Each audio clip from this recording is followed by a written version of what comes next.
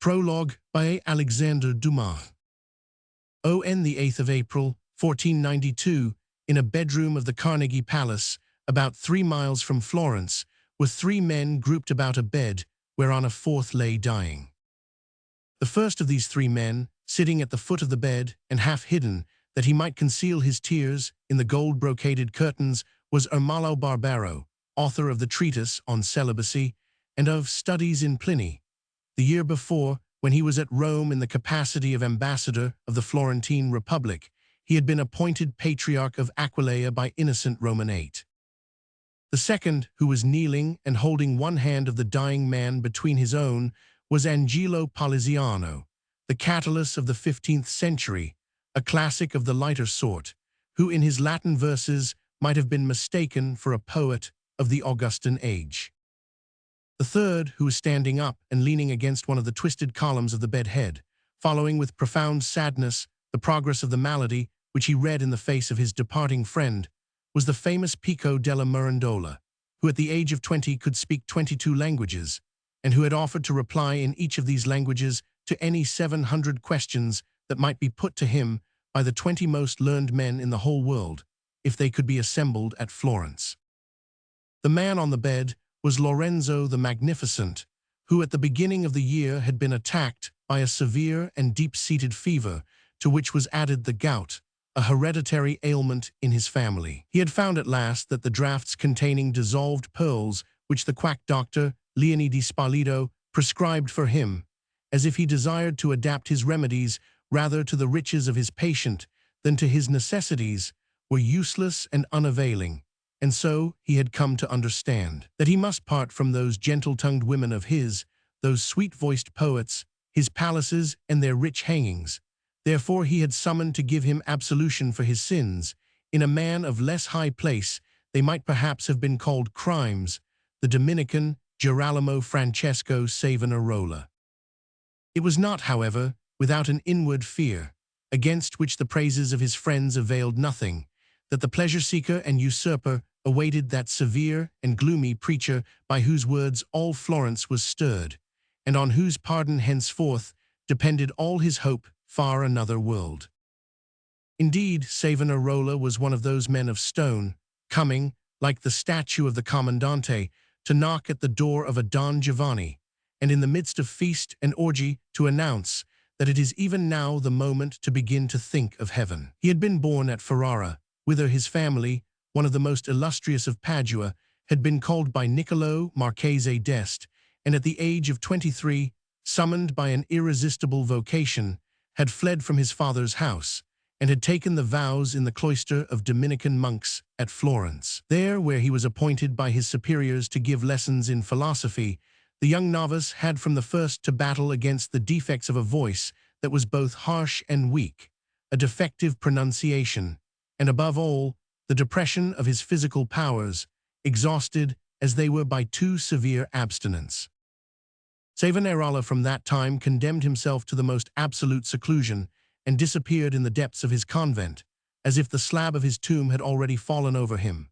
There, kneeling on the flags, praying unceasingly before a wooden crucifix, fevered by vigils and penances, he soon passed out of contemplation into ecstasy and began to feel in himself that inward prophetic impulse which summoned him to preach the Reformation of the Church. Nevertheless, the Reformation of Savonarola, more reverential than Luther's, which followed about 25 years later, respected the thing while attacking the man, and had as its aim the altering of teaching that was human, not faith that was of God. He did not work, like the German monk, by reasoning, but by enthusiasm. With him, logic always gave way before inspiration. He was not a theologian, but a prophet.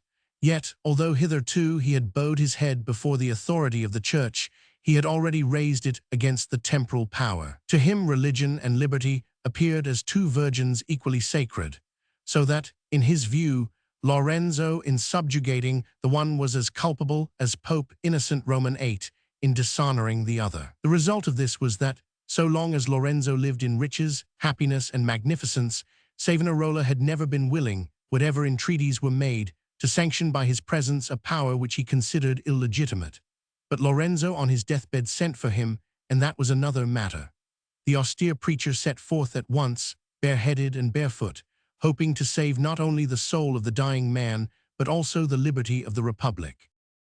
Lorenzo, as we have said, was awaiting the arrival of Savonarola with an impatience mixed with uneasiness, so that, when he heard the sound of his steps, his pale face took a yet more death-like tinge, while at the same time he raised himself on his elbow and ordered his 3 friends to go away. They obeyed at once, and scarcely had they left by one door than the curtain of the other was raised, and the monk, pale, immovable, solemn, appeared on the threshold.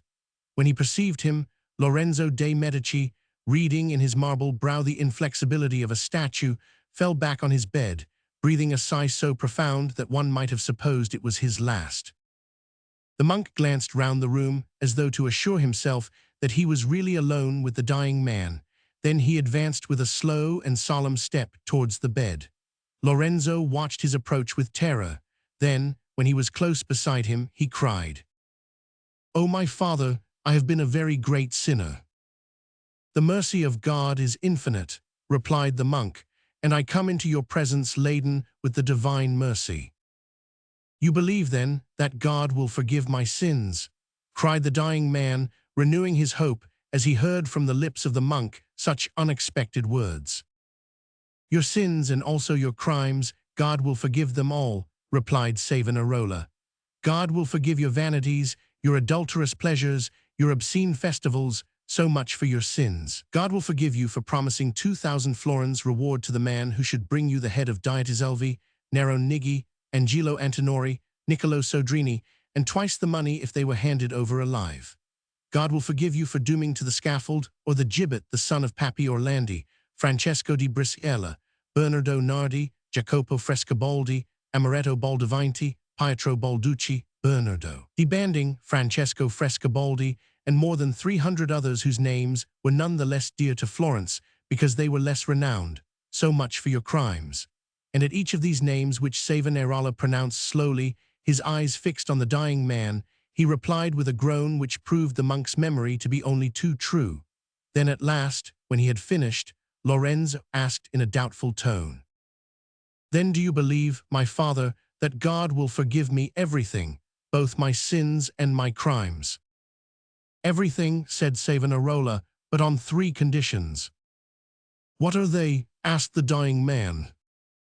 "The first," said Savonarola, "is that you feel a complete faith in the power and the mercy of God." "My father," replied Lorenzo eagerly, "I feel this faith in the very depths of my heart." "The second," said Savonarola, "is that you give back the property of others which you have unjustly confiscated and kept." "My father, shall I have time?" asked the dying man. "God will give it to you," replied the monk. Lorenzo shut his eyes, as though to reflect more at his ease. Then, after a moment's silence, he replied, "Yes, my father, I will do it." "The third," resumed Savonarola, "is that you restore to the Republic her ancient independence and her farmer liberty."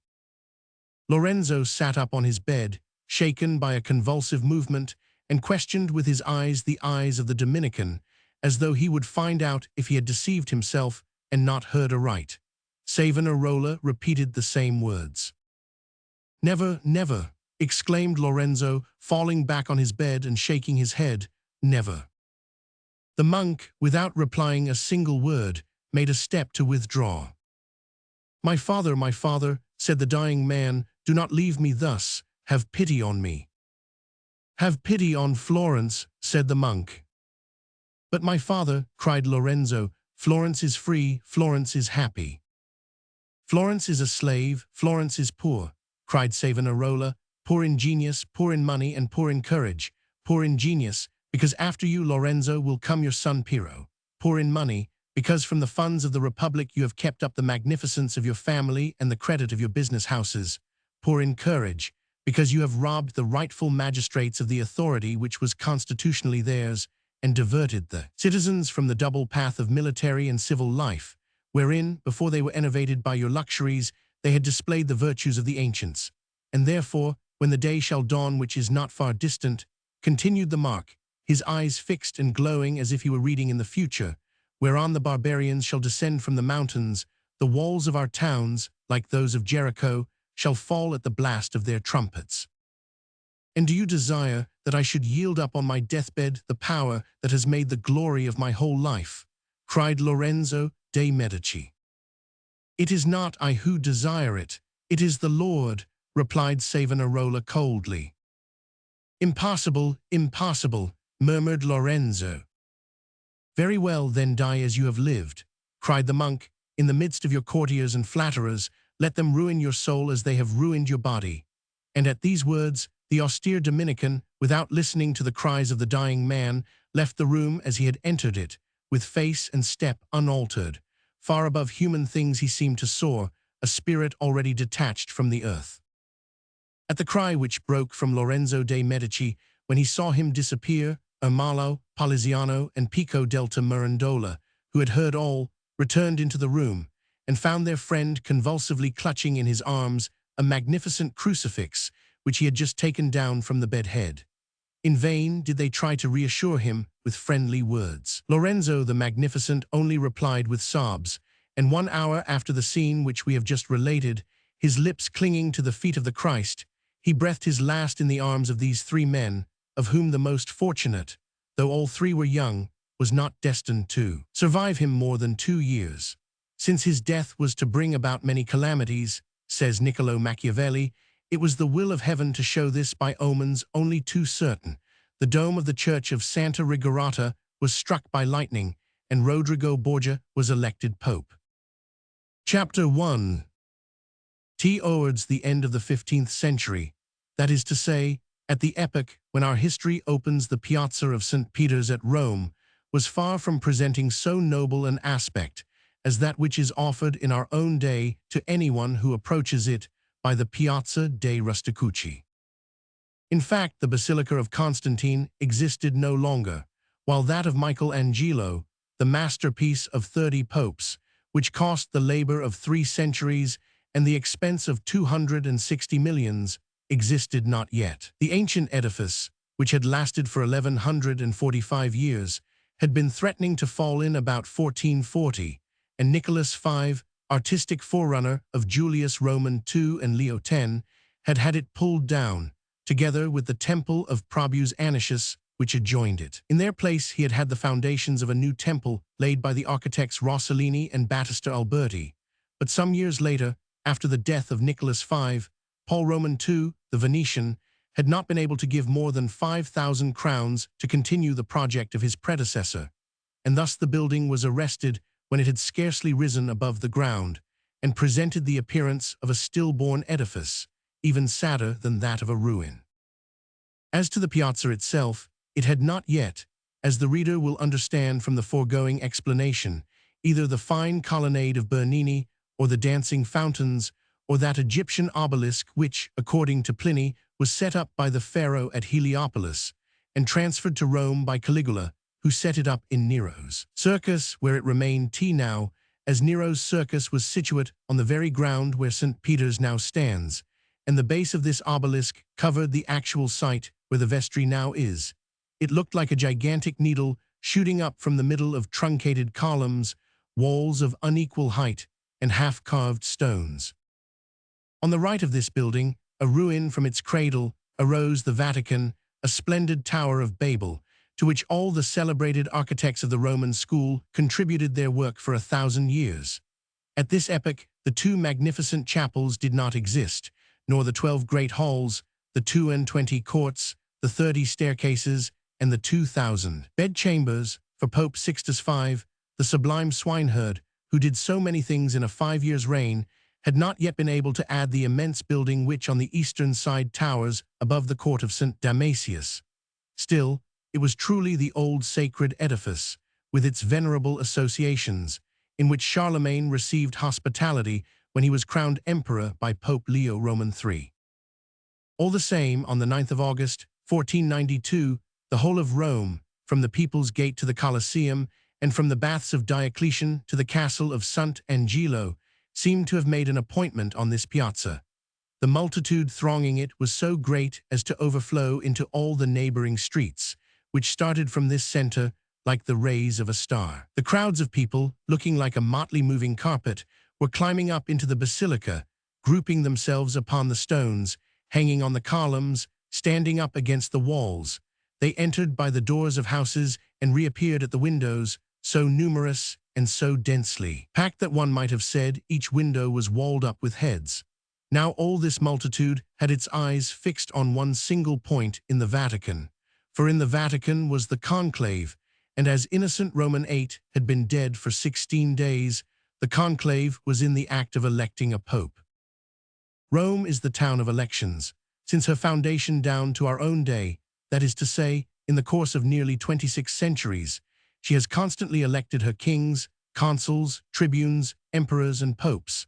Thus Rome during the days of conclave appears to be attacked by a strange fever which drives everyone to the Vatican or to Monte Cavallo, according as the scarlet-robed assembly is held in one or the other of these two palaces. It is, in fact, because the raising up of a new pontiff is a great event for everybody. For according to the average established in the period between St. Peter and Gregory Roman XVI, every pope lasts about 8 years, and these 8 years, according to the character of the man who is elected, are a period either of tranquility or of disorder, of justice or of venality, of peace or of war.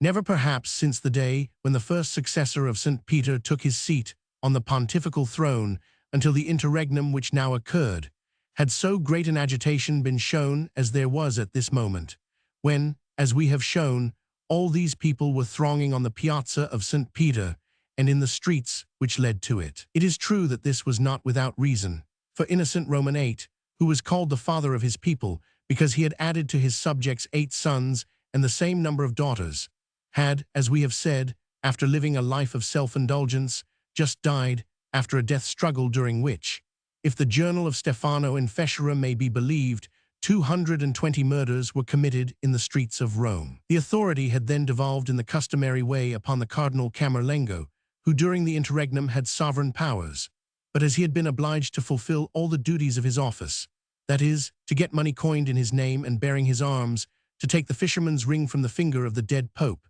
to dress, shave, and paint him, to have the corpse embalmed, to lower the coffin after 9 days' obsequies into the provisional niche where the last deceased pope has, to remain until his successor comes to take his place and consign him to his final tomb.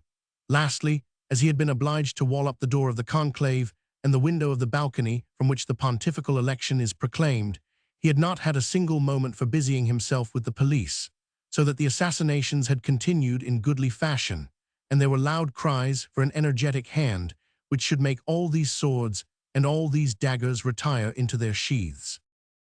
Now the eyes of this multitude were fixed, as we have said, upon the Vatican, and particularly upon one chimney, from which would come the first signal, when suddenly, at the moment of the Ave Maria, that is to say, at the hour when the day begins to decline, great cries went up from all the crowd mixed with bursts of laughter, a discordant murmur of threats and raillery, the cause being that they had just perceived at the top of the chimney a thin smoke, which seemed like a light cloud to go up perpendicularly into the sky.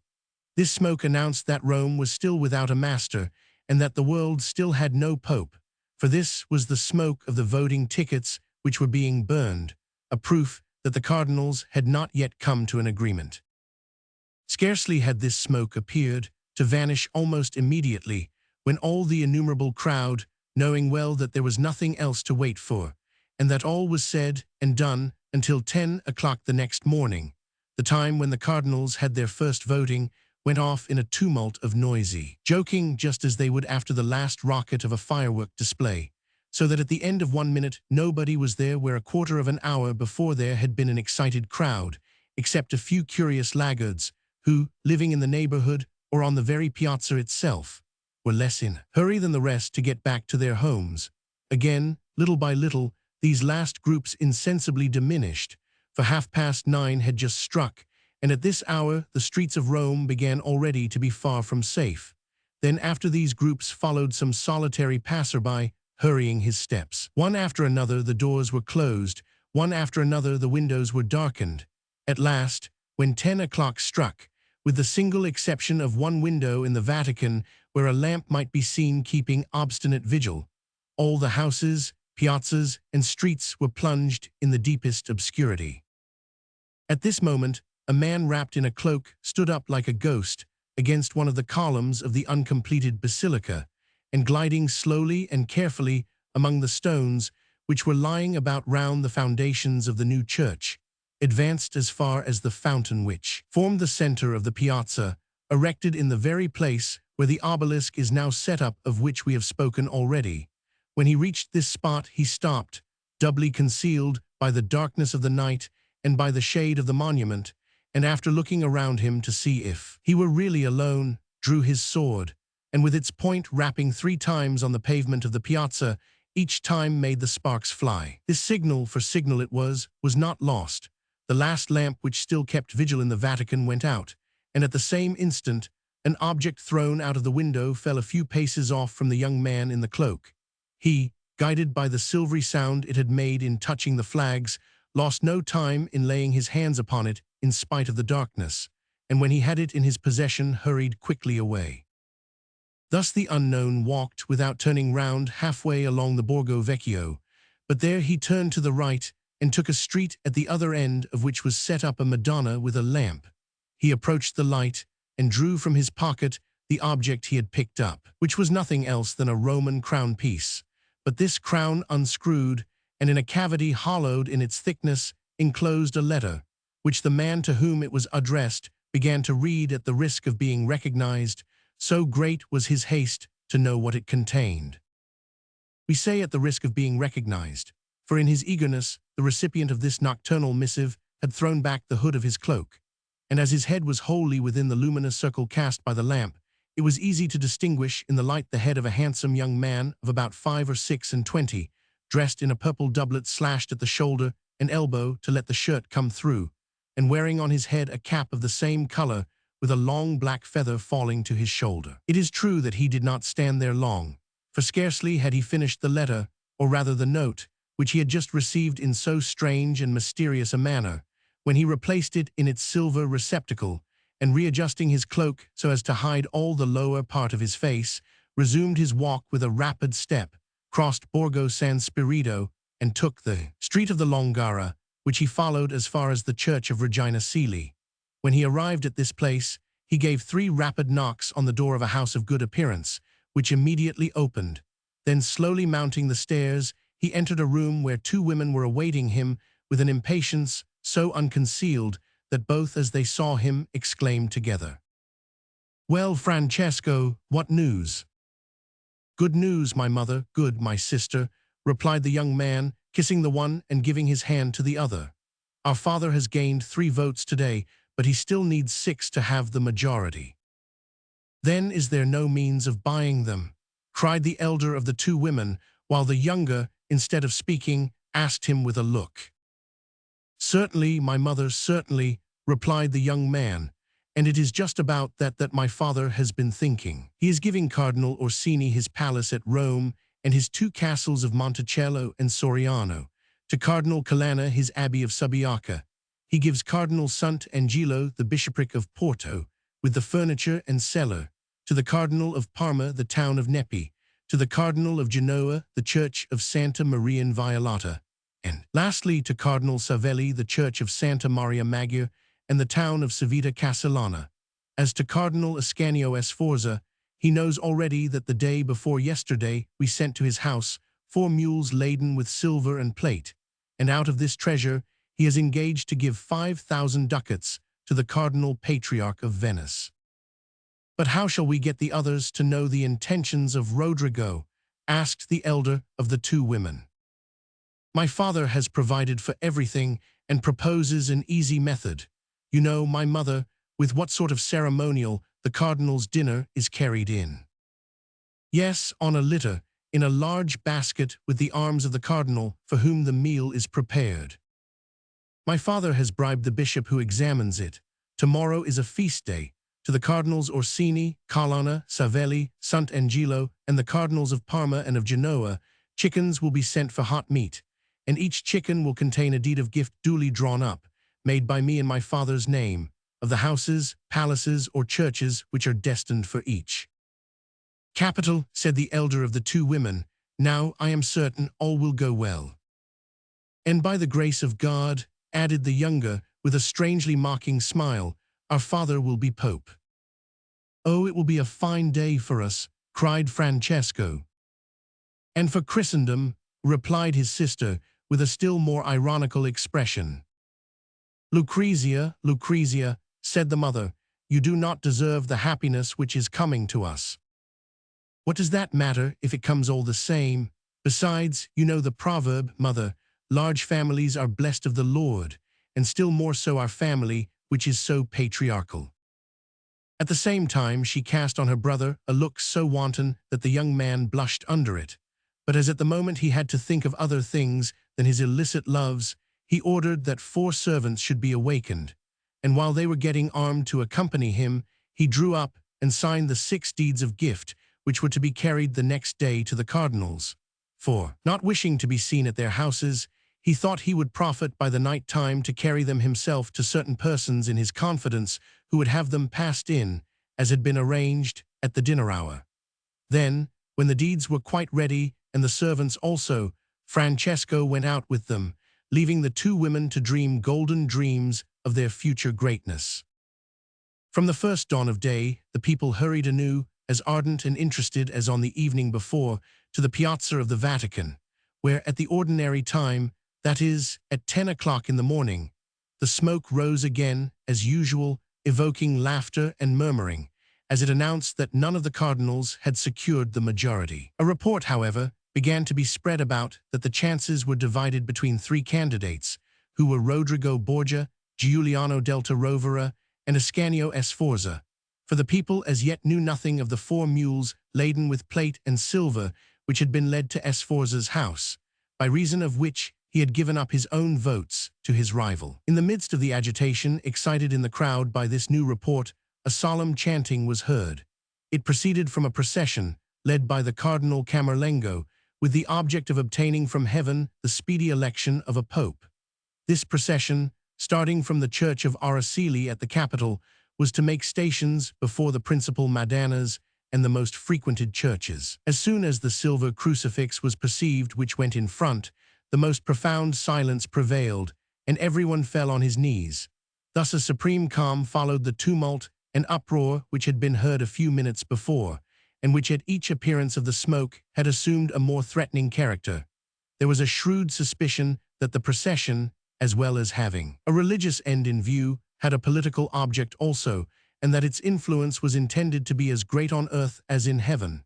In any case, if such had been the design of the Cardinal Camerlengo, he had not deceived himself, and the effect was what he desired. When the procession had gone past, the laughing and joking continued, but the cries and threats had completely ceased. The whole day passed thus, for in Rome nobody works. You are either a cardinal or a lackey, and you live, nobody knows how. The crowd was still extremely numerous, when towards 2 o'clock in the afternoon, another procession, which had quite as much power of provoking noise as the first of imposing silence, traversed in its turn the piazza of St. Peter's. This was the dinner procession.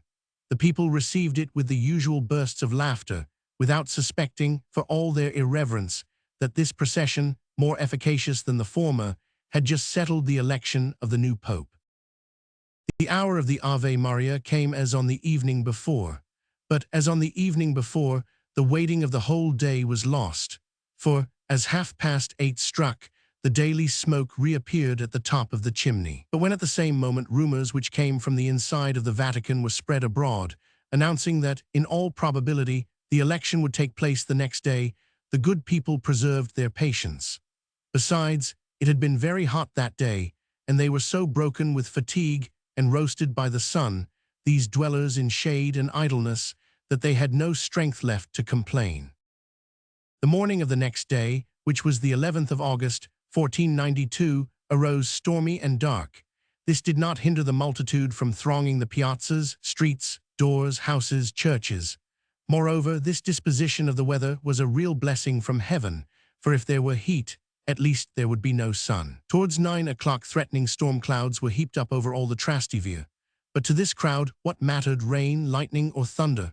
They were preoccupied with a concern of a very different nature. They were waiting for their pope. A promise had been made them for today, and it could be seen by the manner of all, that if the day should pass without any election taking place, the end of it might very well be a riot. Therefore, in proportion as the time advanced, the agitation grew greater. 9 o'clock, 9:30, 9:45 struck, without anything happening to confirm or destroy their hopes. At last the first stroke of 10 was heard. All eyes turned towards the chimney.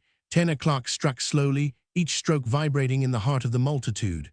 At last the 10th stroke trembled, then vanished shuddering into space, and a great cry breaking simultaneously frog 100,000 breasts followed the silence, non vi è fumo, there is no smoke. In other words, we have a pope. At this moment the rain began to fall, but no one paid any attention to it, so great were the transports of joy and impatience among all the people. At last, a little stone was detached from the walled window which gave on the balcony, and upon which all eyes were fixed. A general shout saluted its fall. Little by little the aperture grew larger, and in a few minutes it was large enough to allow a man to come out on the balcony. The Cardinal Ascanio Sforza appeared, but at the moment when he was on the point of coming out, frightened by the rain and the lightning, he hesitated an instant and finally drew back. Immediately the multitude in their turn broke out like a tempest into cries, curses, howls, threatening to tear down the Vatican and to go and seek their pope themselves. At this noise, Cardinal Sforza, more terrified by the popular storm than by the storm in the heavens, advanced on the balcony, and between two thunderclaps, in a moment of silence astonishing to anyone who had just heard the clamor that went before, made the following proclamation. I announce to you a great joy. The most eminent and most reverend Signor Rodrigo Lenzuolo Borgia, Archbishop of Valencia, Cardinal Deacon of San Niccolò in Carcere, Vice-Chancellor of the Church, has now been elected Pope, and has assumed the name of Alexander Roman VI. The news of this nomination was received with strange joy. Rodrigo Borgia had the reputation of a dissolute man, it is true, but libertinism had mounted the throne with Sixtus Roman IV and Innocent Roman VIII, so that for the Romans there was nothing new in the singular situation of a pope, with a mistress and 5 children. The great thing for the moment was that the power fell into strong hands, and it was more important for the tranquility of Rome that the new pope inherited the sword of St. Paul than that he inherited the keys of St. Peter. And so, in the feasts that were given on this occasion, the dominant character was much more warlike than religious, and would have appeared rather to suit with the election of some young conqueror than the exaltation of an old pontiff. There was no limit to the pleasantries and prophetic epigrams on the name of Alexander, which for the second time seemed to promise the Romans the empire of the world. And the same evening, in the midst of brilliant illuminations and bonfires, which seemed to turn the town into a lake of flame, the following epigram was read amid the acclamation of the people. Rome under Caesar's rule in ancient story at home and o'er the world victorious trod, but Alexander still extends his glory. Caesar was man, but Alexander God.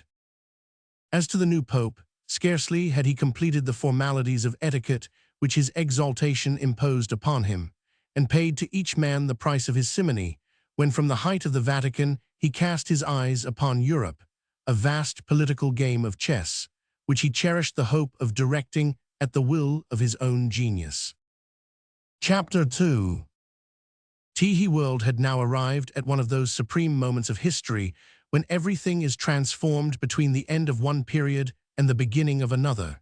In the East Turkey, in the South Spain, in the West France, and in the North German, all were going to assume, together with the title of great powers, that influence which they were destined to exert in the future over the secondary states. Accordingly, we too, with Alexander Roman VI, will cast a rapid glance over them and see what were their respective situations in regard to Italy, which they all coveted as a prize. Constantine, Palaeologos Dragoses, besieged by 300,000 Turks, after having appealed in vain for aid to the whole of Christendom, had not been willing to survive the loss of his empire, and had been found in the midst of the dead, close to the Tofana Gate. And on the 30th of May, 1453, Mahomet Roman II had made his entry into Constantinople, where, after a reign which had earned for him the surname of Fatal, or the Conqueror, he had died leaving 2 sons, the elder of whom had ascended the throne under the name of Bajazet Roman II. The accession of the new sultan, however, had not taken place with the tranquility which his right as elder brother and his father's choice of him should have promised. His younger brother, 500 Jem, better known under the name of Zizeme, had argued that whereas he was born in the purple, that is, born during the reign of Mahomet, Bajazet was born prior to his epoch and was therefore the son of a private individual. This was rather a poor trick, but where force is all and right is not, it was good enough to stir up a war. The two brothers, each at the head of an army, met accordingly in Asia in 1482. 500 Jem was defeated after a 7 hours fight and pursued by his brother, who gave him no time to rally his army. He was obliged to embark from Cilicia and took refuge in Rhodes, where he implored the protection of the Knights of St. John. They, not daring to give him an asylum in their island so near to Asia, sent him to France, where they had him carefully guarded in one of their commanderies, in spite of the urgency of Kate Bey, Sultan of Egypt, who, having revolted against Bajazet, desired to have the young prince in his army to give his rebellion the appearance of legitimate warfare. The same demand, moreover, with the same political object, had been made successively by Matthias Corvinus, King of Hungary, by Ferdinand, King of Aragon and Sicily, and by Ferdinand, King of Naples. On his side, Bajazet, who knew all the importance of such a rival, if he once allied himself with any one of the princes with whom he was at war, had sent ambassadors to Charles Roman VIII, offering, if he would consent to keep 500 Jem with him, to give him a considerable pension, and to give to France the sovereignty of the Holy Land, so soon as Jerusalem should be conquered by the Sultan of Egypt. The King of France had accepted these terms. But then innocent Roman VIII had intervened, and in his turn had claimed 500 Jem, ostensibly to give support by the claims of the refugee to a crusade which he was preaching against the Turks, but in reality to appropriate the pension of 40,000 ducats to be given by Bajazet to any one of the Christian princes who would undertake to be his brother's jailer. Charles Roman VIII had not dared to refuse to the spiritual head of Christendom a request supported by such holy reasons, and therefore 500 Jem had quitted France, accompanied by the Grand Master d'Aubusson, under whose direct charge he was.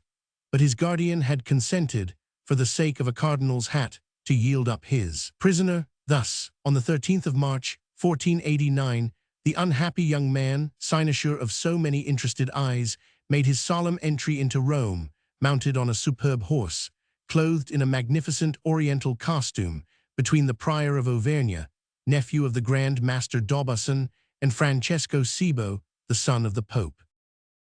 After this he had remained there, and Bajazet, faithful to promises which it was so much his interest to fulfill, had punctually paid to the sovereign pontiff a pension of 40,000 ducats. So much for Turkey.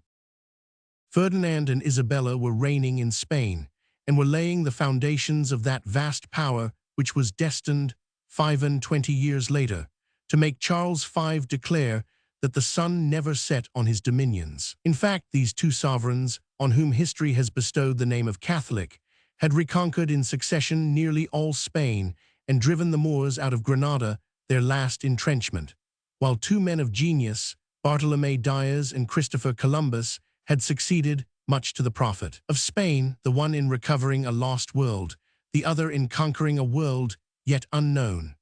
They had accordingly, thanks to their victories in the ancient world and their discoveries in the new, acquired an influence at the court of Rome which had never been enjoyed by any of their predecessors. So much for Spain. In France, Charles Roman VIII had succeeded his father, Louis, on the 30th of August, 1483. Louis, by dint of executions, had tranquilized his kingdom and smoothed the way for a child who ascended the throne under the regency of a woman. And the regency had been a glorious one, and had put down the pretensions of princes of the blood, put an end to civil wars, and united to the crown all that yet remained of the great independent fiefs. The result was that at the epoch where we now are, here was Charles Roman VIII, about 22 years of age, a prince, if we are to believe La Tremoille, little of body but great of heart.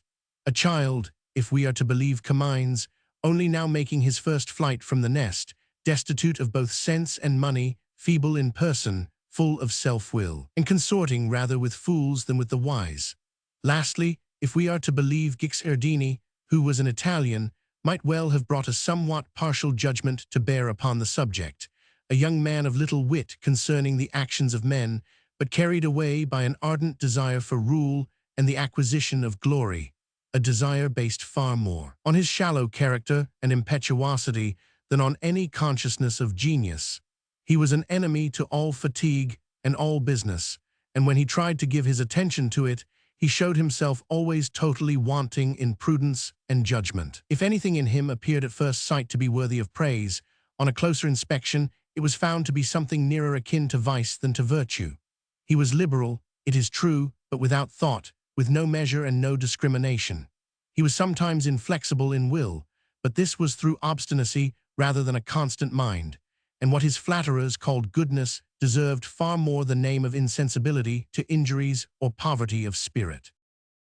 As to his physical appearance, if we are to believe the same author, it was still less admirable, and answered marvelously to his weakness of mind and character. He was small, with a large head, a short thick neck, broad chest, and high shoulders.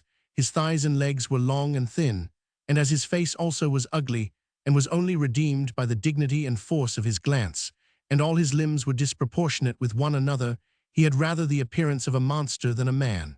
Such was he whom fortune was destined to make a conqueror, for whom heaven was reserving more glory than he had power to carry. So much for France. The imperial throne was occupied by Frederick Roman III, who had been rightly named the Peaceful, not for the reason that he had always maintained peace, but because, having constantly been beaten, he had always been forced to make it. The first proof he had given of this very philosophical forbearance was during his journey to Rome, whither he betook himself to be consecrated. In crossing the Apennines, he was attacked by brigands. They robbed him, but he made no pursuit. And so, encouraged by example and by the impunity of lesser thieves, the greater ones soon took part in the robberies. Amurath seized part of Hungary. Matthias Corvinus took Lower Austria, and Frederick consoled himself for these usurpations by repeating the maxim, "Forgetfulness is the best cure for the losses we suffer." At the time we have now reached, he had just, after a reign of 53 years, affianced his son Maximilian to Marie of Burgundy, and had put under the ban of the empire his son-in-law, Albert of Bavaria, who laid claim to the ownership of the Tyrol. He was therefore too full of his family affairs to be troubled about Italy. Besides, he was busy looking for a motto for the House of Austria, an occupation of the highest importance for a man of the character of Frederick Roman III. This motto, which Charles V was destined almost to render true, was at last discovered, to the great joy of the old emperor, who, judging that he had nothing more to do on earth after he had given this last proof of sagacity, died on the 19th of August, 1493, leaving the empire to his son Maximilian. This motto was simply founded on the 5 vowels, a, e, I, o, u, the initial letters of these 5 words. This means, it is the destiny of Austria to rule over the whole world. So much for Germany. Now that we have cast a glance over the 4 nations which were on the way, as we said before, to become European powers, let us turn our attention to those secondary states which formed a circle more contiguous to Rome, and whose business it was to serve as armor, so to speak, to the spiritual queen of the world, should it please any of these political giants, whom we have described to make encroachments with a view to an attack, on the seas or the mountains, the Adriatic Gulf or the Alps, the Mediterranean or the Apennines. These were the Kingdom of Naples, the Duchy of Milan, the magnificent Republic of Florence, and the most serene Republic of Venice. The Kingdom of Naples was in the hands of the old Ferdinand, whose birth was not only illegitimate, but probably also well within the prohibited degrees. His father, Alfonso of Aragon, received his crown from Giovanna of Naples, who had adopted him as her successor. But since, in the fear of having no heir, the queen on her deathbed had named 2 instead of 1, Alfonso had to sustain his rights against René. The 2 aspirants for some time disputed the crown. At last, the House of Aragon carried the day over the House of Anjou, and in the course of the year 1442, Alfonso definitely secured his seat on the throne. Of this sort were the claims of the defeated rival, which we shall see Charles Roman VIII maintaining later on. Ferdinand had neither the courage nor the genius of his father, and yet he triumphed over his enemies. One after another he had two rivals, both far superior in merit to himself. The one was his nephew, the Count of Viana, who, basing his claim on his uncle's shameful birth, commanded the whole Aragonese party. The other was Duke John of Calabria, who commanded the whole Angevin party. Still, he managed to hold the two apart and to keep himself on the throne by dint of his prudence, which often verged upon duplicity. He had a cultivated mind and had studied the sciences, above all law. He was of middle height, with a large handsome head, his brow open and admirably framed in beautiful white hair, which fell nearly down to his shoulders. Moreover, though he had rarely exercised his physical strength in arms, this strength was so great that one day, when he happened to be on the square of the Mercato Nuovo at Naples, he seized by the horns a bull that had escaped and stopped him short, in spite of all the efforts the animal made to escape from his hands. Now the election of Alexander had caused him great uneasiness, and in spite of his usual prudence, he had not been able to restrain himself from saying before the bearer of the news that not only did he fail to rejoice in this election, but also that he did not think that any Christian could rejoice in it, seeing that Borgia, having always been a bad man, would certainly make a bad pope. To this he added that, even were the choice an excellent one, and such as would please everybody else, it would be none the less fatal to the house of Aragon, although Rodrigo was born her subject, and owed to her the origin and progress of his fortunes. For wherever reasons of state come in, the ties of blood and parentage are soon forgotten, and, a fortiori, relations arising from the obligations of nationality. Thus, one may see that Ferdinand judged Alexander Roman VI with his usual perspicacity. This, however, did not hinder him, as we shall soon perceive, from being the first to contract an alliance with him. The Duchy of Milan belonged nominally to John Galeazzo, grandson of Francesco Sforza, who had seized it by violence on the 26th of February, 1450, and bequeathed it to his son, Galeazzo Maria, father of the young prince now reigning. We say nominally because the real master of the Milanese was at this period not the legitimate heir who was supposed to possess it, but his uncle Ludovico, surnamed Il Moro, because of the mulberry tree which he bore in his arms. After being exiled with his two brothers, Philip, who died of poison in 1479, and Ascanio, who became the cardinal, he returned to Milan some days after the assassination of Galeazzo Maria, which took place on the 26th of December 1476, in St. Stephen's Church, and assumed the regency for the young duke, who at that time was only 8 years old. From now onward, even after his nephew had reached the age of 22, Ludovico continued to rule, and according to all probabilities was destined to rule a long time yet. For some days after the poor young man had shown a desire to take the reins himself, he had fallen sick, and it was said, and not in a whisper, that he had taken one of those slow but mortal poisons of which princes made so frequent a use at this period, that even when a malady was natural, a cause was always sought connected with some great man's interests.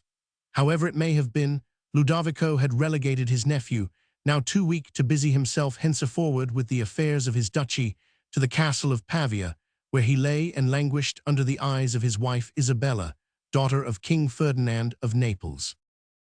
As to Ludovico, he was an ambitious man, full of courage and astuteness, familiar with the sword and with poison, which he used alternately, according to the occasion, without feeling any repugnance or any predilection for either of them, but quite decided to be his nephew's heir whether he died or lived. Florence, although she had preserved the name of a republic, had little by little lost all her liberties, and belonged in fact, if not by right, to Piero dei Medici, to whom she had been bequeathed as a paternal legacy by Lorenzo, as we have seen, at the risk of his soul's salvation. The son, unfortunately, was far from having the genius of his father. He was handsome, it is true, whereas Lorenzo, on the contrary, was remarkably ugly. He had an agreeable musical voice, whereas Lorenzo had always spoken through his nose. He was instructed in Latin and Greek. His conversation was pleasant and easy, and he improvised verses almost as well as the so-called magnificent. But he was both ignorant of political affairs and haughtily insolent in his behavior to those who had made them their study. Added to this, he was an ardent lover of pleasure, passionately addicted to women, incessantly occupied with bodily exercises that should make him shine in their eyes, above all with tennis, a game at which he very highly excelled. He promised himself that when the period of mourning was past, he would occupy the attention not only of Florence, but of the whole of Italy by the splendor of his courts and the renown of his fetes. Piero de' Medici had at any rate formed this plan, but heaven decreed otherwise. As to the most serene Republic of Venice, whose doge was Agostino Barbarigo, she had attained, at the time we have reached, to her highest degree of power and splendor. From Cadiz to the Palace Meodes, there was no port that was not open to her 1,000 ships. She possessed in Italy, beyond the coastline of the canals and the ancient Duchy of Venice, the provinces of Bergamo, Brescia, Crema, Verona, Vicenza, and Padua. She owned the marches of Treviso, which comprehend the districts of Feltre, Belluno, Cador, Polcella of Rovigo, and the Principality of Ravenna. She also owned the Friuli, except Aquileia, Istria, except Trieste. She owned, on the east side of the Gulf, Zara, Spalatra, and the shore of Albania. In the Ionian Sea, the islands of Zante and Corfu. In Greece, Lepanto and Patras. In the Mora, Maron, Coron, Neapolis, and Argos. Lastly, in the archipelago, besides several little towns and stations on the coast, she owned Candia and the Kingdom of Cyprus. Thus, from the mouth of the Po to the eastern extremity of the Mediterranean, the most serene republic was mistress of the whole coastline, and Italy and Greece seemed to be mere suburbs of Venice. In the intervals of space left free between Naples, Milan, Florence, and Venice, petty tyrants had arisen who exercised an absolute sovereignty over their territories. Thus the Colonnas were at Ostia and at Netuna, the Montefeltri at Urbino, the Manfredi at Faenza, the Bentivogli at Bologna, the Malatesta family at Rimini, the Vitelli at Città di Castello, the Baglioni at Perugia, the Orsini at Vicovaro, and the princes of Est at Ferrara. Finally, in the center of this immense circle, composed of great powers, of secondary states, and of little tyrannies, Rome was set on high, the most exalted, yet the weakest of all, without influence, without lands, without an army, without gold. It was the concern of the new pope to secure all this. Let us see, therefore, what manner of man was this Alexander Roman VI, for undertaking and accomplishing such a project. Chapter 3. Our Odorigo Lenzuolo was born at Valencia, in Spain, in 1430 or 1431, and on his mother's side was descended, as some writers declare, of a family of royal blood, which had cast its eyes on the tiara only after cherishing hopes of the crowns of Aragon and Valencia. Rodrigo from his infancy had shown signs of a marvelous quickness of mind, and as he grew older, he exhibited an intelligence extremely apt for the study of sciences, especially law and jurisprudence. The result was that his first distinctions were gained in the law, a profession wherein he soon made a great reputation by his ability in the discussion of the most thorny cases. All the same, he was not slow to leave this career, and abandoned it quite suddenly for the military profession which his father had followed. But after various actions which served to display his presence of mind and courage, he was as much disgusted with this profession as with the other. And since it happened that at the very time he began to feel this disgust his father died, leaving a considerable fortune, he resolved to do no more work but to live according to his own fancies and caprices. About this time he became the lover of a widow who had 2 daughters. The widow dying, Rodrigo took the girls under his protection, put one into a convent, and as the other was one of the loveliest women imaginable, made her his mistress. This was the notorious Rosa Vanozza, by whom he had 5 children, Francesco, Caesar, Lucrezia, and Goffredo. The name of the 5th is unknown. Rodrigo, retired from public affairs, was given up entirely to the affections of a lover and a father, when he heard that his uncle, who loved him like a son, had been elected pope under the name of Calixtus Roman III. But the young man was at this time so much a lover that love imposed silence on ambition, and indeed he was almost terrified at the exaltation of his uncle, which was no doubt destined to force him once more into public life. Consequently, instead of hurrying to Rome, as anyone else in his place would have done, he was content to indite to His Holiness a letter in which he begged for the continuation of his favors and wished him a long and happy reign. This reserve on the part of one of his relatives, contrasted with the ambitious schemes which beset the new pope at every step, struck Calixtus Roman III in a singular way.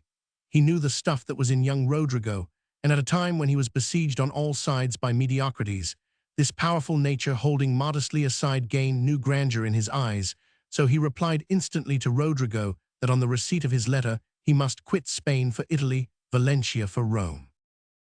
This letter uprooted Rodrigo from the center of happiness he had created for himself, and where he might perhaps have slumbered on like an ordinary man, if fortune had not thus interposed to drag him forcibly away. Rodrigo was happy, Rodrigo was rich. The evil passions which were natural to him had been, if not extinguished, at least lulled. He was frightened himself at the idea of changing the quiet life he was leading for the ambitious, agitated career that was promised him, and instead of obeying his uncle, he delayed the preparations for departure, hoping that Calixtus would forget him. It was not so. 2 months after he received the letter from the Pope, there arrived at Valencia a prelate from Rome, the bearer of Rodrigo's nomination to a benefice worth 20,000 ducats a year, and also a positive order to the holder of the post to come and take possession of his charge as soon as possible. Holding back was no longer feasible, so Rodrigo obeyed, but as he did not wish to be separated from the source whence had sprung 8 years of happiness, Rosa Vanosa also left Spain, and while he was going to Rome, she betook herself to Venice, accompanied by 2 confidential servants, and under the protection of a Spanish gentleman named Manuel Melchior. Fortune kept the promises she had made to Rodrigo. The Pope received him as a son and made him successively Archbishop of Valencia, Cardinal Deacon, and Vice-Chancellor. To all these favors Calixtus added a revenue of 20,000 ducats, so that at the age of scarcely 35, Rodrigo found himself the equal of a prince in riches and power.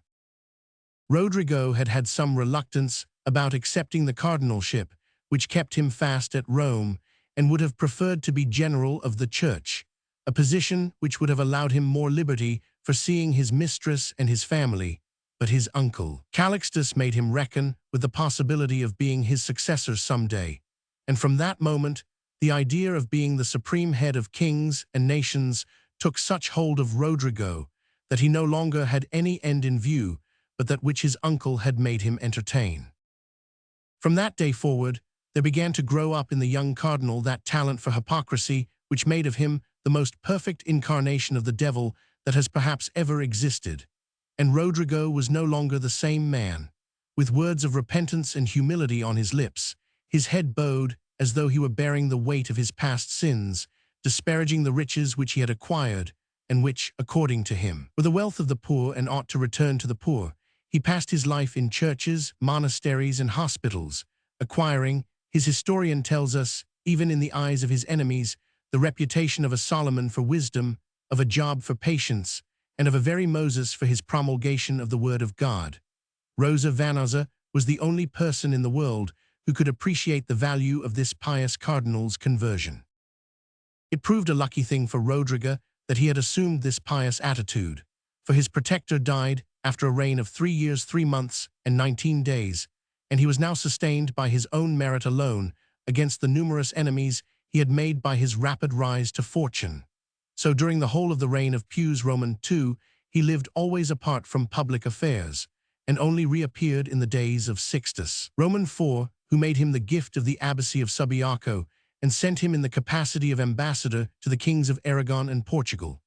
On his return, which took place during the pontificate of Innocent Roman VIII, he decided to fetch his family at last to Rome. Thither they came, escorted by Don Manuel Melchior, who from that moment passed as the husband of Rosa Vanosa and took the name of Count Ferdinand of Castile. The Cardinal Rodrigo received the noble Spaniard as a countryman and a friend, and he, who expected to lead a most retired life, engaged a house in the street of the Lungara, near the church of Regina Coeli, on the banks of the Tiber.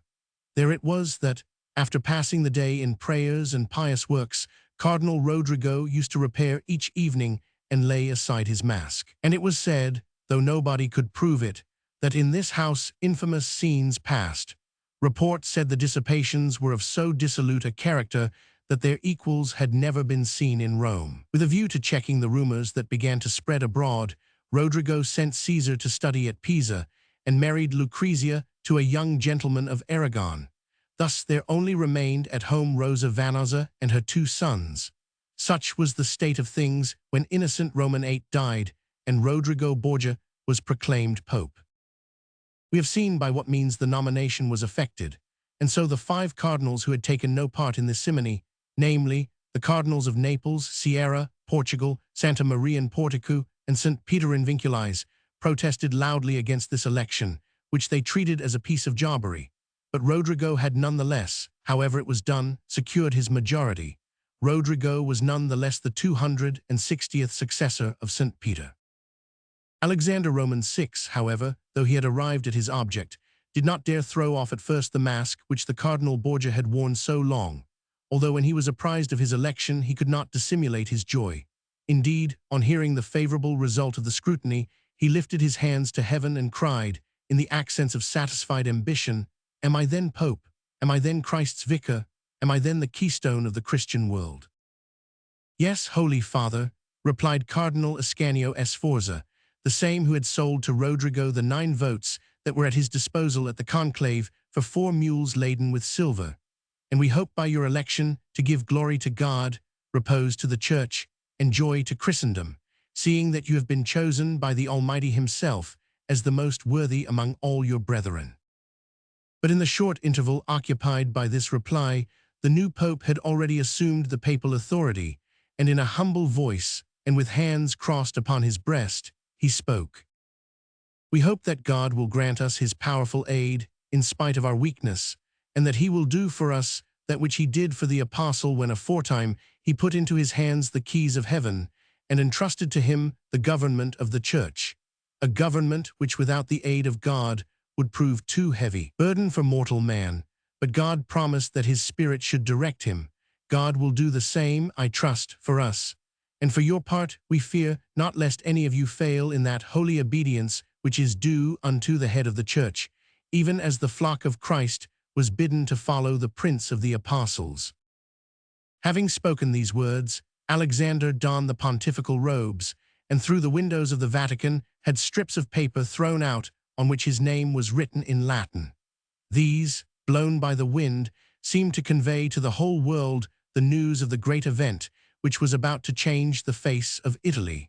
The same day couriers started for all the courts of Europe. Caesar Borgia learned the news of his father's election at the University of Pisa, where he was a student.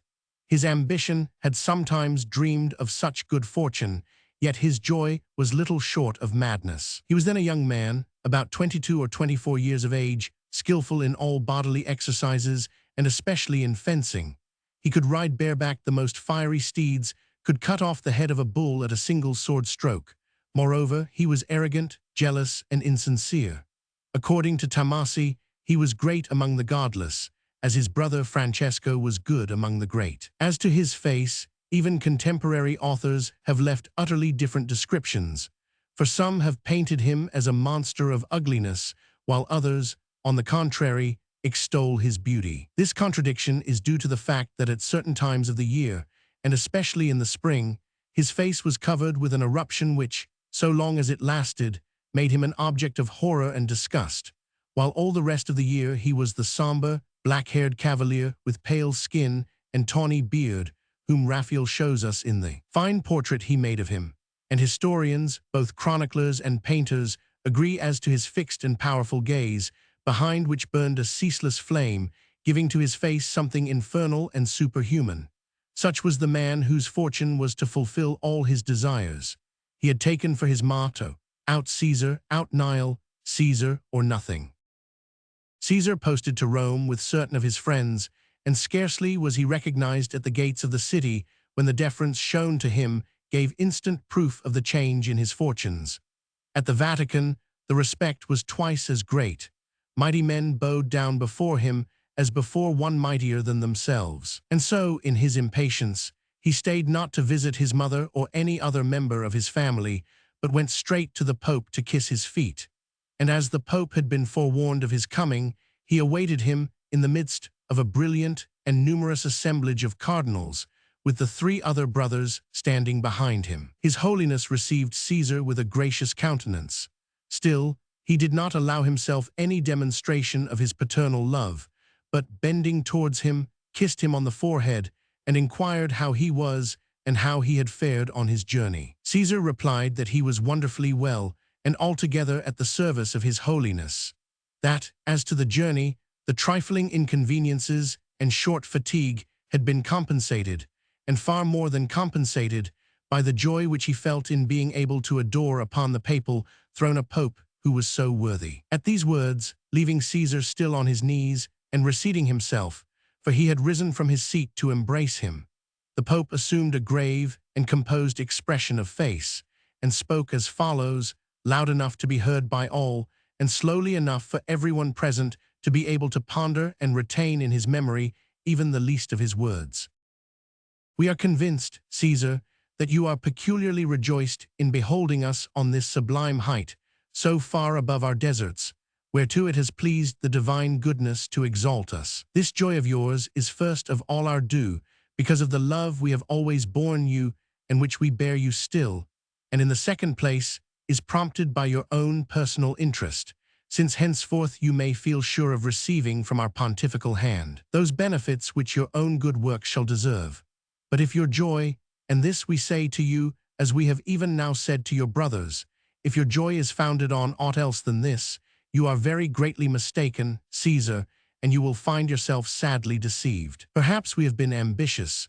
We confess this humbly before the face of all men, passionately and immoderately ambitious to attain to the dignity of sovereign pontiff, and to reach this end we have followed every path that is open to human industry. But we have acted thus, vowing an inward vow that, when once we had reached our goal, we would follow no other path but that which conduces best to the service of God and to the advancement of the Holy See, so that the glorious memory of the deeds that we shall do may efface the shameful recollection of the deeds we have already done. Thus shall we, let us hope, leave to those who follow us a track whereupon, if they find not the footsteps of a saint, they may at least tread in the path of a true pontiff. God, who has furthered the means, claims at our hands the fruits, and we desire to discharge to the full this mighty debt that we have incurred to him, and accordingly we refuse to arouse by any deceit the stern rigor of his judgments. One sole hindrance could have power to shake our good intentions, and that might happen should we feel too keen an interest in your fortunes. Therefore are we armed beforehand against our love, and therefore have we prayed to God beforehand that we stumble not because of you.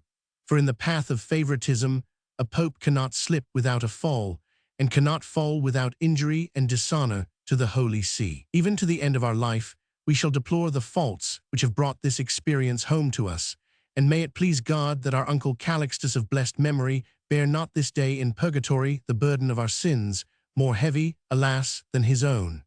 Ah, he was rich in every virtue, he was full of good intentions, but he loved too much his own people, and among them he loved me chief. And so he suffered this love to lead him blindly astray, all this love that he bore to his kindred, who to him were too truly flesh of his flesh, so that he heaped upon the heads of a few persons only, and those perhaps the least worthy, benefits which would more fittingly have rewarded the deserts of many. In truth, he bestowed upon our house treasures that should never have been amassed at the expense of the poor, or else should have been turned to a better purpose. He severed from the ecclesiastical state, already weak and poor, the duchy of Spoleto and other wealthy properties, that he might make them fiefs to us. He confided to our weak hands the vice-chancellorship, the vice-prefecture of Rome, the generalship of the Church, and all the other most important offices, which, instead of being monopolized by us, should have been conferred on those who were most meritorious. Moreover, there were persons who were raised on our recommendation to posts of great dignity, although they had no claims but such as our undue partiality accorded them.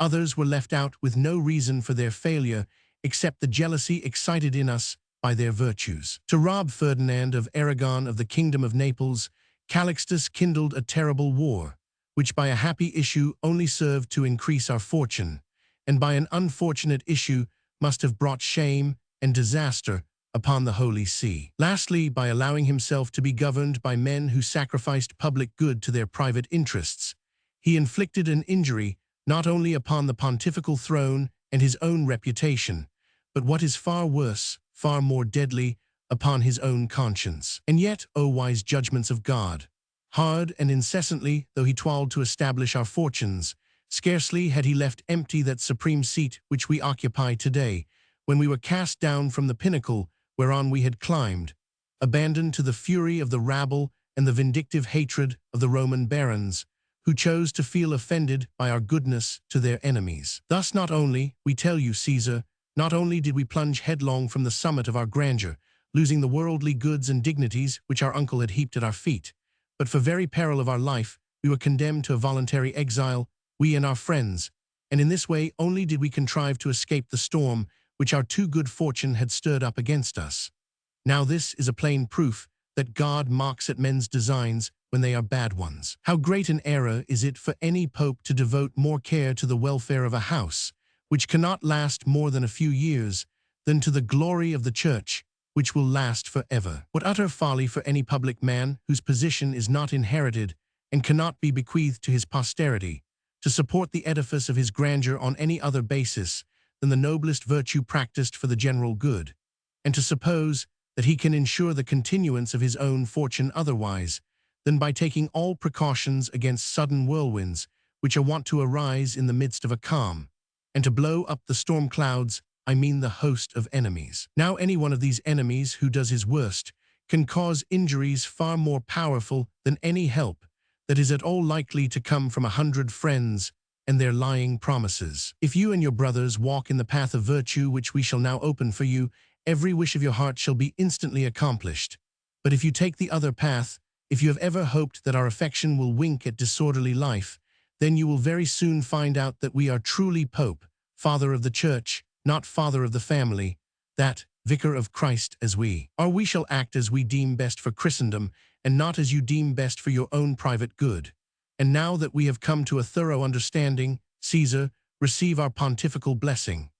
And with these words, Alexander Roman VI rose up, laid his hands upon his son's head, for Caesar was still kneeling, and then retired into his apartments without inviting him to follow. The young man remained a while stupefied at this discourse, so utterly unexpected, so utterly destructive at one fell blow to his most cherished hopes.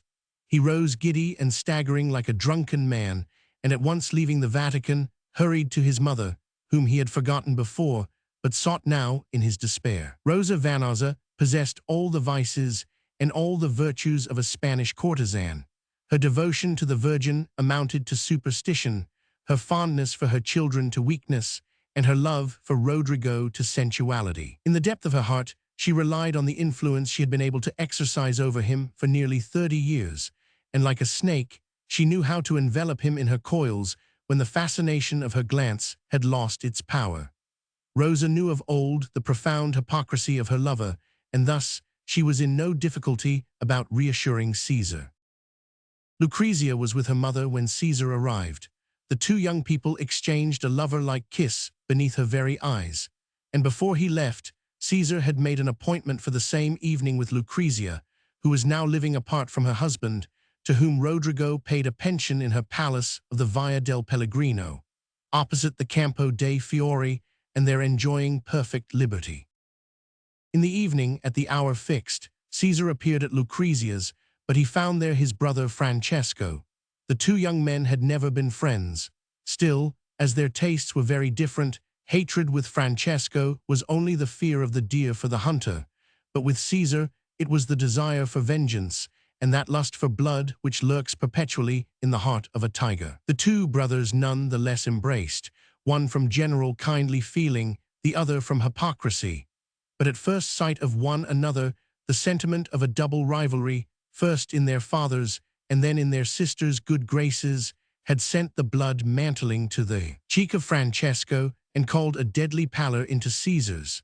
So the two young men sat on, each resolved not to be the first to leave, when all at once there was a knock at the door, and a rival was announced before whom both of them were bound to give way. It was their father. Rosa Vanosa was quite right in comforting Caesar. Indeed, although Alexander Roman VI had repudiated the abuses of nepotism, he understood very well the part that was to be played for his benefit by his sons and his daughter, for he knew he could always count on Lucrezia and Caesar, if not on Francesco and Goffredo. In these matters, the sister was quite worthy of her brother. Lucrezia was wanton in imagination, godless by nature, ambitious and designing. She had a craving for pleasure, admiration, honors, money, jewels, gorgeous stuffs, and magnificent mansions. A true Spaniard beneath her golden tresses, a courtesan beneath her frank looks, she carried the head of a Raphael Madonna and concealed the heart of a Messalina. She was dear to Rodrigo both as daughter and as mistress, and he saw himself reflected in her as in a magic mirror, every passion and every vice. Lucrezia and Caesar were accordingly the best beloved of his heart, and the three composed that diabolical trio which for 11 years occupied the pontifical throne, like a mocking parody of the heavenly Trinity. Nothing occurred at first to give the lie to Alexander's professions of principle in the discourse he addressed to Caesar, and the first year of his pontificate exceeded all the hopes of Rome at the time of his election. He arranged for the provision of stores in the public granaries with such liberality that within the memory of man there had never been such astonishing abundance, and with a view to extending the general prosperity to the lowest class, he organized numerous doles to be paid out of his private fortune, which made it possible for the very poor to participate in the general banquet from which they had been excluded for long enough. The safety of the city was secured, from the very first days of his accession, by the establishment of a strong and vigilant police force, and a tribunal consisting of 4 magistrates of irreproachable character, empowered to prosecute all nocturnal crimes, which during the last pontificate had been so common that their very numbers made impunity certain. These judges from the first showed a severity which neither the rank nor the purse of the culprit could modify. This presented such a great contrast to the corruption of the last reign, in the course of which the vice-chamberlain one day remarked in public, when certain people were complaining of the venality of justice, "God wills not that a sinner die, but that he live and pay," that the capital of the Christian world felt for one brief moment restored to the happy days of the papacy. So at the end of a year, Alexander Roman VI had reconquered that spiritual credit, so to speak, which his predecessors lost. His political credit was still to be established if he was to carry out the first part of his gigantic scheme. To arrive at this, he must employ 2 agencies, alliances and conquests. His plan was to begin with alliances. The gentleman of Aragon who had married Lucrezia when she was only the daughter of Cardinal Rodrigo Borgia was not a man powerful enough, either by birth and fortune or by intellect, to enter with any sort of effect into the plots and plans of Alexander Roman VI. The separation was therefore changed into a divorce, and Lucrezia Borgia was now free to remarry. Alexander opened up 2 negotiations at the same time. He needed an ally to keep a watch on the policy of the neighboring states. John Sforza, grandson of Alexander Sforza, brother of the great Francis I, Duke of Milan, was Lord of Pesaro. The geographical situation of this place, on the coast, on the way between Florence and Venice, was wonderfully convenient for his purpose. So Alexander first cast an eye upon him, and as the interest of both parties was evidently the same, it came about that John Sforza was very soon Lucrezia's second husband. At the same time, overtures had been made to Alfonso of Aragon, heir presumptive to the crown of Naples, to arrange a marriage between Dana Sancha, his illegitimate daughter, and Goffredo, the Pope's 3rd son. But as the old Ferdinand wanted to make the best bargain he could out of it, he dragged on the negotiations as long as possible, urging that the 2 children were not of marriageable age, and so, highly honored as he felt in such a prospective alliance, there was no hurry about the engagement. Matters stopped at this point, to the great annoyance of Alexander Roman VI, who saw through this excuse and understood that the postponement was nothing more or less than a refusal. Accordingly, Alexander and Ferdinand remained in statu quo, equals in the political game, both on the watch till events should declare for one or other. The turn of fortune was for Alexander. Italy, though tranquil, was instinctively conscious that her calm was nothing but the lull which goes before a storm. She was too rich and too happy to escape the envy of other nations. As yet the plains of Pisa had not been reduced to marshlands, by the combined negligence and jealousy of the Florentine Republic. Neither had the rich country that lay around Rome been converted into a barren desert by the wars of the Colonna and Orsini families. Not yet had the Marquis of Marignan razed to the ground 120 villages in the Republic of Siena alone, and though the Maremma was unhealthy, it was not yet a poisonous marsh. It is a fact that Flavio Blando, writing in 1450, describes Ostia as being merely less flourishing than in the days of the Romans, when she had 0 inhabitants, whereas now in our own day there are barely 30 in all. The Italian peasants were perhaps the most blessed on the face of the earth. Instead of living scattered about the country in solitary fashion, they lived in villages that were enclosed by walls as a protection for their harvests, animals, and farm implements.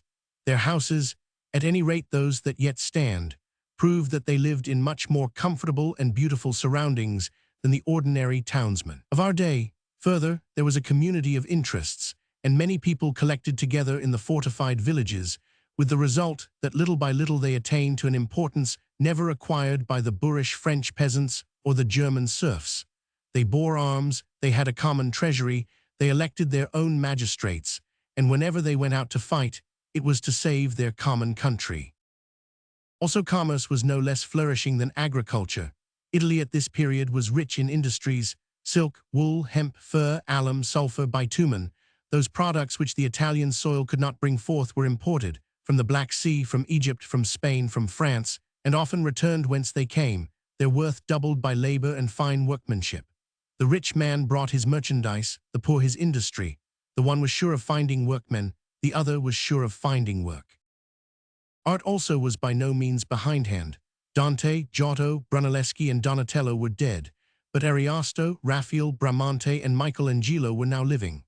Rome, Florence, and Naples had inherited the masterpieces of antiquity, and the manuscripts of Aeschylus, Sophocles, and Euripides had come, thanks to the conquest of Mahomet Roman II, to rejoin the statue of Xanthippus and the works of Phidias and Praxiteles. The principal sovereigns of Italy had come to understand, when they let their eyes dwell upon the fat harvests, the wealthy villages, the flourishing manufactories, and the marvelous churches, and then compared with them the poor and rude nations of fighting men who surrounded them on all sides, that some day or other they were destined to become for other countries what America was for Spain, a vast gold mine for them to work. In consequence of this, a league offensive and defensive had been signed, about 1480, by Naples, Milan, Florence, and Ferrara, prepared to take a stand against enemies within or without, in Italy or outside.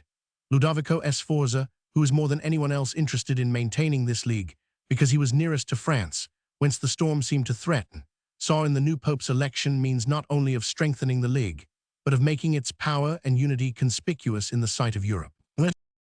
Chapter 4. On the occasion of each new election to the papacy, it is the custom for all the Christian states to send a solemn embassy to Rome to renew their oath of allegiance to the Holy Father. Ludovico Sforza conceived the idea that the ambassadors of the four powers should unite and make their entry into Rome on the same day, appointing one of their envoy, viz., the representative of the King of Naples, to be spokesman for all four. Unluckily, this plan did not agree with the magnificent projects of Piero de' Medici. That proud youth, who had been appointed ambassador of the Florentine Republic, had seen in the mission entrusted to him by his fellow citizens the means of making a brilliant display of his own wealth. From the day of his nomination onwards, his palace was constantly filled with tailors, jewelers, and merchants of priceless stuffs. Magnificent clothes had been made for him, embroidered with precious stones which he had selected from the family treasures. All his jewels, perhaps the richest in Italy, were distributed about the liveries of his pages, and one of them, his favorite, was to wear a collar of pearls valued by itself at 100,000 ducats, or almost $1,000,000 of our francs. In his party, the Bishop of Arezzo, Gentile, who had once been Lorenzo de' Medici's tutor, was elected as second ambassador, and it was his duty to speak. Now Gentile, who had prepared his speech, counted on his eloquence to charm the ear quite as much as Piero counted on his riches to dazzle the eye. But the eloquence of Gentile would be lost completely if nobody was to speak but the ambassador of the King of Naples, and the magnificence of Piero de' Medici would never be noticed at all if he went to Rome mixed up with all the other ambassadors. These two important interests, compromised by the Duke of Milan's proposition, changed the whole face of Italy. Ludovico Sforza had already made sure of Ferdinand's promise to conform to the plan he had invented, when the old king, at the solicitation of Piero, suddenly drew back. Sforza found out how this change had come about and learned that it was Piero's influence that had overmastered his own. He could not disentangle the real motives that had promised the change and imagined there was some secret league against himself. He attributed the changed political program to the death of Lorenzo de' Medici. But whatever its cause might be, it was evidently prejudicial to his own interests. Florence, Milan's old ally, was abandoning her for Naples. He resolved to throw a counterweight into the scales. So, betraying to Alexander the policy of Piero and Ferdinand, he proposed to form a defensive and offensive alliance with him and admit the Republic of Venice. Duke Hercules Roman III of Ferrara was also to be summoned to pronounce for one or other of the two leagues. Alexander Roman VI, wounded by Ferdinand's treatment of himself, accepted Ludovico Sforza's proposition, and an act of confederation was signed on the 22nd of April, 1493, by which the new allies pledged themselves to set on foot, for the maintenance of the public peace, an army of 20,000 horse and 0 infantry.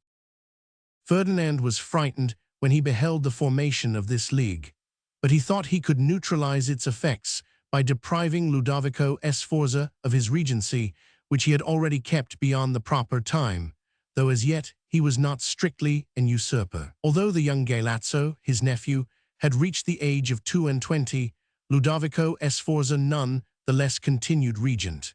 Now Ferdinand definitely proposed to the Duke of Milan that he should resign the sovereign power into the hands of his nephew, on pain of being declared an usurper. This was a bold stroke, but there was a risk of inciting Ludovico Sforza to start one of those political plots that he was so familiar with, never recoiling from any situation, however dangerous it might be. This was exactly what happened. Sforza, uneasy about his duchy, resolved to threaten Ferdinand's kingdom. Nothing could be easier. He knew the warlike nations of Charles Roman VIII and the pretensions of the House of France to the Kingdom of Naples. He sent 2 ambassadors to invite the young king to claim the rights of Anjou usurped by Aragon, and with a view to reconciling Charles to so distant and hazardous an expedition, offered him a free and friendly passage through his own states. Such a proposition was welcome to Charles Roman VIII, as we might suppose from our knowledge of his character. A magnificent prospect was opened to him as by an enchanter. What Ludovico Sforza was offering him was virtually the command of the Mediterranean, the protectorship of the whole of Italy. It was an open road through Naples and Venice that well might lead to the conquest of Turkey or the Holy Land, if he ever had the fancy to avenge the disasters of Nicopolis and Mansoura. So the proposition was accepted, and a secret alliance was signed, with Count Charles di Belgiojoso and the Count of Cajazza acting for Ludovico Sforza, and the Bishop of St. Malo and Seneschal de Beaucaire for Charles Roman VIII. By this treaty it was agreed that the King of France should attempt the conquest of the Kingdom of Naples, that the Duke of Milan should grant a passage to the King of France through his territories and accompany him with 500 lances, that the Duke of Milan should permit the King of France to send out as many ships of war as he pleased from Genoa. Lastly, that the Duke of Milan should lend the King of France 200,000 ducats, payable when he started. On his side, Charles Roman VIII agreed to defend the personal authority of Ludovico Sforza over the Duchy of Milan against anyone who might attempt to turn him out, to keep 200 French lances always in readiness to help the House of Sforza at Asti, a town belonging to the Duke of Orleans by the inheritance of his mother, Valentina Visconti. Lastly, to hand over to his ally the Principality of Tarentum immediately after the conquest of Naples was effected. This treaty was scarcely concluded when Charles Roman VIII, who exaggerated its advantages, began to dream of freeing himself from every let or hindrance to the expedition. Precautions were necessary, for his relations with the great powers were far from being what he could have wished. Indeed, Henry Roman VII had disembarked at Calais with a formidable army and was threatening France with another invasion. Ferdinand and Isabella of Spain, if they had not assisted at the fall of the House of Anjou, had at any rate helped the Aragon party with men and money. Lastly, the war with the Emperor acquired a fresh impetus when Charles Roman VIII sent back Margaret of Burgundy to her father Maximilian and contracted a marriage with Anne of Brittany. By the Treaty of Étaples, on the 3rd of November 1492, Henry Roman VII cancelled the alliance with the King of the Romans and pledged himself not to follow his conquests. This cost Charles 0 gold crowns and the expenses of the war with England. By the Treaty of Barcelona, dated the 19th of January 1493, Ferdinand the Catholic and Isabella agreed never to grant aid to their cousin, Ferdinand of Naples, and never to put obstacles in the way of the French king in Italy. This cost Charles Roman VIII Perpignan, Roussillon, and the Cerdagne, which had all been given to Louis as a hostage for the sum of 300,000 ducats by John of Aragon. But at the time agreed upon, Louis would not give them up for the money, for the old fox knew very well how important were these doors to the Pyrenees, and proposed, in case of war, to keep them shut. Lastly, by the Treaty of Senlis, dated the 23rd of May, 1493, Maximilian granted a gracious pardon to France for the insult her king had offered him. It cost Charles Roman VIII the counties of Burgundy, Artois, Charolais, and the seigneury of Noyers, which had come to him as Margaret's dowry, and also the towns of Aire, Hesdin, and Bethune, which he promised to deliver up to Philip of Austria on the day he came of age. By dint of all these sacrifices, the young king made peace with his neighbors, and could set on foot the enterprise that Ludovico Sforza had proposed. We have already explained that the project came into Sforza's mind when his plan about the deputation was refused, and that the refusal was due to Piero de' Medici's desire to make an exhibition of his magnificent jewels and Gentile's desire to make his speech. Thus the vanity of a tutor and the pride of his scholar together combined to agitate the civilized world from the Gulf of Tarentum to the Pyrenees. Alexander Roman VI was in the very center of the impending earthquake, and before Italy had any idea that the earliest shocks were at hand, he had profited by the perturbed preoccupation of other people to give the lie to that famous speech we have reported. He created Cardinal John Borgia, a nephew, who during the last pontificate had been elected Archbishop of Montreal and Governor of Rome. This promotion caused no discontent because of John's antecedents, and Alexander, encouraged by the success of this, promised to Caesar Borgia the Archbishopric of Valencia, a benefice he had himself enjoyed before his elevation to the papacy. But here the difficulty arose on the side of the recipient. The young man, full-blooded, with all the vices and natural instincts of a captain of condottieri, had very great trouble in assuming even the appearance of a churchman's virtue. But as he knew from his own father's mouth that the highest secular dignities were reserved for his elder brother, he decided to take what he could get, for fear of getting nothing. But his hatred for Francesco grew stronger, for from henceforth he was doubly his rival, both in love and ambition. Suddenly Alexander beheld the old King Ferdinand returning to his side, and at the very moment when he least expected it. The Pope was too clever a politician to accept a reconciliation without finding out the cause of it. He soon learned what plots were hatching at the French court against the Kingdom of Naples, and the whole situation was explained. Now it was his turn to impose conditions. He demanded the completion of a marriage between Goffreda, his third son, and Dada Sancha, Alfonso's illegitimate daughter. He demanded that she should bring her husband as dowry the Principality of Squillace and the County of Cariati, with an income of 10,000 ducats and the office of protonotary, one of the 7 great crown offices which are independent of royal control. He demanded for his eldest son, whom Ferdinand the Catholic had just made Duke of Gandia, the Principality of Tricarico, the counties of Chiaramont, Lauria, and Carinola, an income of 12,000 ducats, and the first of the 7 great offices which should fall vacant. He demanded that Virginio Orsini, his ambassador at the Neapolitan court, should be given a 3rd great office, viz., that of constable, the most important of them all. Lastly, he demanded that Giuliano Delta Rova, one of the 5 cardinals who had opposed his election and was now taking refuge at Ostia, where the oak whence he took his name and bearings is still to be seen carved on all the walls, should be driven out of that town, and the town itself given over to him.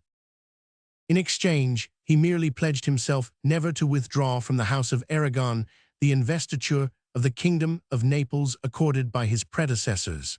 Ferdinand was paying somewhat dearly for a simple promise, but on the keeping of this promise, the legitimacy of his power wholly depended. For the Kingdom of Naples was a fief of the Holy See, and to the Pope alone belonged the right of pronouncing on the justice of each competitor's pretensions.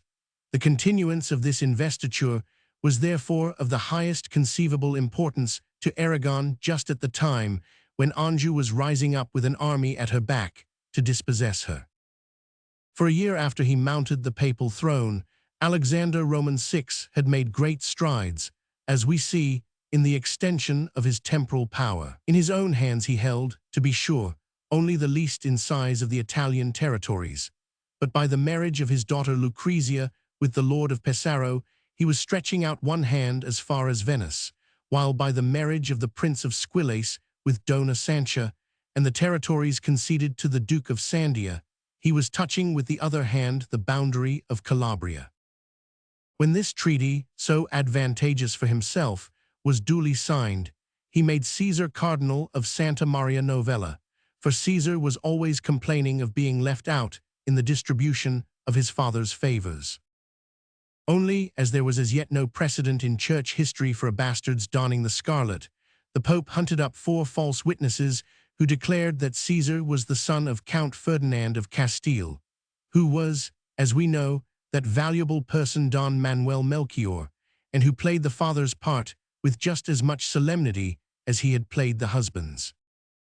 The wedding of the 2 bastards was most splendid, rich, with the double pomp of church and king. As the Pope had settled that the young bridal pair should live near him, Caesar Borgia, the new cardinal, undertook to manage the ceremony of their entry into Rome and the reception, and Lucrezia, who enjoyed at her father's side an amount of favor hitherto unheard of at the papal court, desired on her part to contribute all the splendor she had it in her power to add.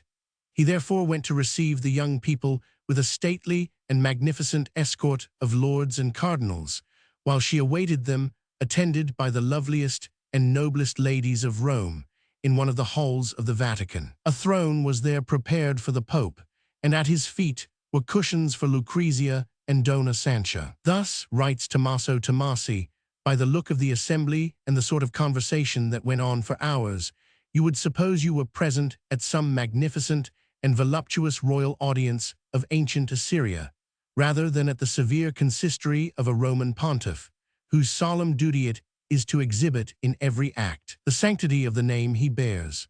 But, continues the same historian, if the eve of Pentecost was spent in such worthy functions, the celebrations of the coming of the Holy Ghost on the following day were no less decorous and becoming to the spirit of the Church, for thus writes the master of the ceremonies in his journal. The Pope made his entry into the Church of the Holy Apostles, and beside him on the marble steps of the pulpit, where the canons of St. Peter are wont to chant the epistle and gospel, sat Lucrezia his daughter and Sancha his son's wife. Round about them, a disgrace to the Church and a public scandal, were grouped a number of other Roman ladies far more fit to dwell in Messalina's city than in St. Peter's.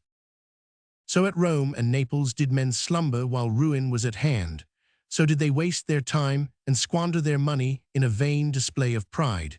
And this was going on while the French, thoroughly alive, were busy laying hands upon the torches with which they would presently set Italy on fire. Indeed, the designs of Charles Roman VIII for conquest were no longer for anybody a matter of doubt. The young king had sent an embassy to the various Italian states, composed of Peron de Basci Brigonnet, d'Aubigny, and the president of the Provençal Parliament. The mission of this embassy was to demand from the Italian princes their cooperation in recovering the rights of the crown of Naples for the House of Anjou. The embassy first approached the Venetians, demanding aid and counsel for the king, their master. But the Venetians, faithful to their political tradition, which had gained for them the sobriquet of the Jews of Christendom, replied that they were not in a position to give any aid to the young king, so long as they had to keep ceaselessly on guard against the Turks. That, as to advice, it would be too great a presumption in them to give advice to a prince who was surrounded by such experienced generals and such able ministers. Péron de Basque, when he found he could get no other answer, next made for Florence. Piero de' Medici received him at a grand council, for he summoned on this occasion not only the 70, but also the Gonfalonieri who had sat for the last 34 years in the Signoria. The French ambassador put forward his proposal that the Republic should permit their army to pass through her states, and pledge herself in that case to supply for ready money all the necessary victual and fodder. The magnificent Republic replied that if Charles Roman VIII had been marching against the Turks instead of against Ferdinand, she would be only too ready to grant everything he wished. But being bound to the House of Aragon by a treaty, she could not betray her ally by yielding to the demands of the King of France. The ambassadors next turned their steps to Siena. The poor little Republic, terrified by the honor of being considered at all, replied that it was her desire to preserve a strict neutrality, that she was too weak to declare beforehand either for or against such mighty rivals, for she would naturally be obliged to join the stronger party. Furnished with this reply, which had at least the merit of frankness, the French envoys proceeded to Rome, and were conducted into the Pope's presence, where they demanded the investiture of the Kingdom of Naples for their king. Alexander Roman VI replied that, as his predecessors had granted this investiture to the House of Aragon, he could not take it away, unless it were first established that the House of Anjou had a better claim than the house that was to be dispossessed. Then he represented to Péron de Basque that, as Naples was a fief of the Holy See, to the Pope alone the choice of her sovereign properly belonged, and that in consequence to attack the reigning sovereign was to attack the Church itself. The result of the embassy, we see, was not very promising for Charles Roman VIII, so he resolved to rely on his ally Ludovico Sforza alone, and to relegate all other questions to the fortunes of war. A piece of news that reached him about this time strengthened him in this resolution. This was the death of Ferdinand. The old king had caught a severe cold and cough on his return from the hunting field, and in 2 days he was at his last gasp. On the 25th of January, 1494, he passed away, at the age of 70, after a 36 years' reign, leaving the throne to his elder son, Alfonso, who was immediately chosen as his successor. Ferdinand never belied his title of the happy ruler. His death occurred at the very moment when the fortune of his family was changing. The new king, Alfonso, was not a novice in arms. He had already fought successfully against Florence and Venice, and had driven the Turks out of Otranto.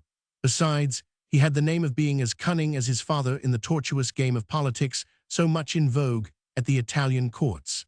He did not despair of counting among his allies the very enemy he was at war with when Charles Roman VIII first put forward his pretensions, we mean Bajazet Roman II. So he dispatched to Bajazet one of his confidential ministers, Camillo Pandon, to give the Turkish emperor to understand that the expedition to Italy was to the King of France nothing but a blind for approaching the scene of Mahomedan conquests, and that if Charles Roman VIII were once at the Adriatic, it would only take him a day or two to get across and attack Macedonia.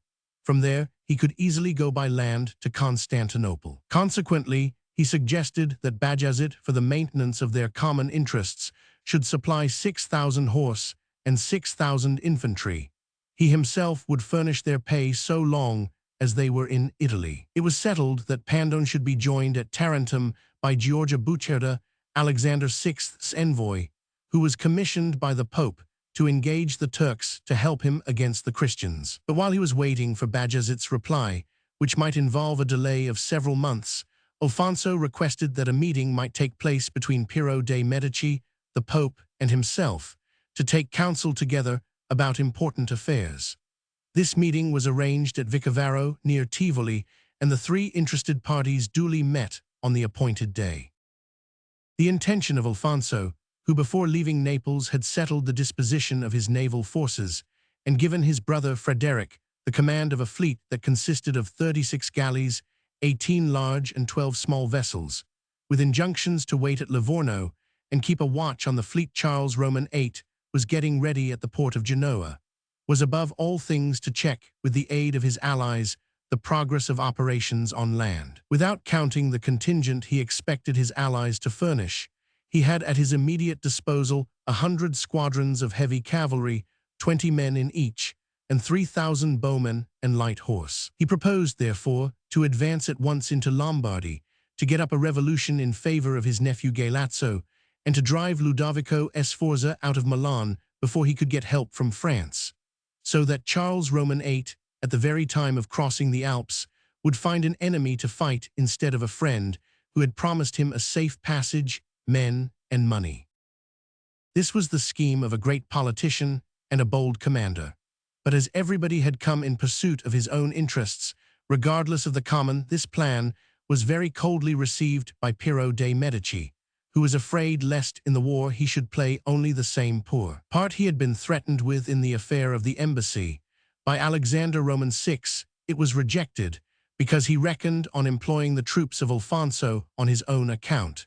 He reminded the King of Naples of one of the conditions of the investiture he had promised him, viz., that he should drive out the Cardinal Giuliano Delta Rover from the town of Ostia, and give up the town to him, according to the stipulation already agreed upon. Besides, the advantages that had accrued to Virginio Orsini, Alexander's favorite, from his embassy to Naples, had brought upon him the ill will of Prospero and Fabrizio Colonna, who owned nearly all the villages round about Rome. Now the Pope could not endure to live in the midst of such powerful enemies, and the most important matter was to deliver him from all of them, seeing that it was really of moment that he should be at peace, who was the head and soul of the League, whereof the others were only the body and limbs.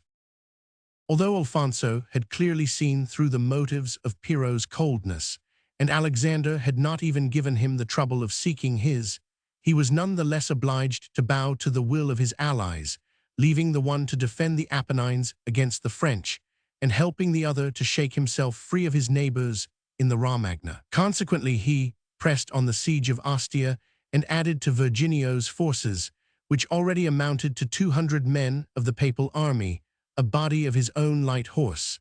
This little army was to be stationed round about Rome, and was to enforce obedience from the Colonnas. The rest of his troops Alfonso divided into two parties. One he left in the hands of his son Ferdinand, with orders to scour the Romagna and worry the petty princes into levying and supporting the contingent they had promised, while with the other he himself defended the defiles of the Abruzzi. On the 23rd of April, at 3 o'clock in the morning, Alexander Roman VI was freed from the first and fiercest of his foes. Giuliano Delta Rover, seeing the impossibility of holding out any longer against Alfonso's troops, embarked on a brigantine which was to carry him to Savona. From that day forward, Virginio Orsini began that famous partisan warfare which reduced the country about Rome to the most pathetic desolation the world has ever seen. During all this time, Charles Roman VIII was at Lyon, not only uncertain as to the route he ought to take for getting into Italy, but even beginning to reflect a little on the chances and risks of such an expedition. He had found no sympathy anywhere except with Ludovico Sforza, so it appeared not unlikely that he would have to fight not the kingdom of Naples alone, but the whole of Italy to boot. In his preparations for war he had spent almost all the money at his disposal. The Lady of Beaujeu and the Duke of Bourbon both condemned his enterprise. Briconet, who had advised it, did not venture to support it now. At last Charles, more irresolute than ever, had recalled several regiments that had actually started, when Cardinal Giuliano Delta Rover, driven out of Italy by the Pope, arrived at Lyon and presented himself before the king. The cardinal, full of hatred, full of hope, hastened to Charles, and found him on the point of abandoning that enterprise on which, as Alexander's enemy, Delta Rover rested his whole expectation of vengeance. He informed Charles of the quarreling among his enemies. He showed him that each of them was seeking his own ends, Piero de' Medici the gratification of his pride, the Pope the aggrandizement of his house. He pointed out that armed fleets were in the ports of Villafranche, Marseille, and Genoa, and that these armaments would be lost. He reminded him that he had sent Pierre d'Urf, his grand equerry, on in advance, to have splendid accommodation prepared in the Spinola and Doria palaces. Lastly, he urged that ridicule and disgrace would fall on him from every side if he renounced an enterprise so loudly vaunted beforehand, for whose successful execution, moreover, he had been obliged to sign 3 treaties of peace that were all vexatious enough, viz., with Henry Roman VII, with Maximilian, and with Ferdinand the Catholic. Giuliano della Rovere had exercised true insight in probing the vanity of the young king, and Charles did not hesitate for a single moment. He ordered his cousin, the Duke of Orleans, who later on became Louis Roman XII, to take command of the French fleet and bring it to Genoa. He dispatched a courier to Anton de Bessé, Baron de Tricastel, bidding him take to Asti the 2,000 Swiss foot soldiers he had levied in the cantons. Lastly, he started himself from Vienne in Dauphine. On the 23rd of August, 1494, crossed the Alps by Mont Geneva, without encountering a single body of troops to dispute his passage, descended into Piedmont and Monferrato, both just then governed by women regents, the sovereigns of both principalities being children, Charles John Aime and William John, aged respectively 6 and 8. The 2 regents appeared before Charles Roman VIII, one at Turin, one at Cazel, each at the head of a numerous and brilliant court, and both glittering with jewels and precious stones. Charles, although he quite well knew that for all these friendly demonstrations they were both bound by treaty to his enemy, Alfonso of Naples, treated them all the same with the greatest politeness, and when they made protestations of friendship, asked them to let him have a proof of it, suggesting that they should lend him the diamonds they were covered with. The 2 regents could do no less than obey the invitation, which was really a command. They took off necklaces, rings, and earrings. Charles Roman VIII gave them a receipt accurately drawn up and pledged the jewels for 20,000 ducats. Then, enriched by this money, he resumed his journey and made his way towards Asti. The Duke of Orleans held the sovereignty of Asti, as we said before, and hither came to meet Charles both Ludovico Sforza and his father-in-law, Hercules d'Este, Duke of Ferrara. They brought with them not only the promised troops and money, but also a court composed of the loveliest women in Italy. The balls, fêtes, and tourneys began with a magnificence surpassing anything that Italy had ever seen before. But suddenly, they were interrupted by the king's illness. This was the first example in Italy of the disease brought by Christopher Columbus from the New World, and was called by Italians the French, by Frenchmen the Italian disease. The probability is that some of Columbus's crew who were at Genoa or thereabouts had already brought over this strange and cruel complaint that counterbalanced the gains of the American gold mines. The king's indisposition, however, did not prove so grave as was at first supposed. He was cured by the end of a few weeks, and proceeded on his way towards Pavia, where the young Duke John Galeazzo lay dying. He and the King of France were first cousins, sons of 2 sisters of the House of Savoy. So Charles Roman VIII was obliged to see him, and went to visit him in the castle, where he lived more like prisoner than lord.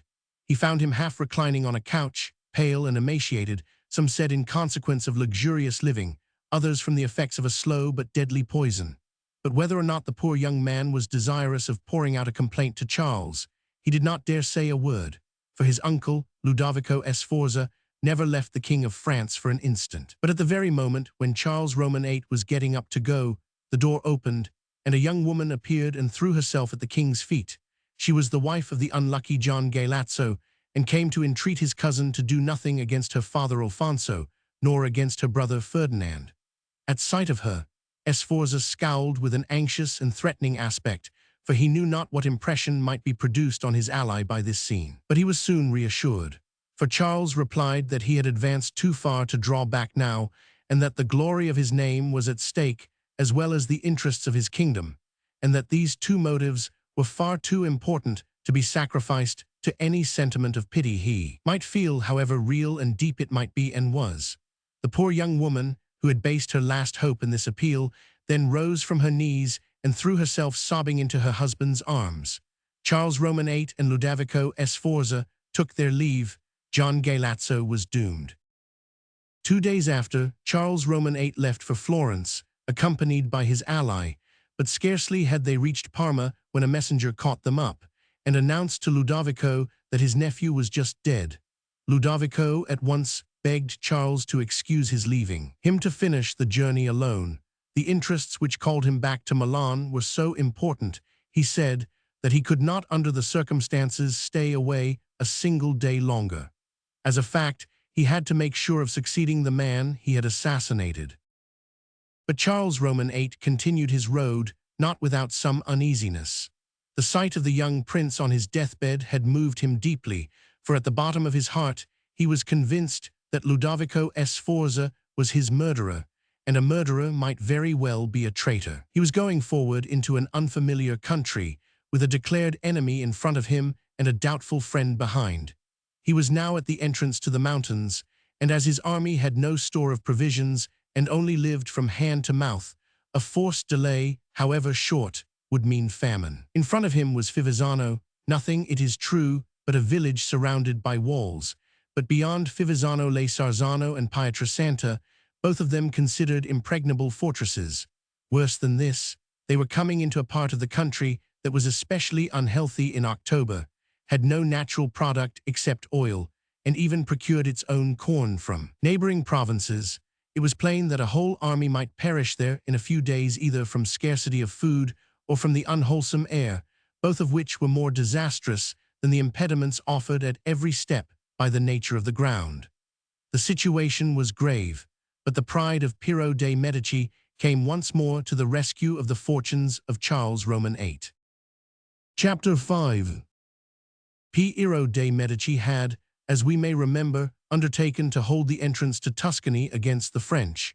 When, however, he saw his enemy coming down from the Alps, he felt less confident about his own strength and demanded help from the Pope.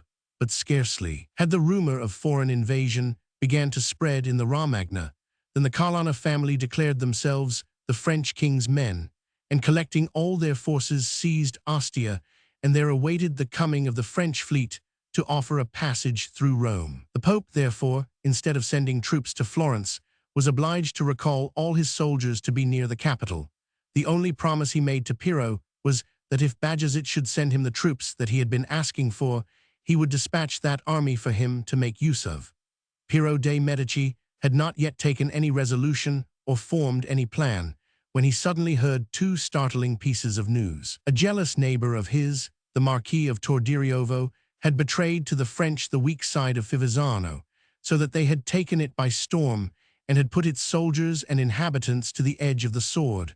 On another side, Gilbert of Montpensier, who had been lighting up the sea-coast so as to keep open the communications between the French army and their fleet, had met with a detachment sent by Paolo Orsini to Sarzano to reinforce the garrison there, and after an hour's fighting had cut it to pieces.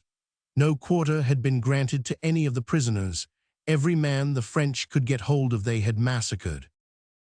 This was the first occasion on which the Italians, accustomed as they were to the chivalrous contests of the 15th century, found themselves in contact with savage foreigners who, less advanced in civilization, had not yet come to consider war as a clever game, but looked upon it as simply mortal conflict.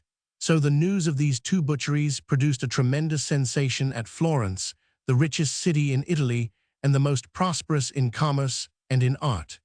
Every Florentine imagined the French to be like an army of those ancient barbarians who were wont to extinguish fire with blood. The prophecies of Savonarola, who had predicted the foreign invasion and the destruction that should follow it, were recalled to the minds of all, and so much perturbation was evinced that Piero de' Medici, bent on getting peace at any price, forced a decree upon the Republic whereby she was to send an embassy to the conqueror, and obtained leave, resolved as he was to deliver himself in person into the hands of the French monarch to act as one of the ambassadors. He accordingly quitted Florence, accompanied by 4 other messengers, and on his arrival at Pietrasanta, sent to ask from Charles Roman VIII a safe conduct for himself alone. The day after he made this request, Brigonnet and de Piennes came to fetch him, and led him into the presence of Charles Roman VIII.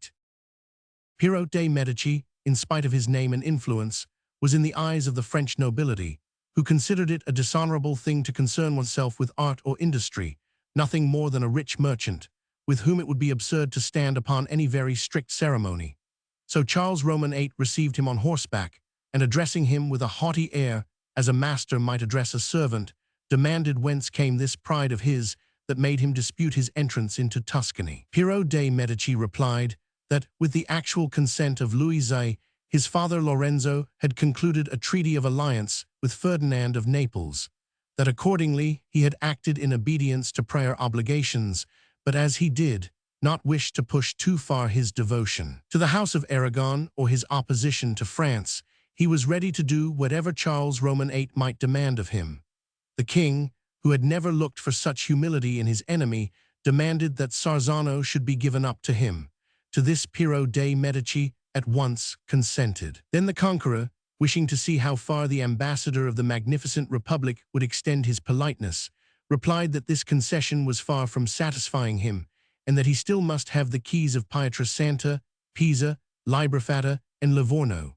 Piero saw no more difficulty about these than about Sarzano, and consented on Charles's mere promise by word of mouth to restore the town when he had achieved the conquest of Naples. At last Charles Roman VIII, seeing that this man who had been sent out to negotiate with him was very easy to manage, exacted as a final condition, a sine qua non, however, of his royal protection, that the magnificent republic should lend him the sum of 200,000 florins. Piero found it no harder to dispose of money than of fortresses, and replied that his fellow citizens would be happy to render this service to their new ally. Then Charles Roman VIII set him on horseback and ordered him to go on in front, so as to begin to carry out his promises by yielding up the 4 fortresses he had insisted on having.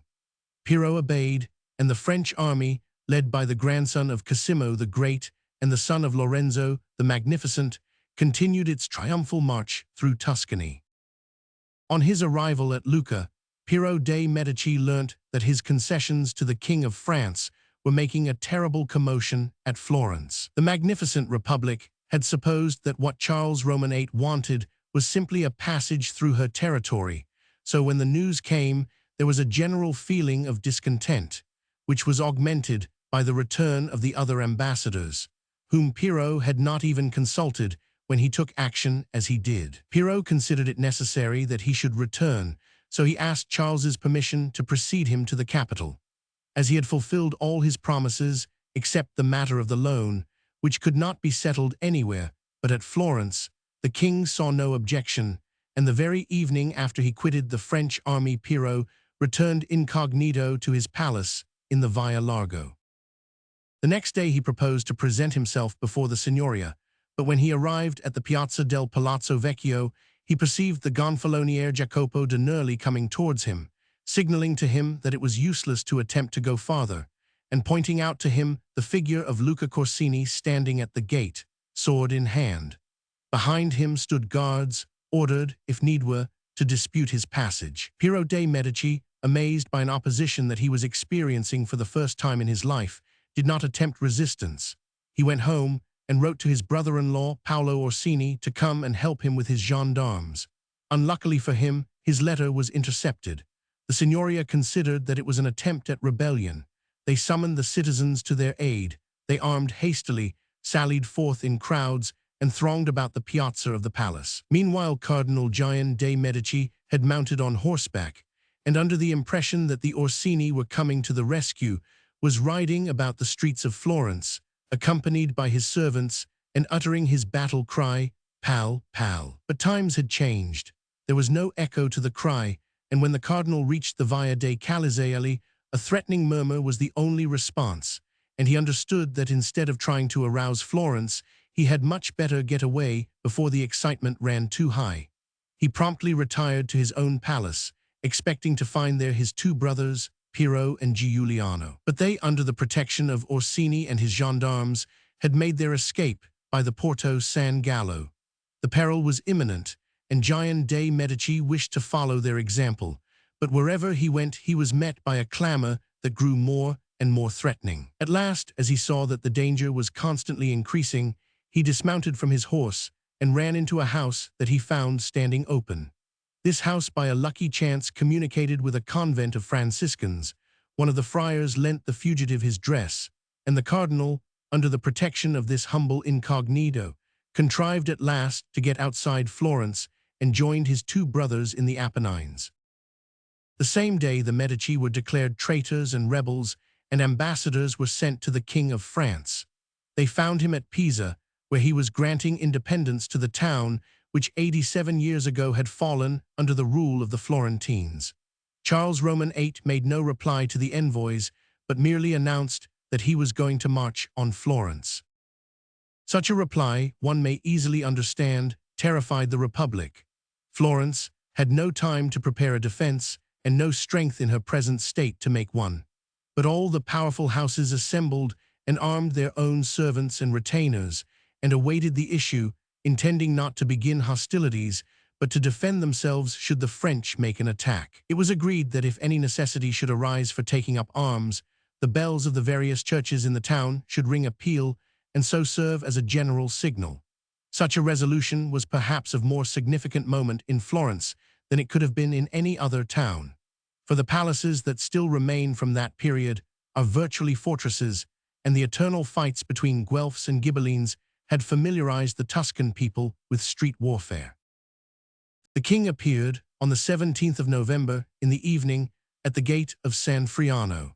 He found there the nobles of Florence clad in their most magnificent apparel, accompanied by priests chanting hymns and by a mob who were full of joy at any prospect of change, and hoped for a return of liberty after the fall of the Medici. Charles Roman VIII stopped for a moment under a sort of gilded canopy that had been prepared for him, and replied in a few evasive words to the welcoming speeches which were addressed to him by the Signoria.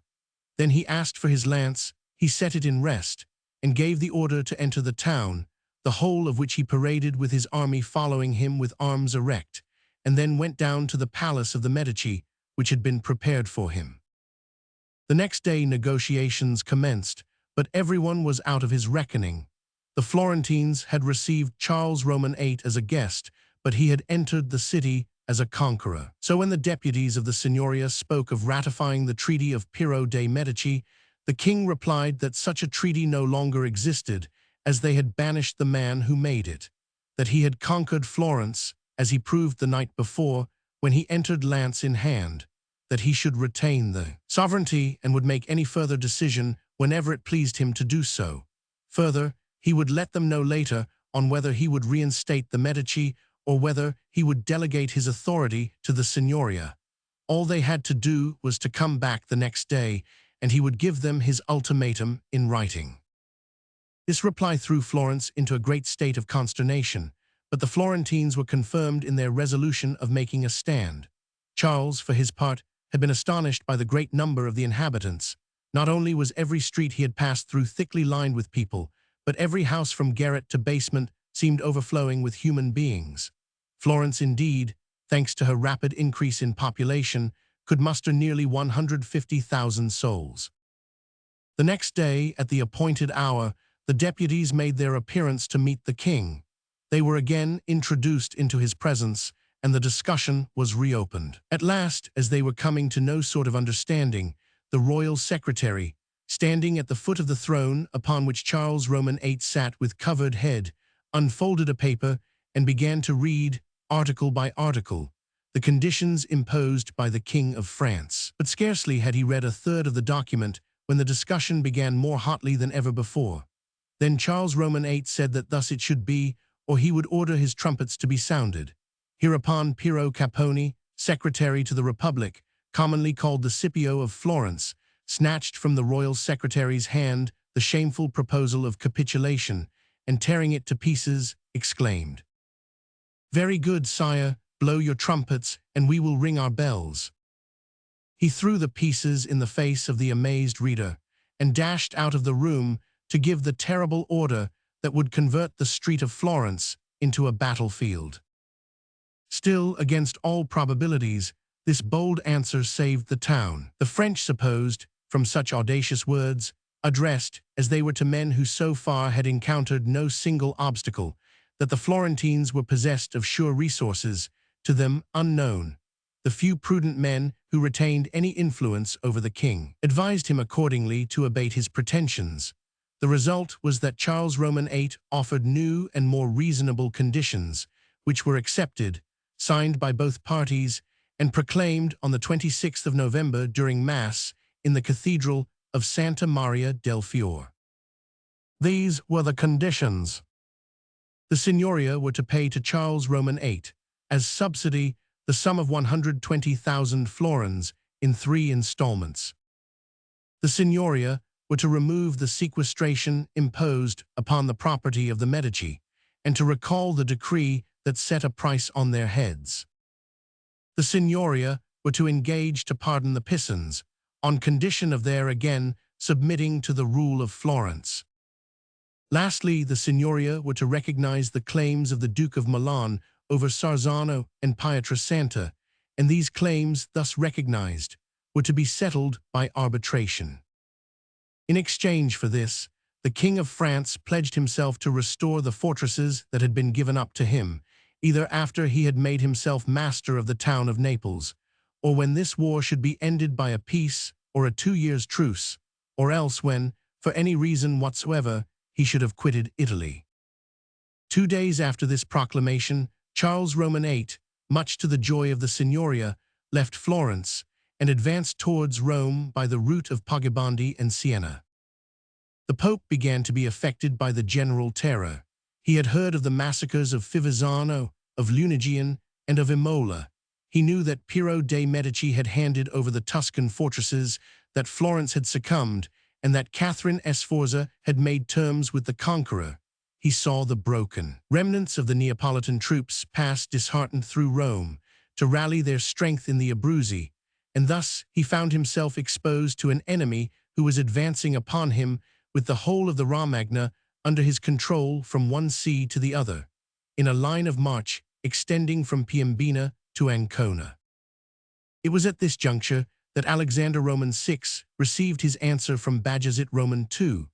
The reason of so long a delay was that the Pope's envoy and the Neapolitan ambassador had been stopped by Gian della Rova, the Cardinal Giuliano's brother, just as they were disembarking at Sinigaglia. They were charged with a verbal answer, which was that the Sultan at this moment was busied with a triple war, first with the Sultan of Egypt, secondly with the King of Hungary, and thirdly with the Greeks of Macedonia and Epirus, and therefore he could not, with all the will in the world, help His Holiness with armed men. But the envoys were accompanied by a favorite of the Sultan's bearing a private letter to Alexander Roman VI, in which Bajazet offered on certain conditions to help him with money.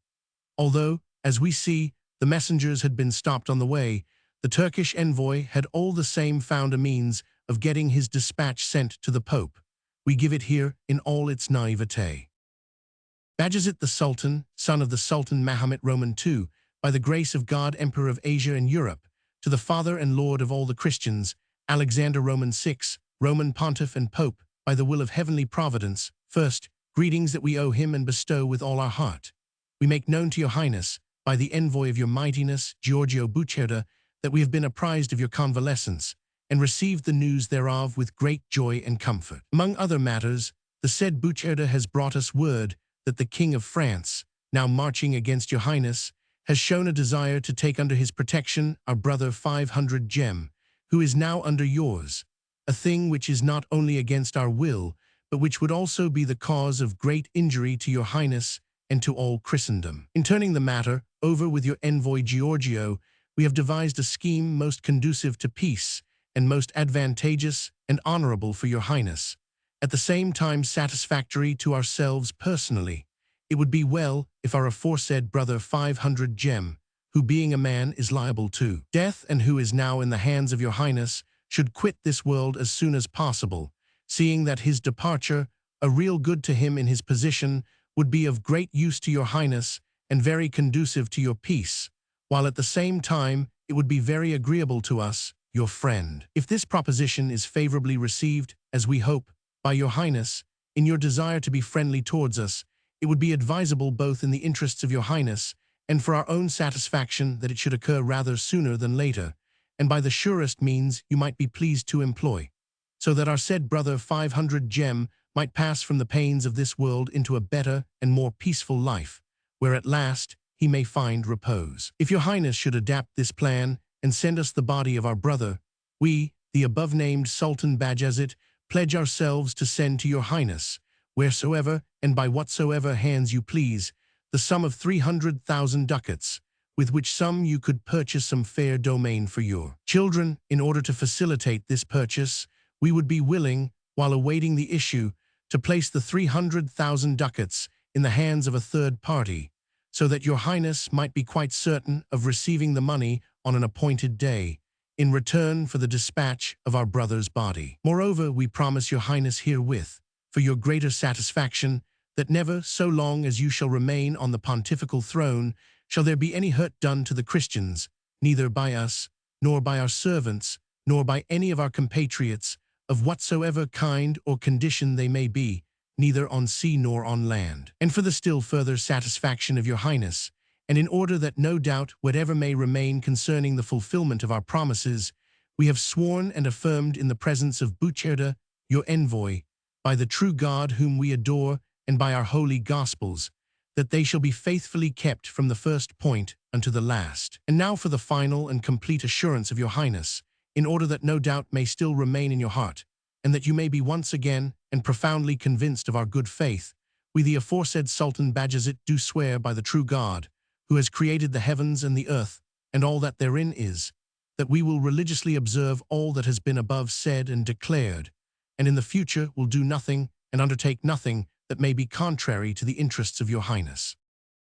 Given at Constantinople, in our palace, on the 12th of September A.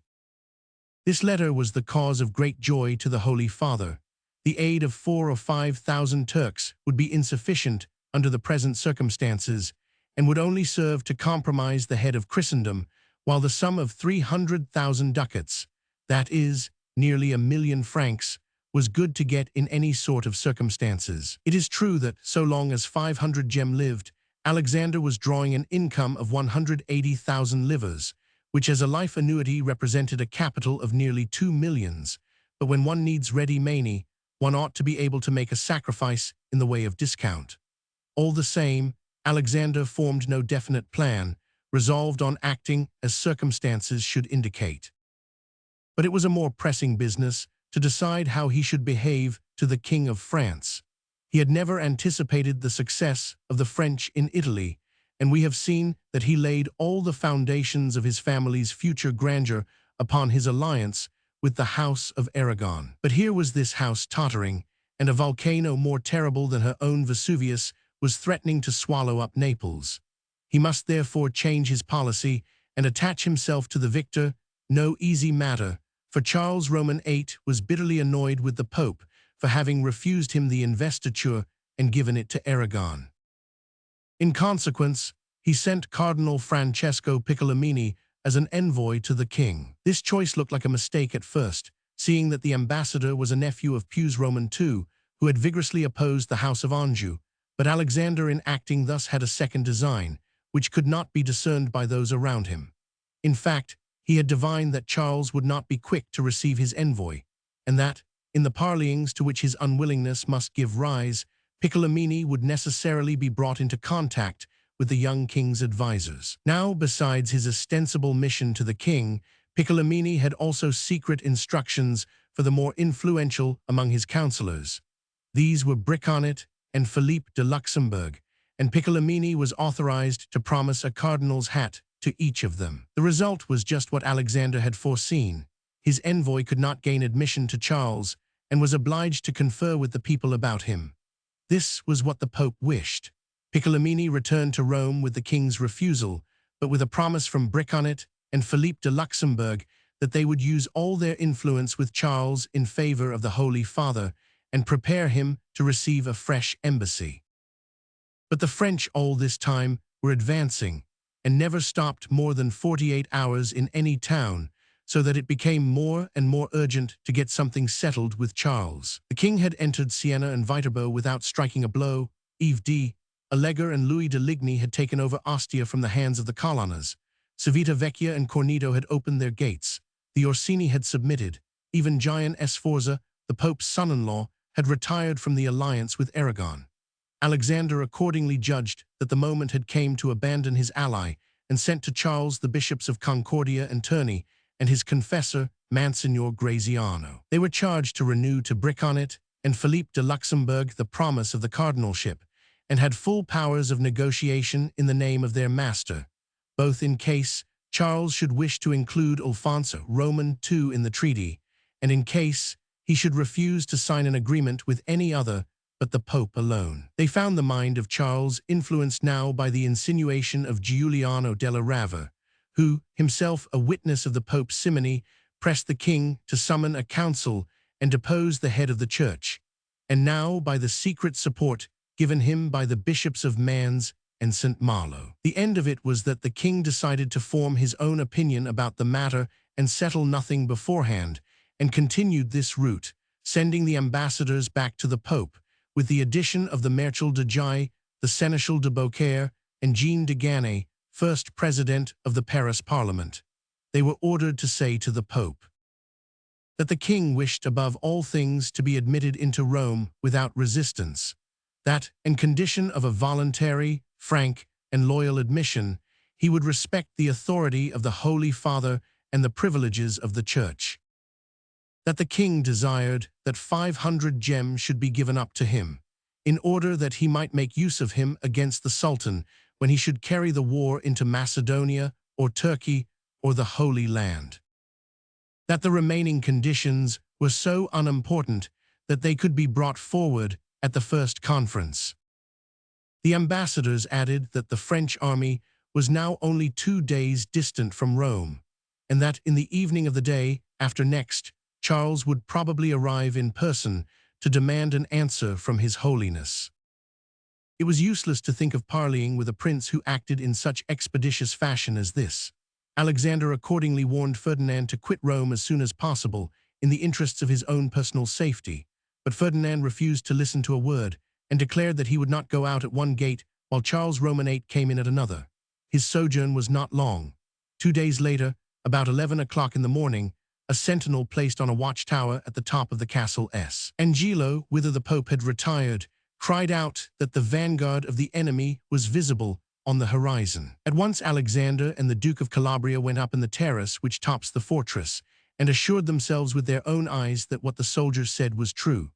Then, and not till then, did the Duke of Calabria mount on horseback, and to use his own words, went out at the gate of San Sebastiana, at the same moment that the French vanguard halted 500 feet from the gate of the people. This was on the 31st of December, 1494. At 3 in the afternoon the whole army had arrived, and the vanguard began their march, drums beating, ensigns unfurled. It was composed, says Paolo Giove, an eyewitness, Book Roman 2 p. 41 of his history, of Swiss and German soldiers, with short tight coats of various colors. They were armed with short swords, with steel edges like those of the ancient Romans, and carried ashen lances 10 feet long, with straight and sharp iron spikes. Only 1/4 of their number bore halberts instead of lances, the spikes cut into the form of an axe and surmounted by a 4-cornered spike, to be used both for cutting like an axe and piercing like a bayonet. The first row of each battalion wore helmets and cuirasses which protected the head and chest, and when the men were drawn up for battle, they presented to the enemy a triple array of iron spikes, which they could raise or lower like the spines of a porcupine. To each 1,000 of the soldiery were attached 100 fusiliers. Their officers, to distinguish them from the men, wore lofty plumes on their helmets. After the Swiss infantry came the archers of Gascony. There were 5,000 of them, wearing a very simple dress that contrasted with the rich costume of the Swiss soldiers, the shortest of whom would have been a head higher than the tallest of the Gascons. But they were excellent soldiers, full of courage, very light, and with a special reputation for quickness in stringing and drawing their iron bows. Behind them rode the cavalry, the flower of the French nobility, with their gilded helmets and neckbands, their velvet and silk surcoats, their swords each of which had its own name, their shields each telling of territorial estates, and their colors each telling of a lady-love. Besides defensive arms, each man bore a lance in his hand, like an Italian gendarme with a solid grooved end, and on his saddle bow a quantity of weapons, some for cutting and some for thrusting. Their horses were large and strong, but they had their tails and ears cropped according to the French custom. These horses, unlike those of the Italian gendarmes, wore no caparisons of dressed leather, which made them more exposed to attack. Every knight was followed by 3 horses, the first ridden by a page in armor like his own, the 2 others by equerries who were called lateral auxiliaries, because in a fray they fought to right and left of their chief. This troop was not only the most magnificent, but the most considerable in the whole army, for as there were 2,500 knights, they formed each with their 3 followers a total of 10,000 men. 5,000 light horse rode next, who carried huge wooden bows and shot long arrows from a distance like English archers. They were a great help in battle, for moving rapidly wherever aid was required, they could fly in a moment from one wing to another, from the rear to the van, then, when their quivers were empty, could go off at so swift a gallop that neither infantry or heavy cavalry could pursue them. Their defensive armor consisted of a helmet and half-cuirass. Some of them carried a short lance as well, with which to pin their stricken foe to the ground. They all wore long cloaks adorned with shoulder knots and plates of silver whereon the arms of their chief were emblazoned. At last came the young king's escort. There were 400 archers, among whom 100 Scots formed a line on each side, while 200 of the most illustrious knights marched on foot beside the prince, carrying heavy arms on their shoulders. In the midst of this magnificent escort advanced Charles Roman VIII, both he and his horse covered with splendid armor. On his right and left marched Cardinal Ascanio Sforza, the Duke of Milan's brother, and Cardinal Giuliano della Rovere, of whom we have spoken so often, who was afterwards Pope Julius Roman II. The Cardinals Colonna and Savelli followed immediately after, and behind them came Prospero and Fabrizia Colonna, and all the Italian princes and generals who had thrown in their lot with the conqueror, and were marching intermingled with the great French lords. For a long time, the crowd that had collected to see all these foreign soldiers go by, a sight so new and strange, listened uneasily to a dull sound which got nearer and nearer. The earth visibly trembled, the glass shook in the windows, and behind the king's escort 36 bronze cannons were seen to advance, bumping along as they lay on their gun carriages. These cannons were 8 feet in length, and as their mouths were large enough to hold a man's head, it was supposed that each of these terrible machines, scarcely known as yet to the Italians, weighed nearly 6,000 pounds. After the cannons came culverins 16 feet long, and then falconets, the smallest of which shot balls the size of a grenade.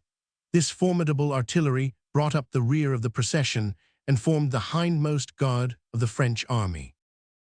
It was 6 hours since the front guard entered the town, and as it was now night, and for every 6 artillerymen there was a torchbearer, this illumination gave to the objects around a more gloomy character than they would have shown in the sunlight. The young king was to take up his quarters in the Palazzo di Venezia, and all the artillery was directed towards the plaza and the neighboring streets. The remainder of the army was dispersed about the town. The same evening they brought to the king, less to do honor to him than to assure him of his safety, the keys of Rome and the keys of the Belvedere Garden. Just the same thing had been done for the Duke of Calabria. The Pope, as we said, had retired to the castle San Gilo with only 6 cardinals. So from the day after his arrival, the young king had around him a court of very different brilliance from that of the head of the church. Then arose anew the question of a convocation to prove Alexander's simony and proceed to depose him. But the king's chief counselors, gained over, as we know, pointed out that this was a bad moment to excite a new schism in the church, just when preparations were being made for war against the infidels. As this was also the king's private opinion, there was not much trouble in persuading him, and he made up his mind to treat with his holiness. But the negotiations had scarcely begun when they had to be broken off. For the first thing Charles Roman VIII demanded was the surrender of the castle San Gilo, and as the Pope saw in this castle his only refuge, it was the last thing he chose to give up. Twice, in his youthful impatience, Charles wanted to take by force what he could not get by goodwill, and had his cannons directed towards the Holy Father's dwelling place. But the Pope was unmoved by these demonstrations, and obstinate as he was, this time it was the French king who gave way. This article, therefore, was set aside, and the following conditions were agreed upon: that there should be from this day forward, between His Majesty, the King of France, and the Holy Father, a sincere friendship and a firm alliance. Before the completion of the conquest of the Kingdom of Naples, the King of France should occupy, for the advantage and accommodation of his army, the fortresses of Civita Vecchia, Terracina, and Spoleto. Lastly, the Cardinal Valentino, this was now the name of Caesar Borgia, after his Archbishopric of Valencia, should accompany the king in the capacity of apostolic ambassador, really as a hostage. These conditions fixed, the ceremonial of an interview was arranged. The king left the Palazzo di Venezia and went to live in the Vatican. At the appointed time, he entered by the door of a garden that adjoined the palace, while the Pope, who had not had to quit the castle S. Angelo, thanks to a corridor communicating between the two palaces, came down into the same garden by another gate. The result of this arrangement was that the king the next moment perceived the Pope and knelt down, but the Pope pretended not to see him, and the king, advancing a few paces, knelt a second time. As His Holiness was at that moment screened by some masonry, this supplied him with another excuse, and the king went on with the performance, got up again, once more advanced several steps, and was on the point of kneeling down the third time face to face, when the Holy Father at last perceived him, and walking towards him as though he would prevent him from kneeling, took off his own hat, and pressing him to his heart, raised him up, and tenderly kissed his forehead, refusing to cover until the king had put his cap upon his head, with the aid of the Pope's own hands. Then, after they had stood for a moment, exchanging polite and friendly speeches, the king lost no time in praying His Holiness to be so good as to receive into the sacred college William Bricanet, the Bishop of St. Malo. As this matter had been agreed upon beforehand by that prelate and His Holiness, though the king was not aware of it, Alexander was pleased to get credit by promptly granting the request, and he instantly ordered one of his attendants to go to the house of his son, Cardinal Valentino, and fetch a cape and hat. Then, taking the king by the hand, he conducted him into the hall of Papagalli, where the ceremony was to take place of the admission of the new cardinal. The solemn oath of obedience which was to be taken by Charles to His Holiness as supreme head of the Christian Church was postponed till the following day. When that solemn day arrived, every person important in Rome, noble, cleric, or soldier, assembled around His Holiness. Charles, on his side, made his approach to the Vatican with a splendid following of princes, prelates, and captains. At the threshold of the palace, he found 4 cardinals who had arrived before him. 2 of them placed themselves one on each side of him, the 2 others behind him, and all his retinue following. They traversed a long line of apartments full of guards and servants, and at last arrived in the reception room, where the Pope was seated on his throne with his son, Caesar Borgia, behind him. On his arrival at the door, the King of France began the usual ceremonial, and when he had gone on from genuflections to kissing the feet, the hand, and the forehead, he stood up, while the first president of the Parliament of Paris, in his turn stepping forward, said in a loud voice, "Very Holy Father, behold my king ready to offer to your Holiness that oath of obedience that he owes to you. But in France it is customary that he who offers himself as vassal to his lord shall receive in exchange therefore such boons as he may demand. His Majesty, therefore, while he pledges himself for his own part to behave unto your Holiness with a munificence even greater than that wherewith your Holiness shall behave unto him, is here to beg urgently that you accord him 3 favors. These favors are, first, the confirmation of privileges already granted to the king, to the queen his wife, and to the Dauphin his son. Secondly, the investiture for himself and his successors of the Kingdom of Naples. Lastly, the surrender to him of the person of the Sultan 500 Gem, brother of the Turkish Emperor." At this address, the Pope was for a moment stupefied, for he did not expect these 3 demands, which were moreover made so publicly by Charles that no manner of refusal was possible. But quickly recovering his presence of mind, he replied to the king that he would willingly confirm the privileges that had been accorded to the House of France by his predecessors, that he might therefore consider his first demand granted, that the investiture of the kingdom was an affair that required deliberation in a council of cardinals, but he would do all he possibly could to induce them to accede to the king's desire. Lastly, he must defer the affair of the Sultan's brother till a time more opportune for discussing it with the Sacred College, but would venture to say that, as this surrender could not fail to be for the good of Christendom, as it was demanded for the purpose of assuring further the success of a crusade, it would not be his fault if on this point also the king should not be satisfied. At this reply, Charles bowed his head in sign of satisfaction, and the first president stood up, uncovered, and resumed his discourse as follows.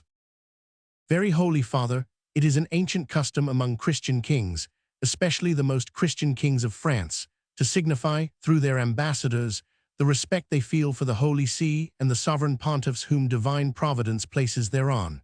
But the most Christian king, having felt a desire to visit the tombs of the holy apostles, has been pleased to pay this religious debt, which he regards as a sacred duty, not by ambassadors or by delegates, but in his own person.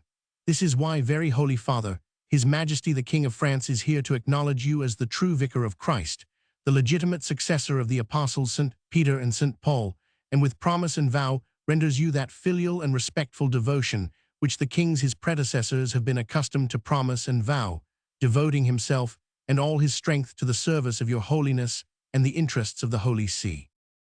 The Pope arose with a joyful heart, for this oath, so publicly made, removed all his fears about a council, so inclined from this moment to yield to the King of France anything he might choose to ask.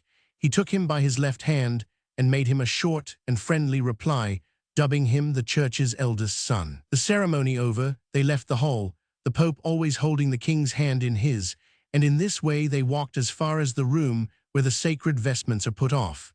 The Pope feigned a wish to conduct the king to his own apartments, but the king would not suffer this, and embracing once more, they separated, each to retire to his own domicile.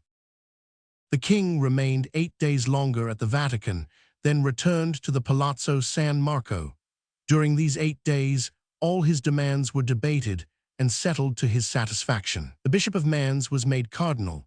The investiture of the Kingdom of Naples was promised to the conqueror.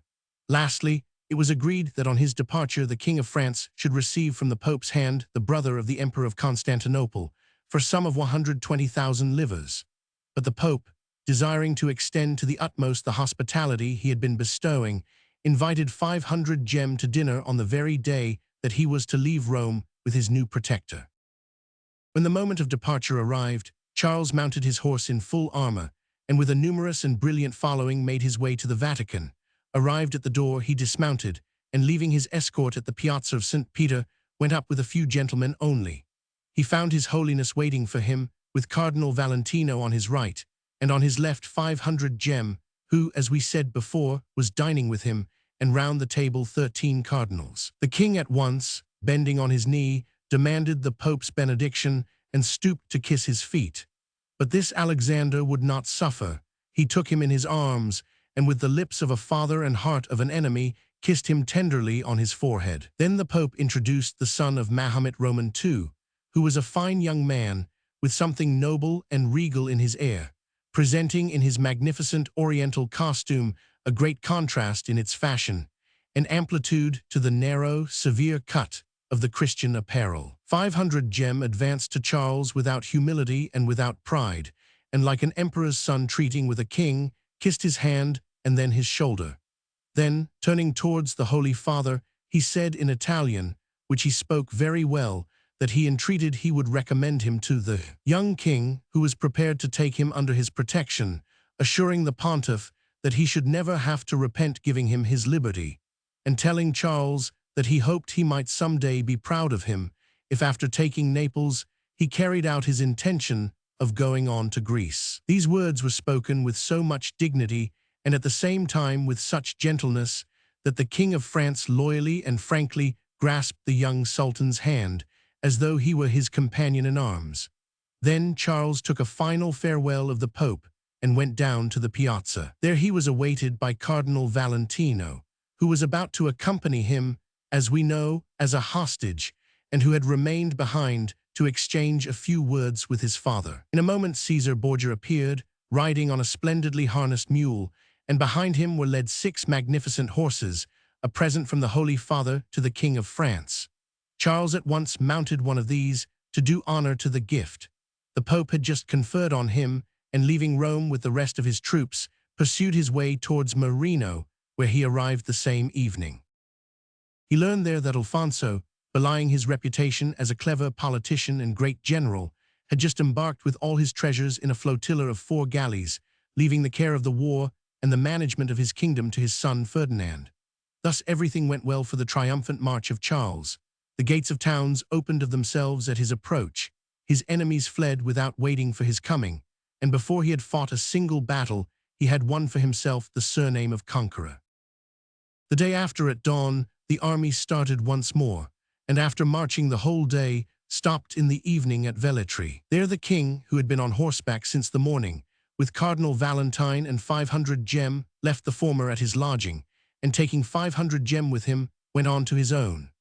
Then Caesar Borgia, who among the army baggage had 20 very heavy wagons of his own, had one of these opened, took out a splendid cabinet with the silver necessary for his table, and gave orders for his supper to be prepared, as he had done the night before. Meanwhile night had come on, and he shut himself up in a private chamber, where, stripping off his cardinal's costume, he put on a groom's dress. Thanks to this disguise, he issued from the house that had been assigned for his accommodation without being recognized, traversed the streets, passed through the gates, and gained the open country. Nearly half a league outside the town, a servant awaited him with 2 swift horses. Caesar, who was an excellent rider, sprang to the saddle, and he and his companion at full gallop retraced the road to Rome, where they arrived at break of day. Caesar got down at the house of one Florus, auditor of the Rota, where he procured a fresh horse and suitable clothes. Then he flew at once to his mother, who gave a cry of joy when she saw him, for so silent and mysterious was the cardinal for all the world beside, and even for her, that he had not said a word of his early return to Rome. The cry of joy uttered by Rosa Vanosa when she beheld her son was far more a cry of vengeance than of love. One evening, while everybody was at the rejoicings in the Vatican, when Charles Roman VIII and Alexander Roman VI were swearing a friendship which neither of them felt, and exchanging oaths that were broken beforehand, a messenger from Rosa Vanosa had arrived with a letter to Caesar, in which she begged him to come at once to her house in the Via Delta Longara. Caesar questioned the messenger, but he only replied that he could tell him nothing, that he would learn all he cared to know from his mother's own lips. So, as soon as he was at liberty, Caesar, in layman's dress and wrapped in a large cloak, quitted the Vatican and made his way towards the church of Regina Coeli, in the neighborhood of which, it will be remembered, was the house where the Pope's mistress lived. As he approached his mother's house, Caesar began to observe the signs of strange devastation. The street was scattered with the wreck of furniture and strips of precious stuffs. As he arrived at the foot of the little flight of steps that led to the entrance gate, he saw that the windows were broken and the remains of torn curtains were fluttering in front of them. Not understanding what this disorder could mean, he rushed into the house and through several deserted and wrecked apartments. At last, seeing light in one of the rooms, he went in, and there found his mother sitting on the remains of a chest made of ebony, all inlaid with ivory and silver. When she saw Caesar, she rose, pale and disheveled, and pointing to the desolation around her, exclaimed, "Look, Caesar, behold the work of your new friends." "But what does it mean, mother?" asked the cardinal. "Whence comes all this disorder?" "From the serpent," replied Rosa Vanosa, gnashing her teeth. "From the serpent you have warmed in your bosom. He has bitten me, fearing no doubt that his teeth would be broken on you." "Who has done this?" cried Caesar. "Tell me, and by heaven, mother, he shall pay, and pay indeed." "Who?" replied Rosa. "King Charles Roman VIII has done it, by the hands of his faithful allies, the Swiss.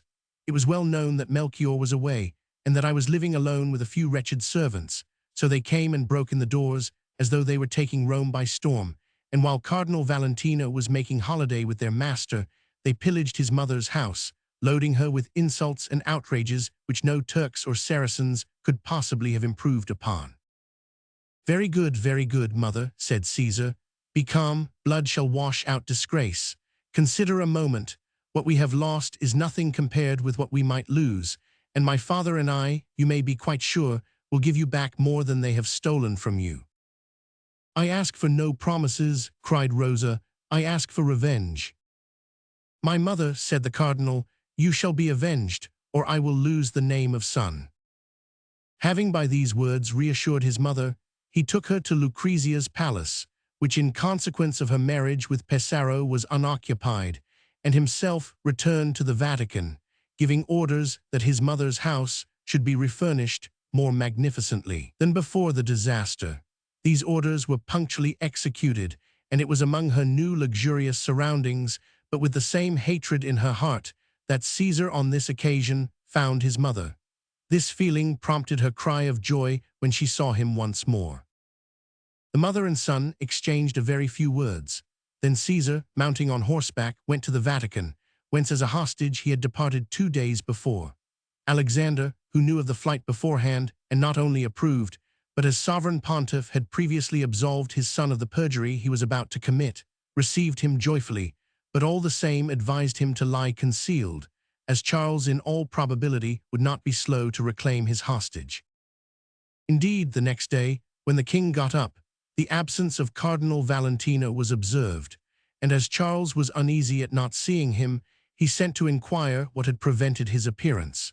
When the messenger arrived at the house that Caesar had left the evening before, he learned that he had gone out at 9 o'clock in the evening and not returned since. He went back with this news to the king, who at once suspected that he had fled, and in the first flush of his anger let the whole army know of his perjury. The soldiers then remembered the 20 wagons, so heavily laden, from one of which the cardinal, in the sight of all, had produced such magnificent gold and silver plate, and never doubting that the cargo of the others was equally precious, they fetched them down and broke them to pieces. But inside they found nothing but stones and sand, which proved to the king that the flight had been planned a long time back, and incensed him doubly against the Pope. So without loss of time, he dispatched to Rome Philippe de Bresse, afterwards Duke of Savoy, with orders to intimate to the Holy Father his displeasure at this conduct. But the Pope replied that he knew nothing whatever about his son's flight, and expressed the sincerest regret to his Majesty, declaring that he knew nothing of his whereabouts, but was certain that he was not in Rome. As a fact, the Pope was speaking the truth this time, for Caesar had gone with Cardinal Orsino to one of his estates, and was temporarily in hiding there. This reply was conveyed to Charles by 2 messengers from the Pope, the bishops of Nepi and of Sutri, and the people also sent an ambassador in their own behalf. He was Monsignor Porcari, Dean of the Rota, who was charged to communicate to the king the displeasure of the Romans when they learned of the cardinal's breach of faith. Little as Charles was disposed to content himself with empty words, he had to turn his attention to more serious affairs. So he continued his march to Naples without stopping, arriving there on Sunday, the 22nd of February, 1495. 4 days later, the unlucky 500 gem, who had fallen sick at Capua, died at Castel Nuovo. When he was leaving, at the farewell banquet, Alexander had tried on his guest the poison he intended to use so often later on upon his cardinals, and whose effects he was destined to feel himself. Such is poetical justice. In this way the Pope had secured a double haul, for in his twofold speculation in this wretched young man, he had sold him alive to Charles for 120,000 livres, and sold him dead to Bajazet for 30,000 ducats. But there was a certain delay about the second payment, for the Turkish emperor, as we remember, was not bound to pay the price of fratricide till he received the corpse, and by Charles's order the corpse had been buried at Gaeta. When Caesar Borgia learned the news, he rightly supposed that the king would be so busy settling himself in his new capital that he would have too much to think of to be worrying about him. So he went to Rome again, and anxious to keep his promise to his mother, he signalized his return by a terrible vengeance. Cardinal Valentino had in his service a certain Spaniard whom he had made the chief of his bravos. He was a man of 35 or 40, whose whole life had been one long rebellion against society's laws. He recoiled from no action, provided only he could get his price. This Don Michel Correglia, who earned his celebrity for bloody deeds under the name of Michelato, was just the man Caesar wanted. And whereas Michelato felt an unbounded admiration for Caesar, Caesar had unlimited confidence in Michelato. It was to him the cardinal entrusted the execution of one part of his vengeance, the other he kept for himself. Don Michel received orders to scour the Campagna and cut every French throat he could find. He began his work at once, and very few days elapsed before he had obtained most satisfactory results.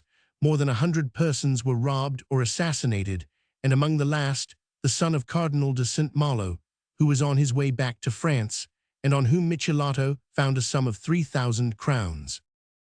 For himself, Caesar reserved the Swiss, for it was the Swiss in particular who had despoiled his mother's house. The Pope had in his service about 150 soldiers belonging to their nation, who had settled their families in Rome, and had grown rich partly by their pay and partly in the exercise of various industries.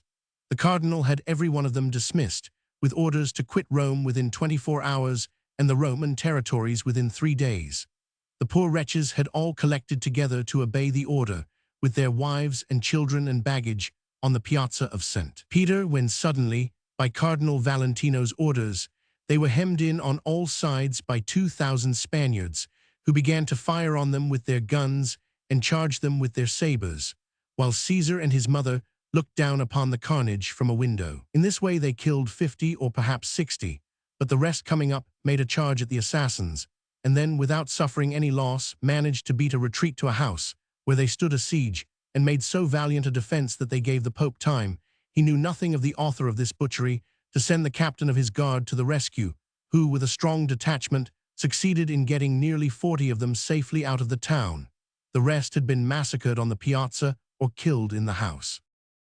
But this was no real and adequate revenge, for it did not touch Charles himself, the sole author of all the troubles that the Pope and his family had experienced during the last year. So Caesar soon abandoned vulgar schemes of this kind and busied himself with loftier concerns, bending all the force of his genius to restore the league of Italian princes that had been broken by the defection of Sforza, the exile of Piero de' Medici, and the defeat of Alfonso. The enterprise was more easily accomplished than the Pope could have anticipated. The Venetians were very uneasy when Charles passed so near, and they trembled lest, when he was once master of Naples, he might conceive the idea of conquering the rest of Italy. Ludovico Sforza, on his side, was beginning to tremble, seeing the rapidity with which the King of France had dethroned the House of Aragon, lest he might not make much difference between his allies and his enemies. Maximilian, for his part, was only seeking an occasion to break the temporary peace which he had granted for the sake of the concession made to him. Lastly, Ferdinand and Isabella were allies of the dethroned house. And so it came about that all of them, for different reasons, felt a common fear, and were soon in agreement as to the necessity of driving out Charles Roman VIII, not only from Naples, but from Italy, and pledged themselves to work together to this end, by every means in their power, by negotiations, by trickery, or by actual force. The Florentines alone refused to take part in this general levy of arms, and remained faithful to their promises. According to the articles of the treaty agreed upon by the Confederates, the alliance was to last for 25 years, and had for ostensible object the upholding of the majority of the Pope, and the interests of Christendom, and these preparations might well have been taken for such as would precede a crusade against the Turks, if Bajazet's ambassador had not always been present at the deliberations, although the Christian princes could not have dared for very shame to admit the Sultan by name into their league. Now the Confederates had to set on foot an army of 30,000 horse and 0 infantry, and each of them was taxed for a contingent. Thus the Pope was to furnish 4,000 horse, Maximilian 6,000, the King of Spain, the Duke of Milan, and the Republic of Venice 8,000 each. Every Confederate was, in addition to this, to levy and equip 4,000 infantry in the 6 weeks following the signature of the treaty. The fleets were to be equipped by the maritime states, but any expenses they should incur later on were to be defrayed by all in equal shares. The formation of this league was made public on the 12th of April, 1495, Palm Sunday, and in all the Italian states, especially at Rome, was made the occasion of fêtes and immense rejoicings. Almost as soon as the publicly known articles were announced, the secret ones were put into execution. These obliged Ferdinand and Isabella to send a fleet of 60 galleys to Ischia, where Alfonso's son had retired, with 600 horsemen on board and 5,000 infantry, to help him to ascend the throne once more. Those troops were to be put under the command of Gonzalvo of Cordova, who had gained the reputation of the greatest general in Europe after the taking of Granada. The Venetians, with a fleet of 40 galleys under the command of Antonio Grimani, were to attack all the French stations on the coast of Calabria and Naples. The Duke of Milan promised for his part to check all reinforcements as they should arrive from France, and to drive the Duke of Orleans out of Asti. Lastly, there was Maximilian, who had promised to make invasions on the frontiers, and Bajazet, who was to help with money, ships, and soldiers, either the Venetians or the Spaniards, according as he might be appealed to by Barbarigo or by Ferdinand the Catholic. This league was all the more disconcerting for Charles, because of the speedy abatement of the enthusiasm that had hailed his first appearance. What had happened to him was what generally happens to a conqueror who has more good luck than talent. Instead of making himself a party among the great Neapolitan and Calabrian vassals, whose roots would be embedded in the very soil, by confirming their privileges and augmenting their power, he had wounded their feelings by bestowing all the titles, offices, and fiefs on those alone who had followed him from France, so that all the important positions in the kingdom were filled by strangers. The result was that just when the league was made known, Tropea and Amantia, which had been presented by Charles to the Seigneur de Pressy, rose in revolt and hoisted the banner of Aragon, and the Spanish fleet had only to present itself at Reggio in Calabria for the town to throw open its gates, being more discontented with the new rule than the old, and Don Federiga, Alfonso's brother and Ferdinand's uncle, who had hitherto never quitted Brindisi, had only to appear at Tarentum to be received there as a liberator. Chapter 6. 100 Harls learned all this news at Naples, and tired of his late conquests, which necessitated a labor in organization for which he was quite unfitted, turned his eyes towards France, where victorious fêtes and rejoicings were awaiting the victor's return.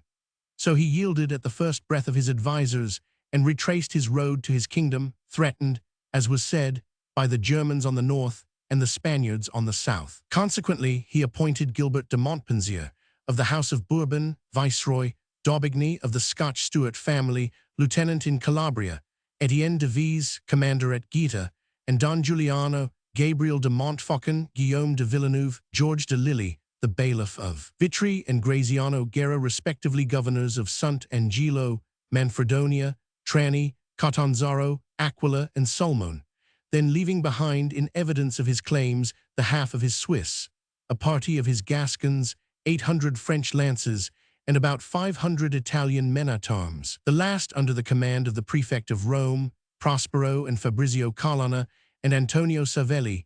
He left Naples on the 20th of May at 2 o'clock in the afternoon, to traverse the whole of the Italian peninsula with the rest of his army, consisting of 800 French lances, 200 gentlemen of his guard, 100 Italian men-at-arms, 3,000 Swiss infantry, 1,000 French, and 1,000 Gascon.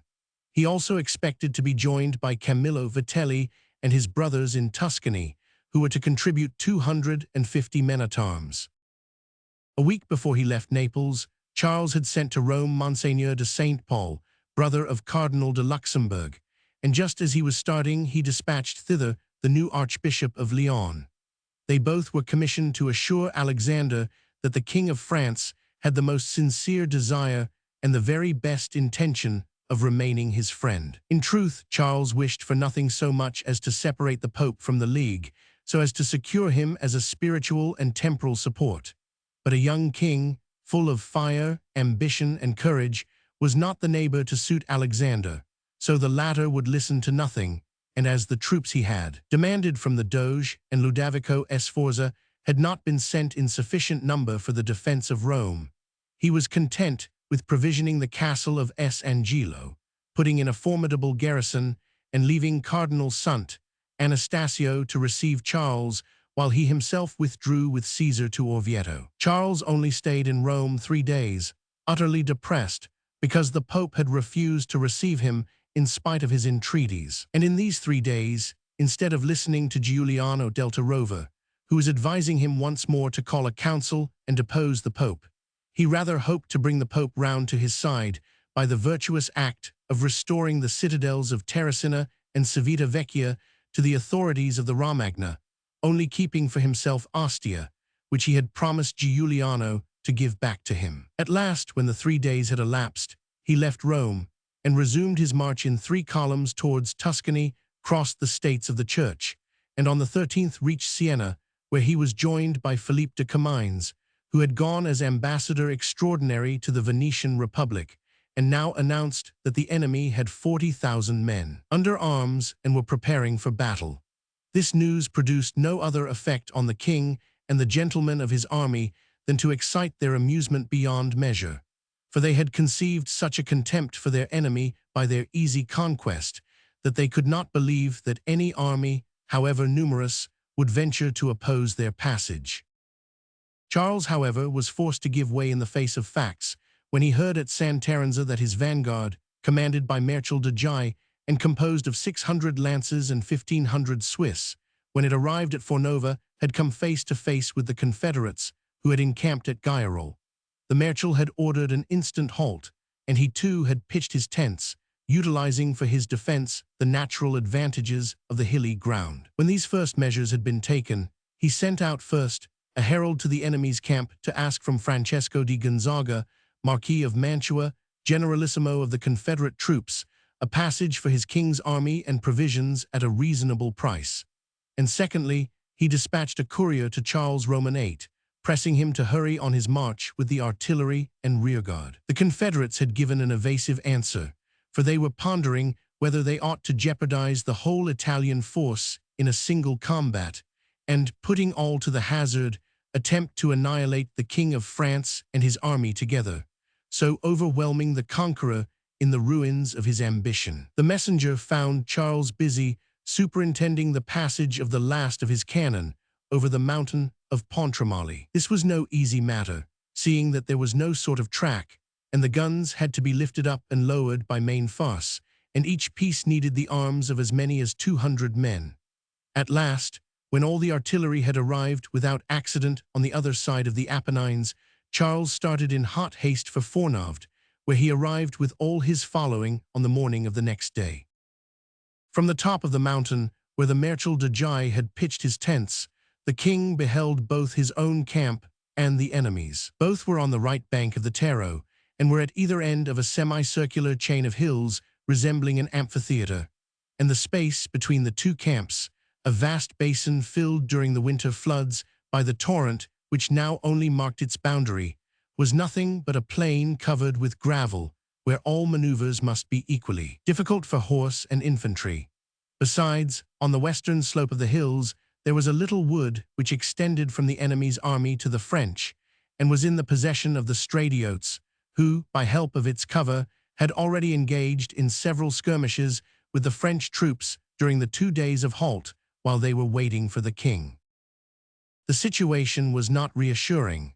From the top of the mountain which overlooked Fornovo, one could get a view, as we said before, of the 2 camps, and could easily calculate the numerical difference between them. The French army, weakened by the establishment of garrisons in the various towns and fortresses they had won in Italy, was scarcely 8,000 strong, while the combined forces of Milan and Venice exceeded a total of 35,000. So Charles decided to try once more the methods of conciliation and sent Comines, who, as we know, had joined him in Tuscany, to the Venetian Proveditore, whose acquaintance he had made when on his embassy, he having made a great impression on these men, thanks to a general high opinion of his merits. He was commissioned to tell the enemy's generals, in the name of the King of France, that his master only desired to continue his road without doing or receiving any harm, that therefore he asked to be allowed a free passage across the fair plains of Lombardy, which he could see from the heights where he now stood, stretching as far as the eye could reach, away to the foot of the Alps. Comines found the Confederate army deep in discussion, the wish of the Milanese and Venetian party being to let the king go by and not attack him. They said they were only too happy that he should leave Italy in this way without causing any further harm. But the ambassadors of Spain and Germany took quite another view. As their masters had no troops in the army, and as all the money they had promised was already paid, they must be the gainer in either case from a battle, whichever way it went. If they won the day, they would gather the fruits of victory, and if they lost, they would experience nothing of the evils of defeat. This want of unanimity was the reason why the answer to Comines was deferred until the following day, and why it was settled that on the next day he should hold another conference with a plenipotentiary to be appointed in the course of that night. The place of this conference was to be between the two armies. The king passed the night in great uneasiness. All day the weather had threatened to turn to rain, and we have already said how rapidly the Taro could swell. The river, fordable today, might from tomorrow onwards prove an insurmountable obstacle, and possibly the delay had only been asked for with a view to putting the French army in a worse position. As a fact, the night had scarcely come when a terrible storm arose, and so long as darkness lasted, great rumblings were heard in the Apennines, and the sky was brilliant with lightning. At break of day, however, it seemed to be getting a little calmer, though the Taro, only a streamlet the day before, had become a torrent by this time and was rapidly rising. So at 6 in the morning, the king, ready armed and on horseback, summoned Comines and bade him make his way to the rendezvous that the Venetian provveditore had assigned. But scarcely had he contrived to give the order when loud cries were heard coming from the extreme right of the French army. The Stradiots, under cover of the wood stretching between the two camps, had surprised an outpost and first cutting the soldiers' throats, were carrying off their heads in their usual way at the saddle-bow. A detachment of cavalry was sent in pursuit, but like wild animals, they had retreated to their lair in the woods and there disappeared. This unexpected engagement, in all probability arranged beforehand by the Spanish and German envoys, produced on the whole army the effect of a spark applied to a train of gunpowder. Comines and the Venetian provveditore each tried in vain to arrest the combat on either side. Light troops, eager for a skirmish, and in the usual fashion of those days, prompted only by that personal courage which led them on to danger, had already come to blows, rushing down into the plain as though it were an amphitheater where they might make a fine display of arms. For a moment the young king, drawn on by example, was in the point of forgetting the responsibility of a general in his zeal as a soldier. But this first impulse was checked by Marechal de Gay, Messer Claude de la Chatter de Guise, and M. de la Trémouille, who persuaded Charles to adopt the wiser plan and to cross the Taro without seeking a battle, at the same time without trying to avoid it, should the enemy cross the river from their camp and attempt to block his passage. The king, accordingly, following the advice of his wisest and bravest captains, thus arranged his divisions. The first comprised the van and a body of troops whose duty it was to support them. The van consisted of 350 men-at-arms, the best and bravest of the army, under the command of Marechal de Gay and Jacques Trivals. The corps following them consisted of 3,000 Swiss, under the command of Engelbert der Cleves and de Launay, the Queen's grand equerry. Next came 300 archers of the guard, whom the king had sent to help the cavalry by fighting in the spaces between them. The second division, commanded by the king in person and forming the middle of the army, was composed of the artillery, under Jean de Lagrange, 100 gentlemen of the guard with Gilles Caron for standard-bearer, pensioners of the king's household under Aymer de Pry, some Scots, and 200 crossbowmen and horseback, with French archers besides, led by M. de Crussal. Lastly, the third division, i.e. the rear, preceded by 6,000 beasts of burden bearing the baggage, was composed of only 300 men-at-arms, commanded by de Guise and by de la Trémouille. This was the weakest part of the army. When this arrangement was settled, Charles ordered the van to cross the river just at the little town of Fornovo. This was done at once, the riders getting wet up to their knees and the footmen holding to the horses' tails. As soon as he saw the last soldiers of his first division on the opposite bank, he started himself to follow the same road and cross at the same ford, giving orders to de Guise and de la Trémouille to regulate the march of the rear guard by that of the center, just as he had regulated their march by that of the van. His orders were punctually carried out, and about 10 o'clock in the morning the whole French army was on the left bank of the Taro. At the same time, when it seemed certain from the enemy's arrangements that battle was imminent, the baggage, led by the captain, Audit de Riberac, was separated from the rear guard and retired to the extreme left. Now Francisco de Gonzaga, General-in-Chief of the Confederate troops, had modeled his plans on those of the King of France. By his orders, Count de Cajazzo, with 400 men-at-arms and 2,000 infantry, had crossed the Taro where the Venetian camp lay and was to attack the French van, while Gonzaga himself, following the right bank as far as Fornovo, would go over the river by the same ford that Charles had used, with a view to attacking his rear. Lastly, he had placed the Stradiots between these two fords, with orders to cross the river in their turn, so soon as they saw the French army attacked both in van and in the rear, and to fall upon its flank. Not content with offensive measures, Gonzaga had also made provision for retreat by leaving 3 reserve corps on the right bank, one to guard the camp under the instruction of the Venetian Proveditore, and the other 2 arranged in echelon to support each other, the first commanded by Antonio di Montefeltro, the second by Annibale Bentivoglio. Charles had observed all these arrangements and had recognized the cunning Italian strategy which made his opponents the finest generals in the world. But as there was no means of avoiding the danger, he had decided to take a sideway course and had given orders to continue the match.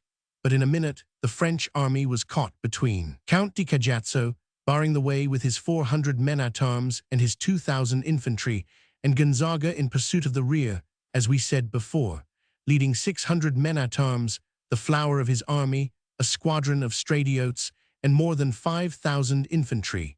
This division alone was stronger than the whole of the French army. When, however, M. de Guise and M. de la Trémouille found themselves pressed in this way, they ordered their 200 men-at-arms to turn right about face, while at the opposite end, that is, at the head of the army, Maître de Guise and Trivalce ordered a halt and lances in rest. Meanwhile, according to custom, the king, who, as we said, was in the center, was conferring knighthood on those gentlemen who had earned the favor either by virtue of their personal powers or the king's special friendship. Suddenly, there was heard a terrible clash behind it. Was the French rearguard coming to blows with the Marquis of Mantua? In this encounter, where each man had singled out his own foe as though it were a tournament, very many lances were broken, especially those of the Italian knights, for their lances were hollowed so as to be less heavy and in consequence had less solidity. Those who were thus disarmed at once seized their swords. As they were far more numerous than the French, the king saw them suddenly outflanking his right wing and apparently prepared to surround it. At the same moment, loud cries were heard from a direction facing the center. This meant that the Stradiots were crossing the river to make their attack. The king at once ordered his division into 2 detachments, and giving one to Bourbon the Bastard to make head against the Stradiots, he hurried with the second to the rescue of the van, flinging himself into the very midst of the melee, striking out like a king, and doing as steady work as the lowest in rank of his captains. Aided by the reinforcement, the rearguard made a good stand, though the enemy were 5 against 1, and the combat in this part continued to rage with wonderful fury. Obeying his orders, Bourbon had thrown himself upon the Stradiots, but unfortunately, carried off by his horse, he had penetrated so far into the enemy's ranks that he was lost to sight. The disappearance of their chief, the strange dress of their new antagonists, and the peculiar method of their fighting produced a considerable effect on those who were to attack them, and for the moment disorder was the consequence in the center, and the horsemen scattered instead of serrying their ranks and fighting in a body. This false move would have done them serious harm had not most of the Stradiots, seeing the baggage alone and undefended, rushed after that in hope of booty instead of following up their advantage. A great part of the troop nevertheless stayed behind to fight, pressing on the French cavalry and smashing their lances with their fearful scimitars. Happily the king, who had just repulsed the Marquis of Mantua's attack, perceived what was going on behind him, and riding back at all possible speed to the succor of the center, together with the gentlemen of his household, fell upon the Stradiotes, no longer armed with a lance, for that he had just broken, but brandishing his long sword, which blazed about him like lightning, and either because he was whirled away like Bourbon by his own horse, or because he had allowed his courage to take him too far, he suddenly found himself in the thickest ranks of the Stradiotes, accompanied only by 8 of the knights he had just now created, one equerry called Antoine des Ambas, and his standard-bearer. "France, France!" he cried aloud, to rally round him all the others who had scattered. They, seeing at last that the danger was less than they had supposed, began to take their revenge, and to pay back with interest the blows they had received from the Stradiotes. Things were going still better for the van which the Marquis de Cajazzo was to attack, for although he had at first appeared to be animated with a terrible purpose, he stopped short about 10 or 12 feet from the French line and turned right about face without breaking a single lance. The French wanted to pursue, but the Marechal de Jai, fearing that this flight might be only a trick to draw off the vanguard from the center, ordered every man to stay in his place. But the Swiss, who were German and did not understand the order or thought it was not meant for them, followed upon their heels, and although on foot caught them up and killed 100 of them. This was quite enough to throw them into disorder, so that some were scattered about the plain, and others made a rush for the water, so as to cross the river and rejoin their camp. When the Marechal de Jai saw this, he detached 100 of his own men to go to the aid of the king, who was continuing to fight with unheard-of courage and running the greatest risks, constantly separated as he was from his gentlemen who could not follow him, for wherever there was danger thither he rushed, with his cry of France, little troubling himself as to whether he was followed or not. And it was no longer with his sword that he fought, that he had long ago broken, like his lance, but with a heavy battle-axe, whose every blow was mortal whether cut or pierced. Thus the Stradiotes, already hard-pressed by the king's household and his pensioners, soon changed attack for defense and defense for flight. It was at this moment that the king was really in the greatest danger, for he had let himself be carried away in pursuit of the fugitives, and presently found himself all alone, surrounded by these men, who, had they not been struck with a mighty terror, would have had nothing to do but unite and crush him and his horse together. But as Comines remarks, he whom God guards is well guarded, and God was guarding the King of France. All the same, at this moment the French were sorely pressed in the rear, and although de Guise and de la Trémouille held out as firmly as it was possible to hold, they would probably have been compelled to yield to superior numbers had not a double aid arrived in time. First, the indefatigable Charles, who, having nothing more to do among the fugitives, once again dashed into the midst of the fight. Next, the servants of the army, who, now that they were set free from the Stradiotes and saw their enemies put to flight, ran up armed with the axes they habitually used to cut down wood for building their huts. They burst into the middle of the fray, slashing at the horses' legs and dealing heavy blows that smashed in the visors of the dismounted horsemen. The Italians could not hold out against this double attack. The fury of Francis rendered all their strategy and all their calculations useless, especially as for more than a century they had abandoned their fights of blood and fury for a kind of tournament they chose to regard as warfare. So, in spite of all Gonzaga's efforts, they turned their backs upon the French rear and took to flight. In the greatest haste, and with much difficulty, they recrossed the torrent, which was swollen even more now by the rain that had been falling during the whole time of the battle. Some thought fit to pursue the vanquished, for there was now such disorder in their ranks that they were fleeing in all directions from the battlefield, where the French had gained so glorious a victory, blocking up the roads to Parma and Berceto. But Marechal de Jai and de Guise and de la Trémouille, who had done quite enough to save them from the suspicion of quailing before imaginary dangers, put a stop to this enthusiasm by pointing out that it would only be risking the loss of their present advantage if they tried to push it farther with men and horses so worn out. This view was adopted in spite of the opinion of Trivalce, Camillo Vitelli, and Francesco Secco, who were all eager to follow up the victory. The king retired to a little village on the left bank of the Taro and took shelter in a poor house. There he disarmed, being perhaps among all the captains and all the soldiers the man who had fought best. During the night the torrent swelled so high that the Italian army could not have pursued, even if they had laid aside their fears. The king did not propose to give the appearance of flight after a victory, and therefore kept his army drawn up all day, and at night went on to sleep at Medesano, a little village only a mile lower down than the hamlet where he rested after the fight. But in the course of the night, he reflected that he had done enough for the honor of his arms in fighting an army 4 times as great as his own and killing 3,000 men, and then waiting a day and a half to give them time to take their revenge. So 2 hours before daybreak he had the fires lighted, that the enemy might suppose he was remaining in camp, and every man mounting noiselessly, the whole French army, almost out of danger by this time, proceeded on their march to Borgo San Donnino. While this was going on, the Pope returned to Rome, where news highly favorable to his schemes was not slow to reach his ears. He learned that Ferdinand had crossed from Sicily into Calabria with 6,000 volunteers and a considerable number of Spanish horse and foot, led, at the command of Ferdinand and Isabella, by the famous Gonzalvo de Cordova, who arrived in Italy with a great reputation, destined to suffer somewhat from the defeat at Seminara. At almost the same time, the French fleet had been beaten by the Aragonese.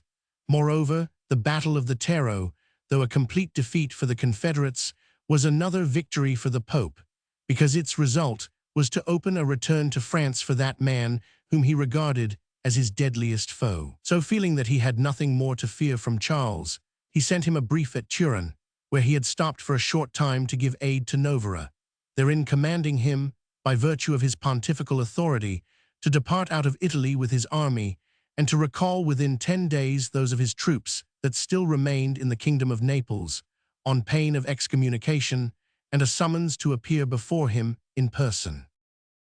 Charles Roman VIII replied that he did not understand how the Pope, the chief of the League, ordered him to leave Italy, whereas the Confederates had not only refused him a passage, but had even attempted, though unsuccessfully, as perhaps His Holiness knew, to cut off his return into France.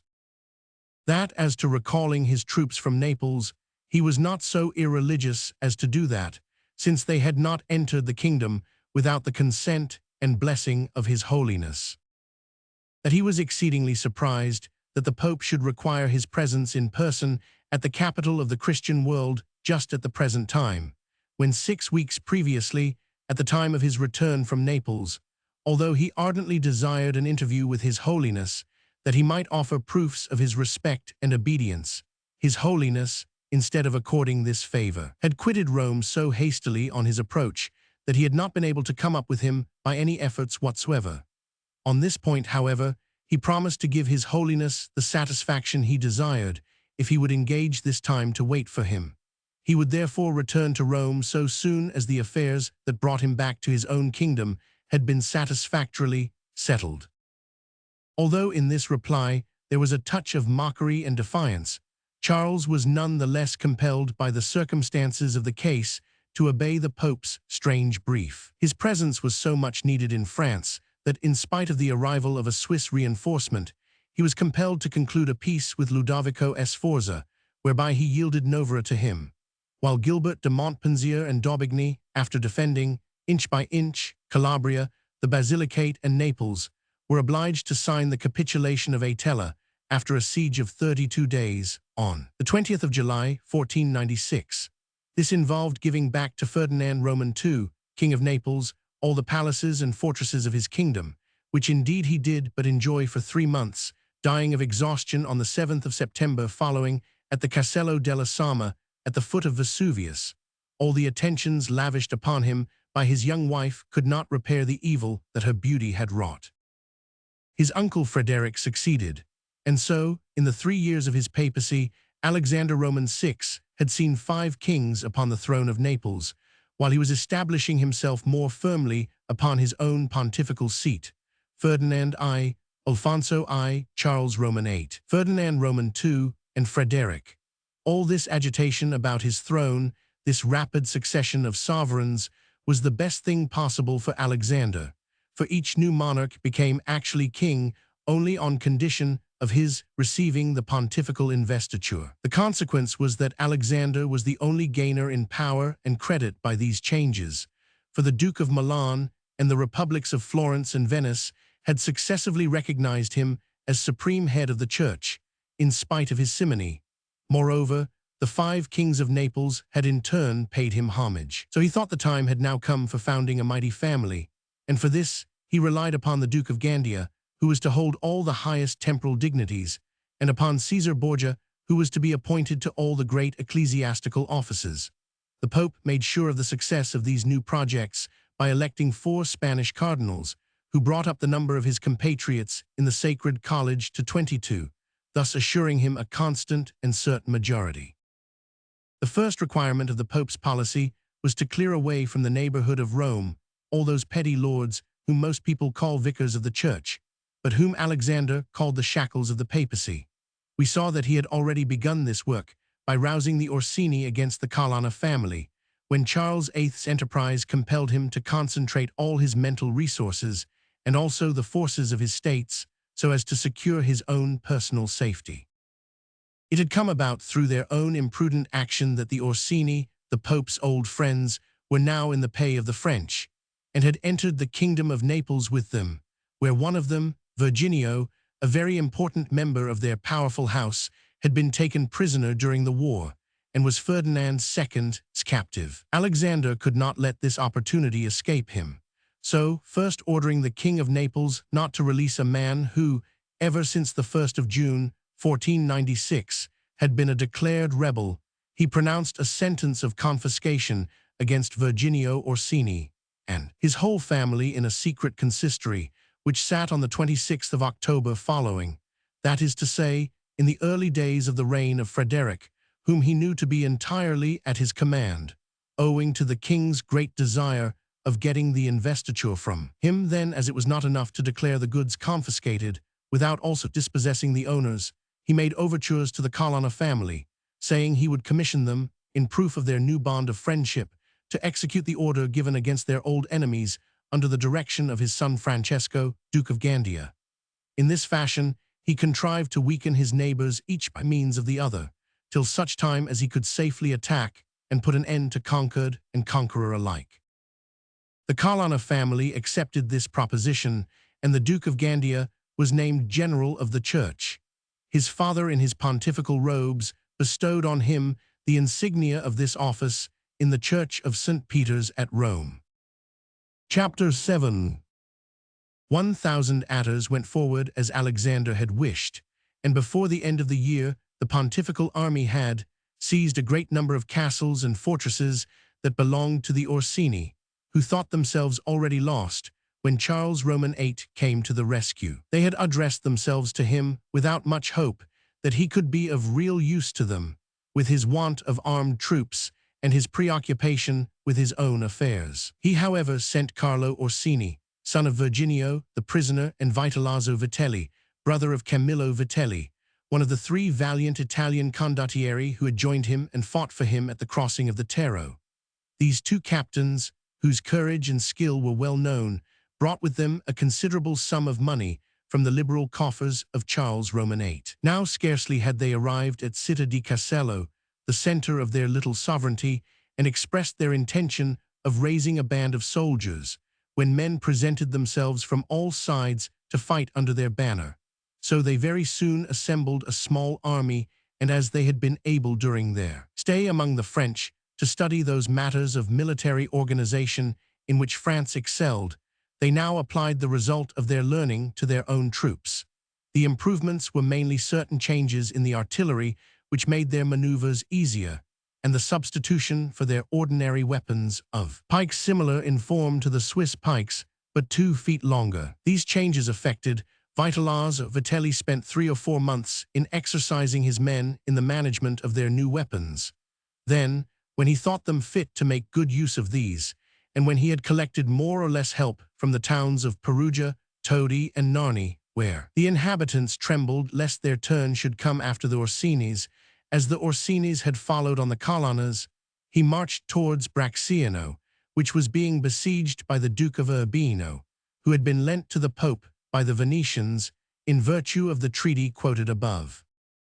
The Venetian general, when he heard of Vitelli's approach, thought he might as well spare him half his journey and marched out to confront him. The two armies met in the Soriano road, and the battle straightway began. The pontifical army had a body of 800 Germans, on which the Dukes of Urbino and Gandia chiefly relied, as well they might, for they were the best troops in the world. But Vitelli attacked these picked men with his infantry, who, armed with their formidable pikes, ran them through, while they with arms 4 feet shorter had no chance even of returning the blows they received. At the same time, Vitelli's light troops wheeled upon the flank, following their most rapid movements and silencing the enemies. Artillery by the swiftness and accuracy of their attack, the pontifical troops were put to flight, though after a longer resistance than might have been expected when they had to sustain the attack of an army so much better equipped than their own. With them they bore to Ronciglini the Duke of Gandia, wounded in the face by a pike thrust, Fabrizia Calana and the envoy. The Duke of Urbino, who was fighting in the rear to aid the retreat, was taken prisoner with all his artillery and the baggage of the conquered army. But this success, great as it was, did not so swell the pride of Vitellozzo Vitelli as to make him oblivious of his position. He knew that he and the Orsini together were too weak to sustain a war of such magnitude, that the little store of money to which he owed the existence of his army would very soon be expended, and his army would disappear with it. So he hastened to get pardoned for the victory by making propositions which he would very likely have refused had he been the vanquished party, and the Pope accepted his conditions without demur.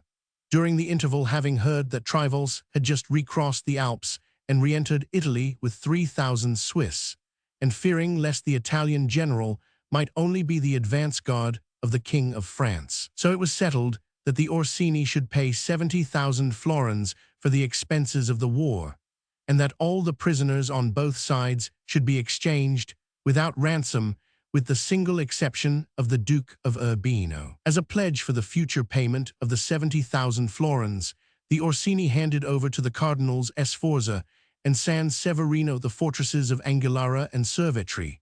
Then, when the day came and they had not the necessary money, they gave up their prisoner, the Duke of Urbino, estimating his worth at 40,000 ducats, nearly all the sum required, and handed him over to Alexander on account.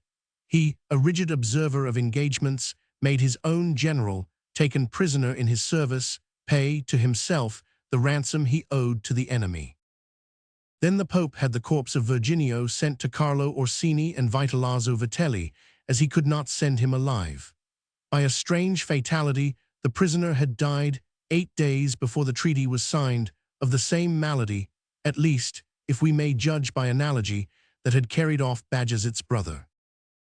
As soon as the peace was signed, Prospero Calana and Gonzalvo de Cordova, whom the Pope had demanded from Frederick, arrived at Rome with an army of Spanish and Neapolitan troops. Alexander, as he could not utilize these against the Orsini, set them the work of recapturing Ostia, not desiring to incur the reproach of bringing them to Rome for nothing.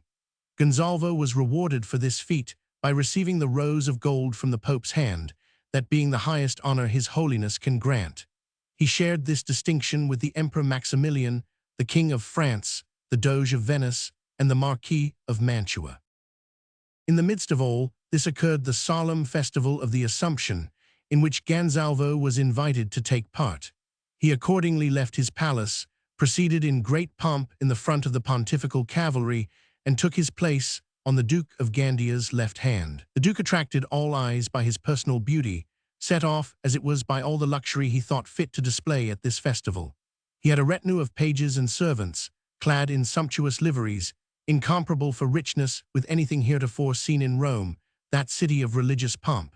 All these pages and servants rode magnificent horses, caparisoned in velvet trimmed with silver fringe, and bells of silver hanging down every here and there. He himself was in a robe of gold brocade, and wore at his neck a string of Eastern pearls, perhaps the finest and largest that ever belonged to a Christian prince, while on his cap was a gold chain studded with diamonds, of which the smallest was worth more than 20,000 ducats. This magnificence was all the more conspicuous by the contrast it presented to Caesar's dress, whose scarlet robe admitted of no ornaments. The result was that Caesar, doubly jealous of his brother, felt a new hatred rise up within him when he heard all along the way the praises of his fine appearance and noble equipment. From this moment, Cardinal Valentino decided in his own mind the fate of this man, this constant obstacle in the path of his pride, his love, and his ambition. Very good reason, says Tommaso, the historian, had the Duke of Gandia to leave behind him an impression on the public mind of his beauty and his grandeur at this fete, for this last display was soon to be followed by the obsequies of the unhappy young man.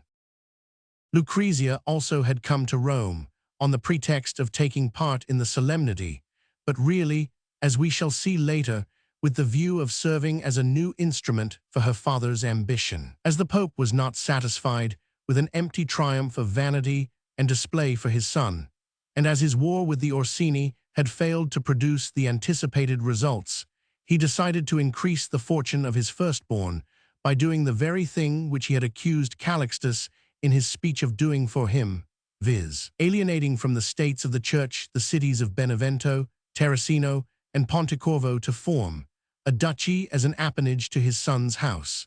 Accordingly, this proposition was put forward in a full consistory, and as the College of Cardinals was entirely Alexander's, there was no difficulty about carrying his point. This new favor to his elder brother exasperated Caesar, although he was himself getting a share of the paternal gifts, for he had just been named envoy, a latter, at Frederick's court, and was appointed to crown him with his own hands as the papal representative. But Lucrezia, when she had spent a few days of pleasure with her father and brothers, had gone into retreat at the convent of San Sisto. No one knew the real motive of her seclusion, and no entreaties of Caesar, whose love for her was strange and unnatural, had induced her to defer this departure from the world even until the day after he left for Naples. His sister's obstinacy wounded him deeply, for ever since the day when the Duke of Gandia had appeared in the procession so magnificently attired, he fancied he had observed a coldness in the mistress of his illicit affection, and so far did this increase his hatred of his rival that he resolved to be rid of him at all costs. So he ordered the chief of his esbirri to come and see him the same night. Michelato was accustomed to these mysterious messages, which almost always meant his help was wanted in some love affair or some act of revenge. As in either case his reward was generally a large one, he was careful to keep his engagement, and at the appointed hour was brought into the presence of his patron. Caesar received him leaning against a tall chimney-piece, no longer wearing his cardinal's robe and hat, but a doublet of black velvet slashed with satin of the same color. One hand toyed mechanically with his gloves, while the other rested in the handle of a poisoned dagger which never left his side. This was the dress he kept for his nocturnal expeditions, so Michelato felt no surprise at that, but his eyes burned with a flame more gloomy than their wont, and his cheeks, generally pale, were now livid. Michelato had but to cast one look upon his master to see that Caesar and he were about to share some terrible enterprise. He signed to him to shut the door. Michelato obeyed. Then, after a moment's silence, during which the eyes of Borgia seemed to burn into the soul of the bravo, who with a careless air stood bareheaded before him, he said, in a voice whose slightly mocking tone gave the only sign of his emotion, "Michelato, how do you think this dress suits me?" Accustomed as he was to his master's tricks of circumlocution, the bravo was so far from expecting this question that at first he stood mute, and only after a few moments' pause was able to say, "Admirably, Monseigneur, thanks to the dress, Your Excellency has the appearance as well as the true spirit of a captain." "I'm glad you think so," replied Caesar. "And now let me ask you, do you know who is the cause that, instead of wearing this dress, which I can only put on at night, I am forced to disguise myself in the daytime in a cardinal's robe and hat, and pass my time trotting about from church to church, from consistory to consistory, when I ought properly to be leading a magnificent army in the battlefield, where you would enjoy a captain's rank, instead of being the chief of a few miserable esbirri?" "Yes, Monseigneur," replied Michelato, who had divined Caesar's meaning at his first word. "The man who is the cause of this is Francesco, Duke of Gandia and Benevento, your elder brother." "Do you know," Caesar resumed, giving no sign of assent but a nod and a bitter smile, "do you know who has all the money and none of the genius, who has the helmet and none of the brains, who has the sword and no hand to wield it. That too is the Duke of Gandia, said Michelato. Do you know, continued Caesar, who is the man whom I find continually blocking the path of my ambition, my fortune, and my love? It is the same, the Duke of Gandia, said Michelato. And what do you think of it? Asked Caesar. I think he must die, replied the man coldly. That is my opinion also, Michelato, said Caesar, stepping towards him and grasping his hand. And my only regret is that I did not think of it sooner. For if I had carried a sword at my side instead of a crosier in my hand when the King of France was marching through Italy, I should now have been master of a fine domain. The Pope is obviously anxious to aggrandize his family, but he is mistaken in the means he adopts. It is I who ought to have been made duke, and my brother a cardinal. There is no doubt at all that, had he made me duke, I should have contributed a daring and courage to his service that would have made his power far weightier than it is. The man who would make his way to vast dominions and a kingdom ought to trample underfoot all the obstacles in his path, and boldly grasp the very sharpest thorns, whatever reluctance his weak flesh may feel. Such a man, if he would open out his path to fortune, should seize his dagger or his sword and strike out with his eyes shut. He should not shrink from bathing his hands in the blood of his kindred. He should follow the example offered him by every founder of empire from Romulus to Bajazet, both of whom climbed to the throne by the ladder of fratricide. Yes, Michelato, as you say, such is my condition, and I am resolved I will not shrink. Now you know why I sent for you. Am I wrong in counting upon you? As might have been expected, Michelato, seeing his own fortune in this crime, replied that he was entirely at Caesar's service, and that he had nothing to do but to give his orders as to time, place, and manner of execution. Caesar replied that the time must needs be very soon, since he was on the point of leaving Rome for Naples. As to the place and the mode of execution, they would depend on circumstances, and each of them must look out for an opportunity and seize the first that seemed favorable. 2 days after this resolution had been taken, Caesar learned that the day of his departure was fixed for Thursday, the 15th of June. At the same time, he received an invitation from his mother to come to supper with her on the 14th. This was a farewell repast given in his honor. Michelato received orders to be in readiness at 11 o'clock at night. The table was set in the open air in a magnificent vineyard, a property of Rosa Vanoz's in the neighborhood of San Piero in Vinculi's.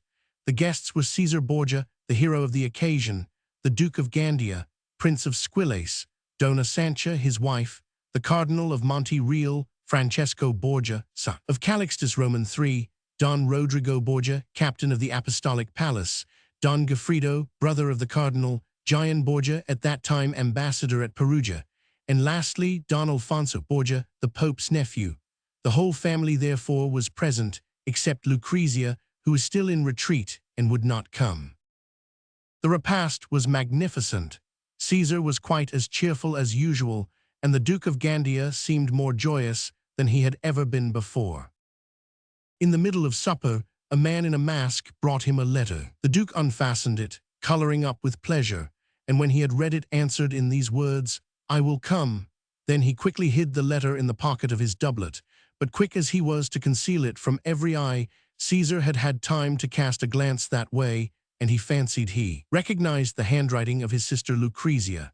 Meanwhile, the messenger had gone off with his answer, no one but Caesar paying the slightest attention to him, for at that period it was the custom for have messages to be conveyed by men in domino or by women whose faces were concealed by a veil. At 10 o'clock they rose from the table, and as the air was sweet and mild, they walked about a while under the magnificent pine trees that shaded the house of Rosa Vanoza, while Caesar never for an instant let his brother out of his sight. At 11 o'clock the Duke of Gandia bade good night to his mother. Caesar at once followed suit, alleging his desire to go to the Vatican to bid farewell to the Pope, as he would not be able to fulfill this duty on the morrow, his departure being fixed at daybreak. This pretext was all the more plausible since the Pope was in the habit of sitting up every night till 2 or 3 o'clock in the morning.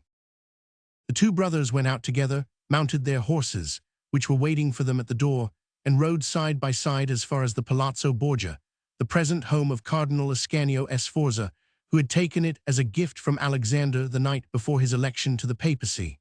There the Duke of Gandia separated from his brother, saying with a smile that he was not intending to go home, as he had several hours to spend first with a fair lady who was expecting him. Caesar replied that he was no doubt free to make any use he liked best of his opportunities, and wished him a very good night. The Duke turned to the right and Caesar to the left, but Caesar observed that the street the Duke had taken led in the direction of the convent of San Sisto, where, as we said, Lucrezia was in retreat. His suspicions were confirmed by this observation, and he directed his horse's steps to the Vatican, found the Pope, took his leave of him, and received his benediction. From this moment, all is wrapped in mystery and darkness, like that in which the terrible deed was done that we are now to relate. This, however, is what is believed. The Duke of Gandia, when he quitted Caesar, sent away his servants, and in the company of one confidential valet alone, pursued his course towards the Piazza della Giudecca.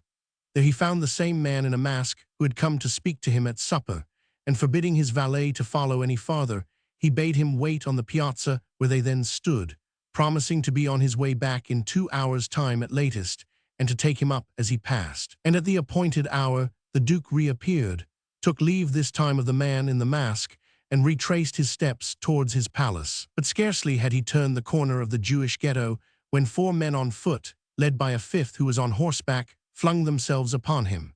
Thinking they were thieves, or else that he was the victim of some mistake, the Duke of Gandia mentioned his name, but instead of the name checking the murderer's daggers, their strokes were redoubled, and the Duke very soon fell dead, his valet dying beside him.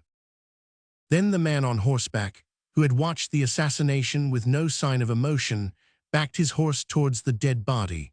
The 4 murderers lifted the corpse across the crupper, and walking by the side to support it, then made their way down the lane that leads to the church of Santa Maria in Monticelli. The wretched valet they left for dead upon the pavement. But he, after the lapse of a few seconds, regained some small strength, and his groans were heard by the inhabitants of a poor little house hard by.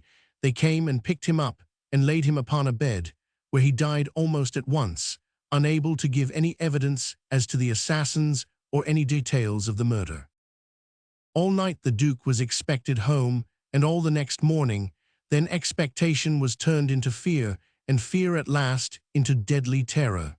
The Pope was approached, and told that the Duke of Gandia had never come back to his palace since he left his mother's house. But Alexander tried to deceive himself all through the rest of the day, hoping that his son might have been surprised by the coming of daylight in the midst of an amorous adventure, and was waiting till the next night to get away in that darkness which had aided his coming thither.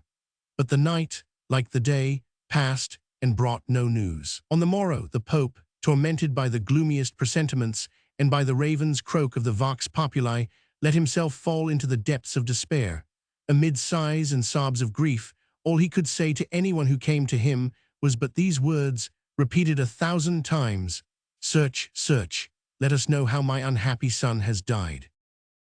And everybody joined in the search, for as we have said, the Duke of Gandia was beloved by all, but nothing could be discovered from scouring the town except the body of the murdered man, who was recognized as the Duke's valet.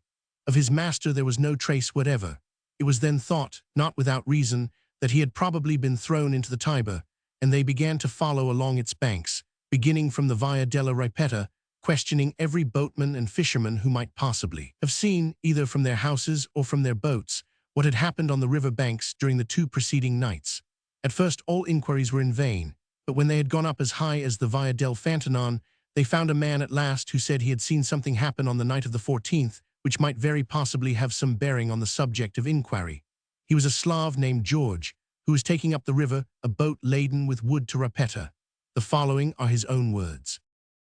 "Gentlemen," he said, "last Wednesday evening, when I had set down my load of wood on the bank, I remained in my boat, resting in the cool night air, and watching lest other men should come and take away what I had just unloaded, when, about 2 o'clock in the morning, I saw coming out of the lane on the left of San Girolamo's church 2 men on foot, who came forward into the middle of the street, and looked so carefully all around that they seemed to have come to find out if anybody was going along the street. When they felt sure that it was deserted, they went back along the same lane, whence issued presently two other men, who used similar precautions to make sure that there was nothing fresh.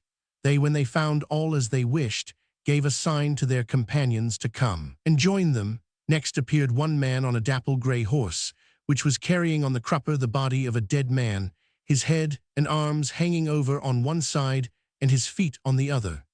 The two fellows I had first seen exploring were holding him up by the arms and legs. The other three at once went up to the river, while the first two kept a watch on the street, and advancing to the part of the bank where the sewers of the town are discharged into the Tiber, the horseman turned his horse, backing on the river.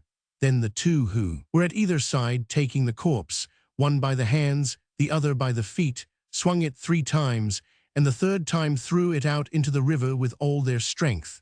Then at the noise made when the body splashed into the water, the horseman asked, "Is it done?" And the others answered, "Yes, sir." And he at once turned right about face, but seeing the dead man's cloak floating, he asked what was that black thing swimming about. "Sir," said one of the men, "it is his cloak." And then another man picked up some stones, and running to the place where it was still floating, threw them so as to make it sink under. As soon as it had quite disappeared, they went off, and after walking a little way along the main road, they went into the lane that leads to San Giacomo. That was all I saw, gentlemen, and so it is all I can answer to the questions you have asked me." At these words, which robbed of all hope any who might yet entertain it, one of the Pope's servants asked the Slav why, when he was witness of such a deed, he had not gone to denounce it to the governor. But the Slav replied that, since he had exercised his present trade on the riverside, he had seen dead men thrown into the Tiber in the same way 100 times, and had never heard that anybody had been troubled about them. So he supposed it would be the same with this corpse as the others, and had never imagined it was his duty to speak of it, not thinking it would be any more important than it had been before. Acting on this intelligence, the servants of His Holiness summoned at once all the boatmen and fishermen who were accustomed to go up and down the river, and as a large reward was promised to anyone who should find the Duke's body, there were soon more than 100 ready for the job, so that before the evening of the same day, which was Friday, 2 men were drawn out of the water, of whom one was instantly recognized as the hapless Duke. At the very first glance at the body, there could be no doubt as to the cause of death. It was pierced with 9 wounds, the chief one in the throat, whose artery was cut. The clothing had not been touched. His doublet and cloak were there, his gloves in his waistband, gold in his purse. The Duke then must have been assassinated not for gain, but for revenge. The ship which carried the corpse went up the Tiber to the Castello Sant'Angelo, where it was set down. At once the magnificent dress was fetched from the Duke's palace, which he had worn on the day of the procession, and he was clothed in it once more. Beside him were placed the insignia of the generalship of the church. Thus he lay in state all day, but his father in his despair had not the courage to came and look at him. At last, when night had fallen, his most trusty and honored servants carried the body to the church of the Madonna del Papala, with all the pomp and ceremony that church and state combined could devise for the funeral of the son of the Pope. Meantime, the blood-stained hands of Caesar Borgia were placing a royal crown upon the head of Frederick of Aragon. This blow had pierced Alexander's heart very deeply.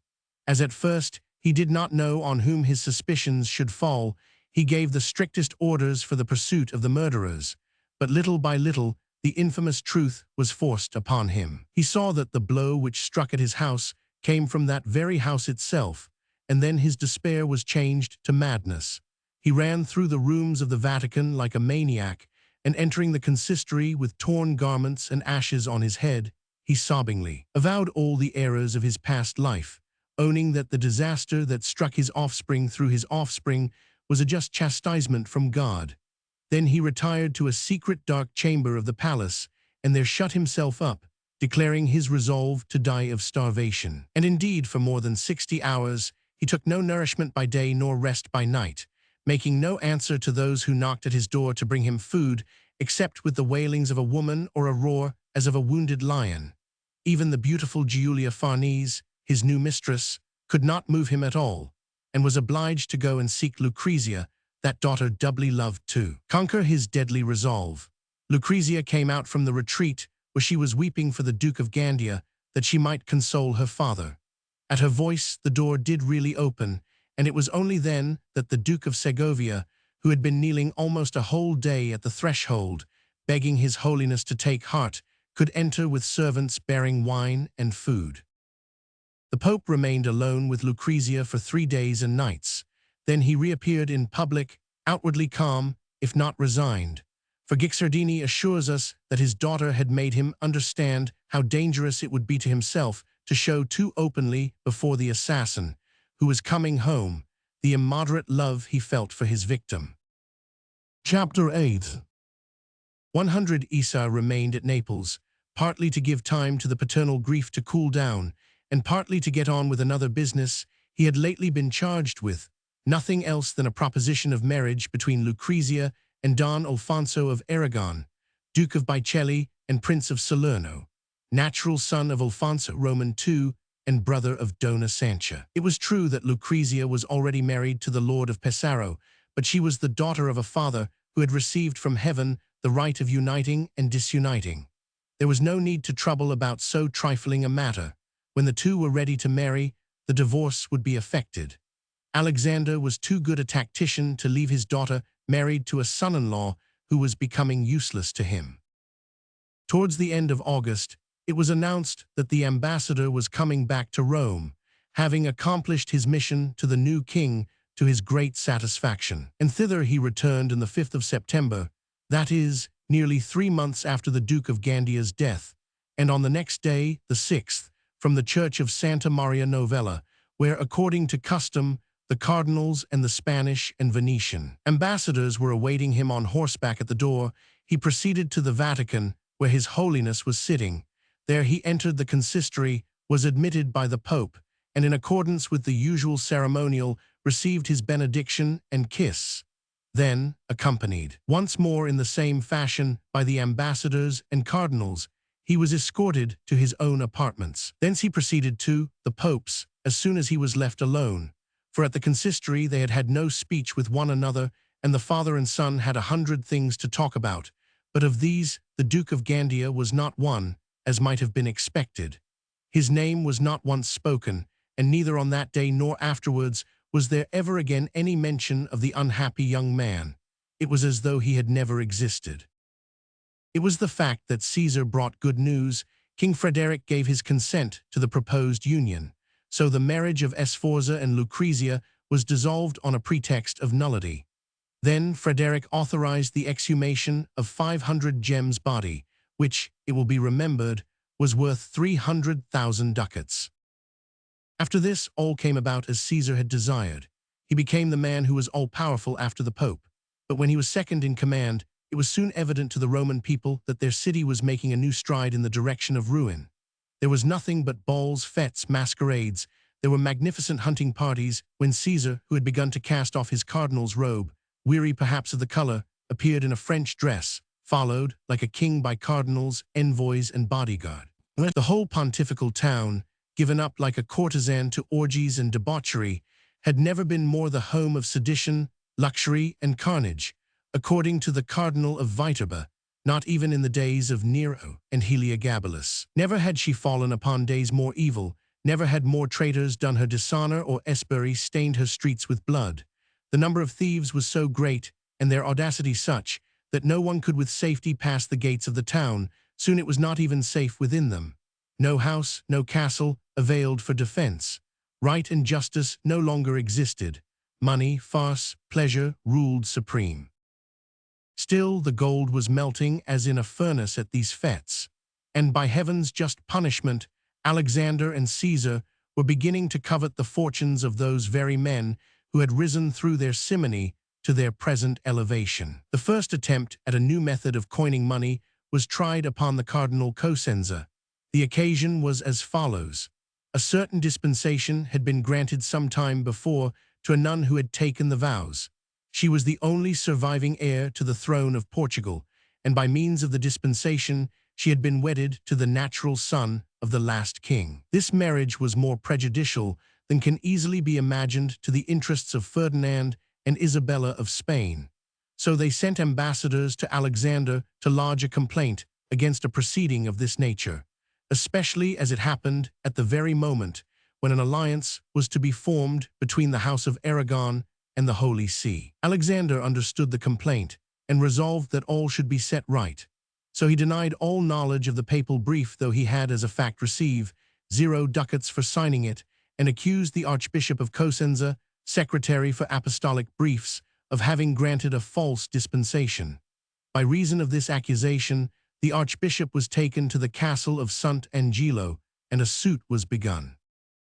But as it was no easy task to prove an accusation of this nature, especially if the archbishop should persist in maintaining that the dispensation was really granted by the Pope, it was resolved to employ a trick with him which could not fail to succeed. One evening the Archbishop of Cosenza saw Cardinal Valentino come into his prison, with that frank air of affability which he knew well how to assume when it could serve his purpose. He explained to the prisoner the embarrassing situation in which the Pope was placed, from which the Archbishop alone, whom His Holiness looked upon as his best friend, could save him. The Archbishop replied that he was entirely at the service of His Holiness. Caesar, on his entrance, found the captive seated, leaning his elbows on a table, and he took a seat opposite him and explained the Pope's position.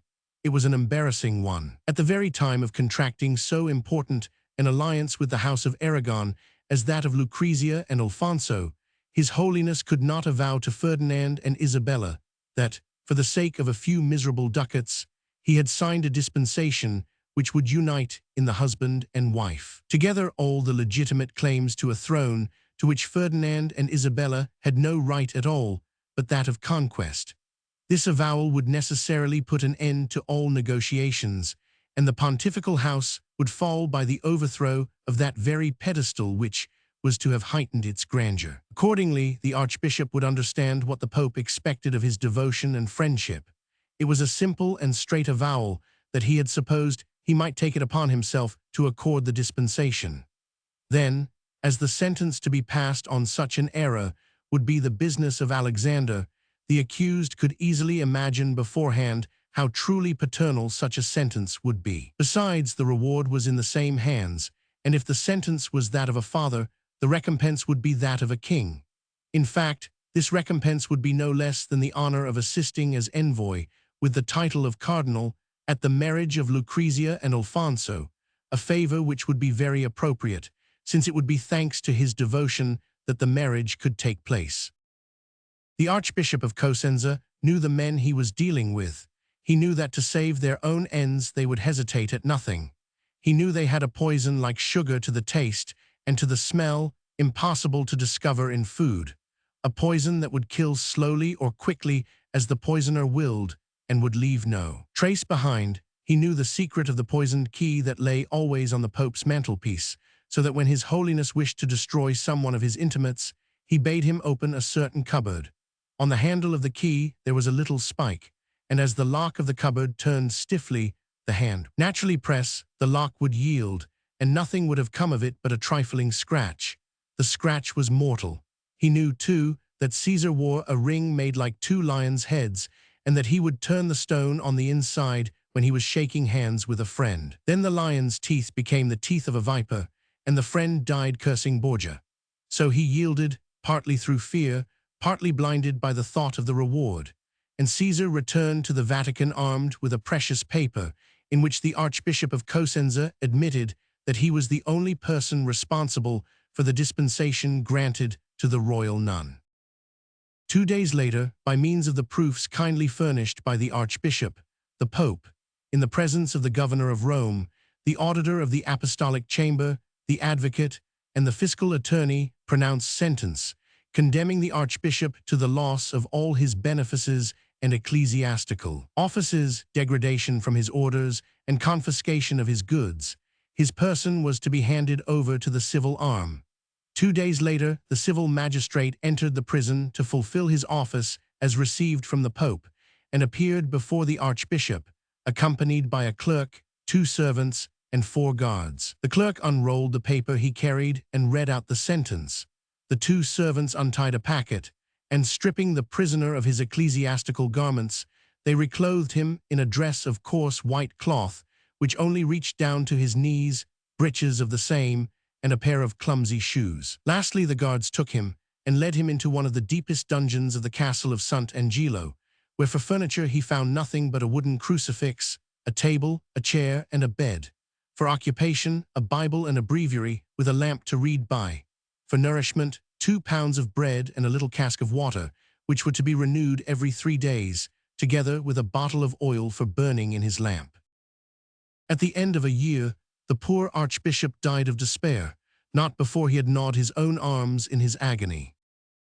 The very same day that he was taken into the dungeon, Caesar Borgia, who had managed the affair so ably, was presented by the Pope with all the belongings of the condemned prisoner. But the hunting parties, balls, and masquerades were not the only pleasures enjoyed by the Pope and his family. From time to time, strange spectacles were exhibited. We will only describe two, one of them a case of punishment, the other no more nor less than a matter of the stud farm. But as both of these give details with which we would not have our readers credit our imagination, we will first say that they are literally translated from Burchard's Latin journal. About the same time, that is, about the beginning of 1499, a certain courtesan named La Corsetta was in prison, and had a lover who came to visit her in woman's clothes, a Spanish Moor, called from his disguise, the Spanish lady from Barbary. As a punishment, both of them were led through the town, the woman without petticoat or skirt, but wearing only the Moor's dress unbuttoned in front. The man wore his woman's garb, his hands were tied behind his back, and the skirt fastened up to his middle, with a view to complete exposure before the eyes of all. When in this attire they had made the circuit of the town, the Corsetta was sent back to the prison with the Moor. But on the 7th of April following, the Moor was again taken out, and escorted in the company of 2 thieves towards the Campo dei Fiori. The 3 condemned men were preceded by a constable, who rode backwards on an ass, and held in his hand a long pole, on the end of which were hung, still bleeding, the amputated limbs of a poor Jew who had suffered torture and death for some trifling crime. When the procession reached the place of execution, the thieves were hanged, and the unfortunate Moor was tied to a stake piled round with wood, where he was to have been burnt to death, had not rain fallen in such torrents that the fire would not burn, in spite of all the efforts of the executioner. This unlooked-for accident, taken as a miracle by the people, robbed Lucrezia of the most exciting part of the execution. But her father was holding in reserve another kind of spectacle to console her with later. We inform the reader once more that a few lines we are about to set before him are a translation from the journal of the worthy German Burchard, who saw nothing in the bloodiest or most wanton performances but facts for his journal, which he duly registered with the impassibility of a scribe, appending no remark or moral reflection. On the 11th of November, a certain peasant was entering Rome with 2 stallions laden with wood, when the servants of His Holiness, just as he passed the piazza of St. Peter's, cut their girths, so that their loads fell on the ground with the pack saddles, and led off the horses to a court between the palace and the gate. Then the stable doors were opened, and 4 stallions, quite free and unbridled, rushed out, and in an instant all 6 animals began kicking, biting, and fighting each other until several were killed. Rodrigo and Madame Lucrezia, who sat at the window just over the palace gate, took the greatest delight in the struggle and called their courtiers to witness the gallant battle that was being fought below them. Now Caesar's trick in the matter of the Archbishop of Cosenza had had the desired result, and Isabella and Ferdinand could no longer impute to Alexander the signature of the brief they had complained of. So nothing was now in the way of the marriage of Lucrezia and Alfonso. This certainty gave the Pope great joy, for he attached all the more importance to this marriage because he was already cogitating a second, between Caesar and Dona Carlota, Frederic's daughter. Caesar had shown in all his actions since his brother's death his want of vocation for the ecclesiastical life. So no one was astonished when, a consistory having been summoned one morning by Alexander, Caesar entered, and addressing the Pope, began by saying that from his earliest years he had been drawn towards secular pursuits, both by natural inclination and ability, and it had only been in obedience to the absolute commands of His Holiness that he entered the church, accepted the cardinal's scarlet, other dignities, and finally the sacred order of the diaconate. But feeling that in his situation it was improper to follow his passions, and at his age impossible to resist them, he humbly entreated His Holiness graciously to yield to the desire he had failed to overcome, and to permit him to lay aside the dress and dignities of the church, and enter once more into the world, there to contract a lawful marriage. Also he entreated the Lord Cardinals to intercede for him with His Holiness, to whom he would freely resign all his churches, abbeys, and benefices, as well as every other ecclesiastical dignity and preferment that had been accorded him. The cardinals, deferring to Caesar's wishes, gave a unanimous vote, and the Pope, as we may suppose, like a good father, not wishing to force his son's inclinations, accepted his resignation and yielded to the petition. Thus Caesar put off the scarlet robe, which was suited to him, says his historian Tommaso Tommasi, in one particular only, that it was the color of blood. In truth, the resignation was a pressing necessity, and there was no time to lose. Charles Roman VIII, one day after he had came home late and tired from the hunting field, had bathed his head in cold water, and going straight to table, had been struck down by an apoplectic seizure directly after his supper, and was dead, leaving the throne to the good Louis Roman XII, a man of two conspicuous weaknesses, one as deplorable as the other.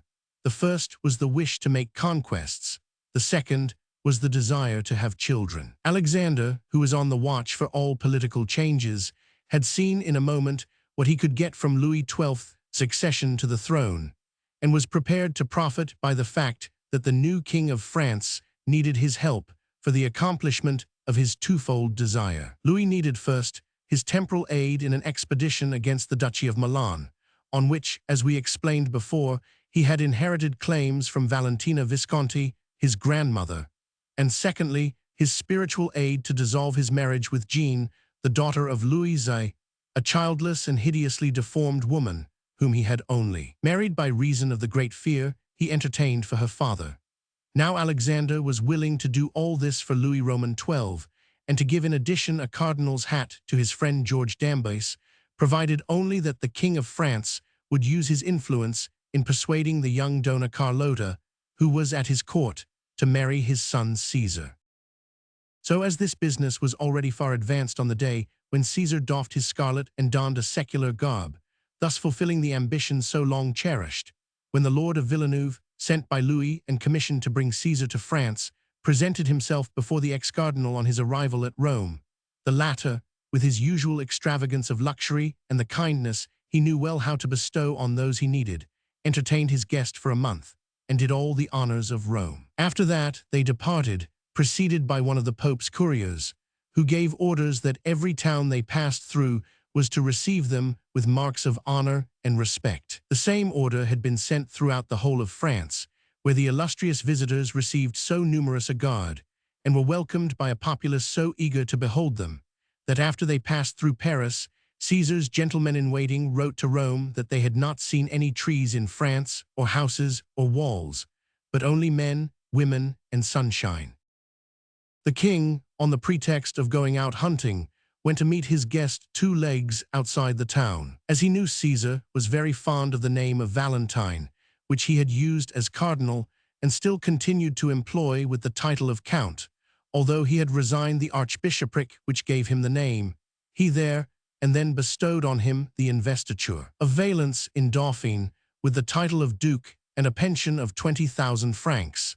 Then, when he had made this magnificent gift and talked with him for nearly a couple of hours, he took his leave to enable him to prepare the splendid entry he was proposing to make.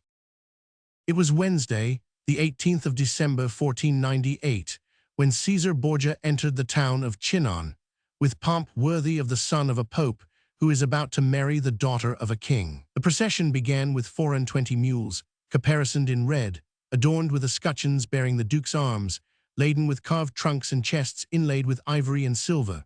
After them came 24 more, also caparisoned, this time in the livery of the King of France, yellow and red. Next after these came 10 other mules, covered in yellow satin with red crossbars, and lastly another 10, covered with striped cloth of gold, the stripes alternately raised and flat gold. Behind the 70 mules which led the procession, there pranced 16 handsome battle horses, led by equerries who marched alongside. These were followed by 18 hunters ridden by 18 pages, who were about 14 or 15 years of age. 16 of them were dressed in crimson velvet, and 2 in raised gold cloth, so elegantly dressed were these 2 children, who were also the best-looking of the little band, that the sight of them gave rise to strange suspicions as to the reason for this preference, if one may believe what Brantome says. Finally, behind these 18 horses came 6 beautiful mules, all harnessed with red velvet, and led by 6 valets, also in velvet to match. The third group consisted of, first, 2 mules quite covered with cloth of gold, each carrying 2 chests in which it was said that the Duke's treasure was stored, the precious stones he was bringing to his fiancée, and the relics and papal bulls that his father had charged him to convey for him to Louis Roman XII. These were followed by 20 gentlemen dressed in cloth of gold and silver, among whom rode Paul Giordano Orsino, and several barons and knights among the chiefs of the state ecclesiastic. Next came 2 drums, 1 rebec, and 4 soldiers blowing trumpets and silver clarions. Then, in the midst of a party of 24 lacqueys, dressed half in crimson velvet and half in yellow silk, rode Messer George d'Amboise and Monseigneur the Duke of Valentinois. Caesar was mounted on a handsome tall courser, very richly harnessed, in a robe half red satin and half cloth of gold, embroidered all over with pearls and precious stones. In his cap were 2 rows of rubies, the size of beans, which reflected so brilliant a light that one might have fancied they were the famous carbuncles of the Arabian Nights. He also wore on his neck a collar worth at least 200,000 livres. Indeed, there was no part of him, even down to his boots, that was not laced with gold and edged with pearls. His horse was covered with a cuirass in a pattern of golden foliage of wonderful workmanship, among which there appeared to grow, like flowers, nosegays of pearls and clusters of rubies. Lastly, bringing up the rear of the magnificent cortege, behind the Duke came 24 mules with red caparisons bearing his arms, carrying his silver plate, tents, and baggage. What gave to all the cavalcade an air of most wonderful luxury and extravagance was that the horses and mules were shod with golden shoes, and these were so badly nailed on that more than 3/4 of their number were lost on the road. For this extravagance Caesar was greatly blamed, for it was thought an audacious thing to put on his horse's feet a metal of which kings' crowns are made. But all this pomp had no effect on the lady for whose sake it had been displayed, for when Dona Carlota was told that Caesar Borgia had come to France in the hope of becoming her husband, she replied simply that she would never take a priest for her husband, and moreover the son of a priest, a man who was not only an assassin, but a fratricide, not only a man of infamous birth, but still more infamous in his morals and his actions. But in default of the haughty lady of Aragon, Caesar soon found another princess of noble blood who consented to be his wife. This was Mademoiselle d'Albret, daughter of the King of Navarre. The marriage, arranged on condition that the Pope should pay 200,000 ducats dowry to the bride, and should make her brother cardinal, was celebrated on the 10th of May, and on the Whitsunday following the Duke of Valentinois received the Order of St. Michael, an order founded by Louis and esteemed at this period as the highest in the gift of the kings of France. The news of this marriage, which made an alliance with Louis Roman XII certain, was received with great joy by the Pope, who at once gave orders for bonfires and illuminations all over the town. Louis Roman XII was not only grateful to the Pope for dissolving his marriage with Jean of France and authorizing his union with Anne of Brittany, but he considered it indispensable to his designs in Italy to have the Pope as his ally. So he promised the Duke of Valentinois to put 300 lances at his disposal, as soon as he had made an entry into Milan, to be used to further his own private interests, and against whomsoever he pleased, except only the allies of France. The conquest of Milan should be undertaken so soon as Louis felt assured of the support of the Venetians, or at least of their neutrality, and he had sent them ambassadors authorized to promise in his name the restoration of Cremona and Ghiera d'Adda when he had completed the conquest of Lombardy. Chapter 9. Everything from without was favoring Alexander's encroaching policy when he was compelled to turn his eyes from France towards the center of Italy.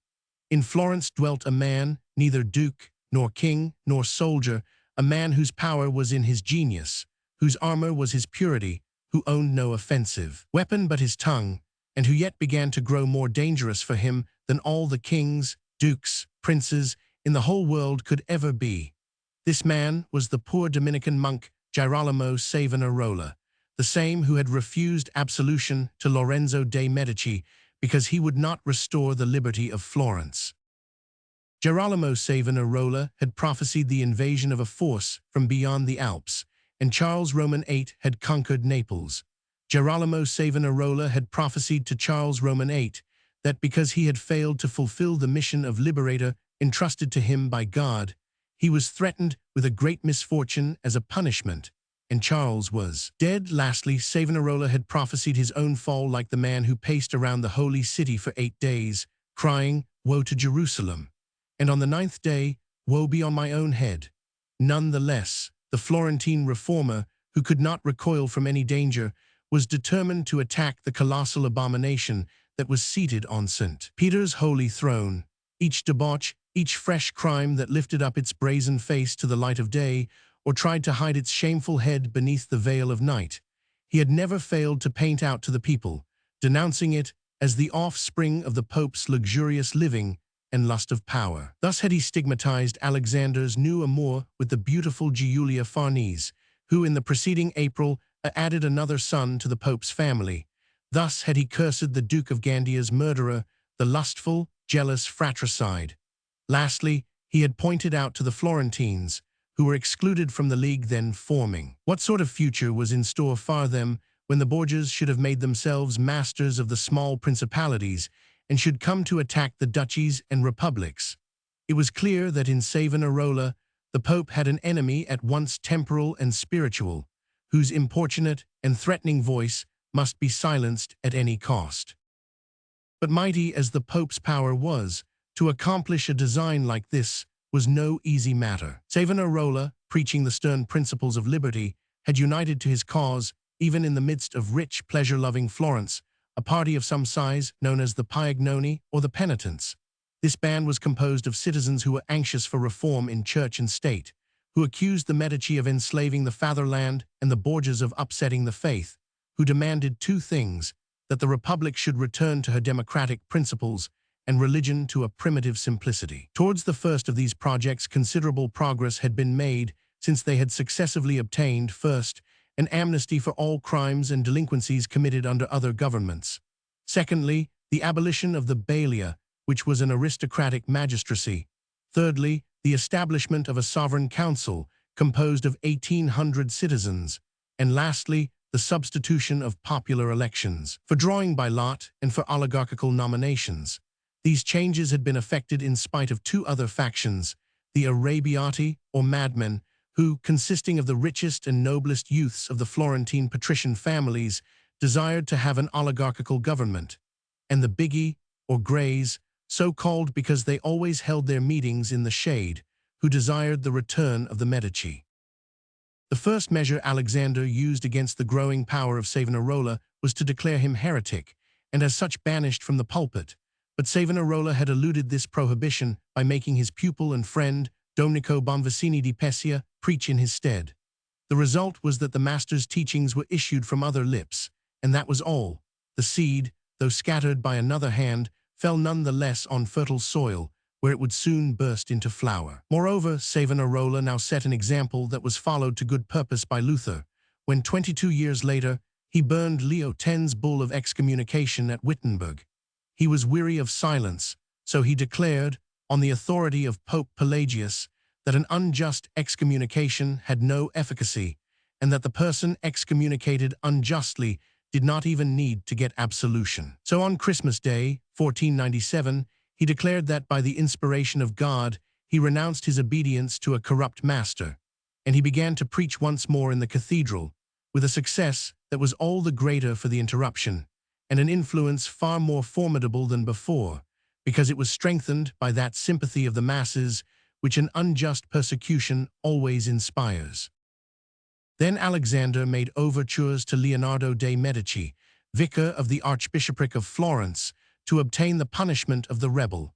Leonardo, in obedience to the orders he received from Rome, issued a mandate forbidding the faithful to attend at Savonarola's sermons. After this mandate, any who should hear the discourses of the excommunicated monk would be refused communion and confession, and as when they died, they would be contaminated with heresy in consequence of their spiritual intercourse with a heretic. Their dead bodies would be dragged on a hurdle and deprived of the rites of sepulture. Savonarola appealed from the mandate of his superior both to the people and to the Signoria, and the two together gave orders to the episcopal vicar to leave Florence within 2 hours. This happened at the beginning of the year 1498. The expulsion of Leonardo de' Medici was a new triumph for Savonarola. So, wishing to turn to good moral account his growing influence, he resolved to convert the last day of the carnival, hitherto given up to worldly pleasures, into a day of religious sacrifice. So actually on Shrove Tuesday, a considerable number of boys were collected in front of the cathedral, and they're divided into bands, which traversed the whole town, making a house-to-house visitation, claiming all profane books, licentious paintings, lutes, harps, cards and dice, cosmetics and perfumes, in a word, all the hundreds of products of a corrupt society and civilization, by the aid of which Satan at times makes victorious war on God. The inhabitants of Florence obeyed, and came forth to the piazza of the Duomo, bringing these works of perdition, which were soon piled up in a huge stack, which the youthful reformers set on fire, singing religious psalms and hymns the while. On this pile were burned many copies of Boccaccio and of Margante Magia, and pictures by Fra Bartolomeo, who from that day forward renounced the art of this world to consecrate his brush utterly and entirely to the reproduction of religious scenes. A reform such as this was terrifying to Alexander, so he resolved on fighting Savonarola with his own weapons, that is, by the force of eloquence. He chose as the Dominican's opponent a preacher of recognized talent called Fra Francesco di Paglia, and he sent him to Florence, where he began to preach in Santa Croce, accusing Savonarola of heresy and impiety. At the same time, the Pope, in a new brief, announced to the Signoria that unless they forbade the arch-heretic to preach, all the goods of Florentine merchants who lived on the papal territory would be confiscated, and the Republic laid under an interdict and declared the spiritual and temporal enemy of the Church. The Signoria, abandoned by France, and aware that the material power of Rome was increasing in a frightful manner, was forced this time to yield, and to issue to Savonarola an order to leave off preaching. He obeyed, and bade farewell to his congregation in a sermon full of strength and eloquence. But the withdrawal of Savonarola, so far from calming the ferment, had increased it. There was talk about his prophecies being fulfilled, and some zealots, more ardent than their mastery, added miracle to inspiration, and loudly proclaimed that Savonarola had offered to go down into the vaults of the cathedral with his antagonist, and there bring a dead man to life again, to prove that his doctrine was true, promising to declare himself vanquished if the miracle were performed by his adversary. These rumors reached the ears of Fra Francesco, and as he was a man of warm blood, who counted his own life as nothing if it might be spent to help his cause, he declared in all humility that he felt he was too great a sinner for God to work a miracle in his behalf. But he proposed another challenge. He would try with Savonarola the ordeal of fire. He knew, he said, that he must perish, but at least he should perish avenging the cause of religion, since he was certain to involve in his destruction the tempter who plunged so many souls beside his own into eternal damnation. The proposition made by Fra Francesco was taken to Savonarola, but as he had never proposed the earlier challenge, he hesitated to accept the second. Hereupon his disciple, Fra Domenico Bonvicini, more confident than his master in his own power, declared himself ready to accept the trial by fire in his stead. So certain was he that God would perform a miracle by the intercession of Savonarola, his prophet. Instantly the report spread through Florence that the mortal challenge was accepted. Savonarola's partisans, all men of the strongest convictions, felt no doubt as to the success of their cause. His enemies were enchanted at the thought of the heretic giving himself to the flames, and the indifferent saw in the ordeal a spectacle of real and terrible interest. But the devotion of Fra Bonvicini of Pescia was not what Fra Francesco was reckoning with. He was willing, no doubt, to die a terrible death, but on condition that Savonarola died with him. What mattered to him the death of an obscure disciple like Fra Bonvicini? It was the master he would strike, the great teacher who must be involved in his own ruin. So he refused to enter the fire except with Savonarola himself, and playing this terrible game in his own person would not allow his adversary to play it by proxy. Then a thing happened which certainly no one could have anticipated. In the place of Fra Francesco, who would not tilt with any but the master, two Franciscan monks appeared to tilt with the disciple. These were Fra Nicholas de Pili and Fra Andrea Rondinelli. Immediately the partisans of Savonarola, seeing this arrival of reinforcements for their antagonist, came forward in a crowd to try the ordeal. The Franciscans were unwilling to be behindhand, and everybody took sides with equal ardor for one or other party. All Florence was like a den of madmen. Everyone wanted the ordeal, everyone wanted to go into the fire. Not only did men challenge one another, but women and even children were clamoring to be allowed to try. At last the Signoria, reserving this privilege for the first applicants, ordered that the strange duel should take place only between Fra Domenico Bonvicini and Fra Andrea Rondinelli. 10 of the citizens were to arrange all details. The day was fixed for the 7th of April, 1498, and the place, the Piazza del Palazzo. The judges of the field made their arrangements conscientiously. By their orders, scaffolding was erected at the appointed place, 5 feet in height, 10 in width, and 80 feet long. This scaffolding was covered with faggots and heath, supported by crossbars of the very driest wood that could be found. 2 narrow paths were made, 2 feet wide at most, their entrance giving in the Loggia dei Lanzi, their exit exactly opposite. The loggia was itself divided into 2 by a partition, so that each champion had a kind of room to make his preparations in, just as in the theater every actor has his dressing room. But in this instance, the tragedy that was about to be played was not a fictitious one. The Franciscans arrived on the piazza and entered the compartment reserved for them without making any religious demonstration, while Savonarola, on the contrary, advanced to his own place in the procession, wearing the sacerdotal robes in which he had just celebrated the Holy Eucharist, and holding in his hand the sacred host for all the world to see, as it was enclosed in a crystal tabernacle. Fra Domenico di Pescia, the hero of the occasion, followed, bearing a crucifix, and all the Dominican monks, their red crosses in their hands, marched behind singing a psalm, while behind them again followed the most considerable of the citizens of their party, bearing torches, for sure as they were of the triumph of their cause, they wished to fire the faggots themselves. The piazza was so crowded that the people overflowed into all the streets around. In every door and window there was nothing to be seen but heads ranged one above the other. The terraces were covered with people, and curious spectators were observed on the roof of the Duomo and on the top of the Campanile. But brought face to face with the ordeal, the Franciscans raised such difficulties that it was very plain the heart of their champion was failing him. The first fear they expressed was that Fra Bonvicini was an enchanter, and so carried about him some talisman or charm which would save him from the fire. So they insisted that he should be stripped of all his clothes and put on others to be inspected by witnesses. Fra Bonvicini made no objection, though the suspicion was humiliating. He changed shirt, dress, and cowl.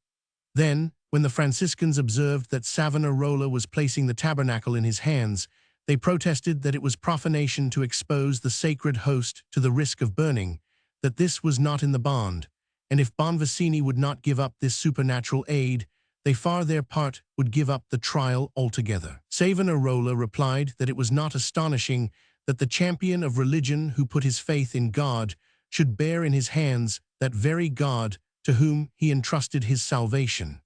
But this reply did not satisfy the Franciscans, who were unwilling to let go their contention. Savonarola remained inflexible, supporting his own right, and thus nearly 4 hours passed in the discussion of points which neither party would give up, and affairs remained in statu quo. Meanwhile, the people, jammed together in the streets, on the terraces, on the roofs, since break of day, were suffering from hunger and thirst, and beginning to get impatient.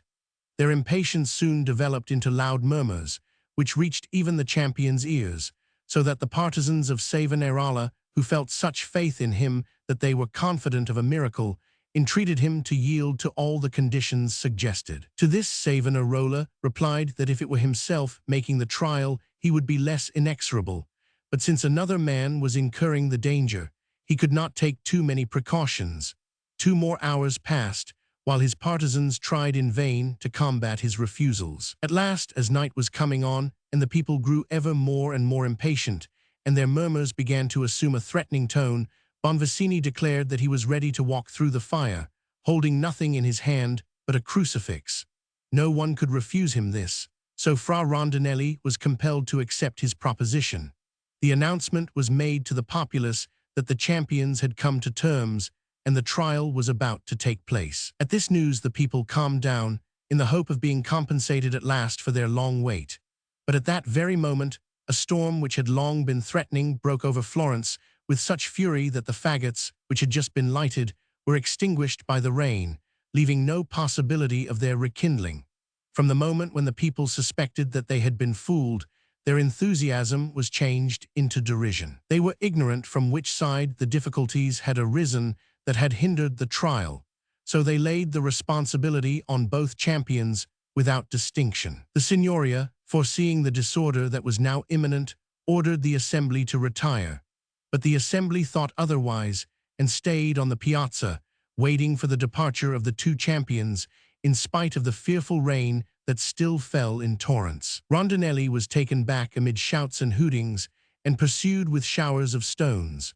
Savonarola, thanks to his sacred garments and the host which he still carried, passed calmly enough through the midst of the mob, a miracle quite as remarkable as if he had passed through the fire unscathed. But it was only the sacred majesty of the host that had protected this man, who was indeed from this moment regarded as a false prophet. The crowd allowed Savonarola to return to his convent, but they regretted the necessity, so excited were they by the Arrabbiati party, who had always denounced him as a liar and a hypocrite. So when the next morning, Palm Sunday, he stood up in the pulpit to explain his conduct, he could not obtain a moment's silence for insults, hooting, and loud laughter. Then the outcry, at first derisive, became menacing. Savonarola, whose voice was too weak to subdue the tumult, descended from his pulpit, retired into the sacristy, and thence to his convent, where he shut himself up in his cell. At that moment a cry was heard, and was repeated by everybody present. To San Marco, to San Marco.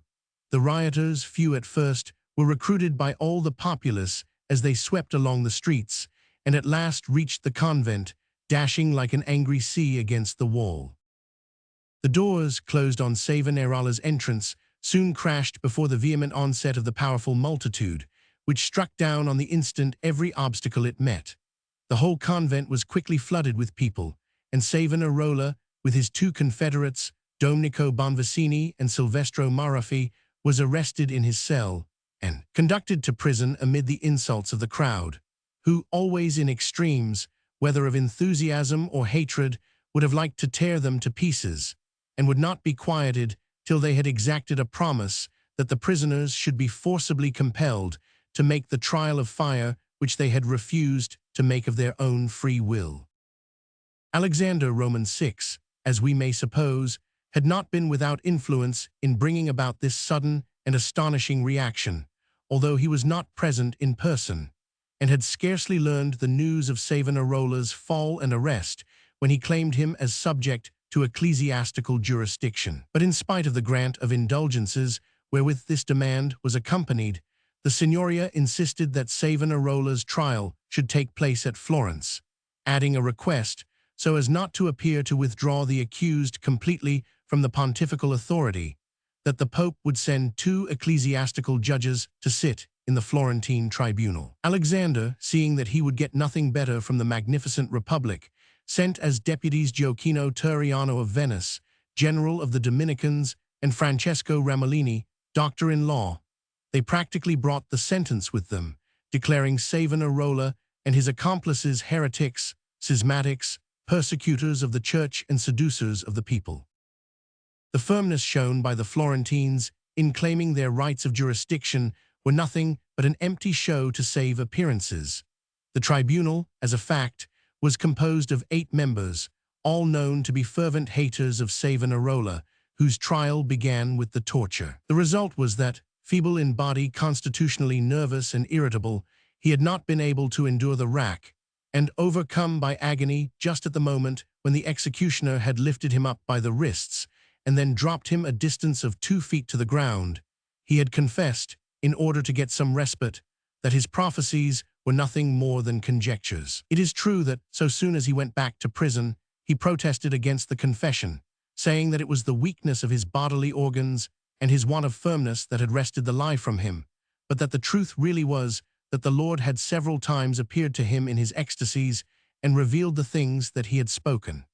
This protestation led to a new application of the torture, during which Savonarola succumbed once more to the dreadful pain and once more retracted. But scarcely was he unbound, and was still lying on the bed of torture, when he declared that his confessions were the fault of his torturers, and the vengeance would recoil upon their heads, and he protested yet once more against all he had confessed, and might confess again. A third time the torture produced the same avowals, and the relief that followed it the same retractions.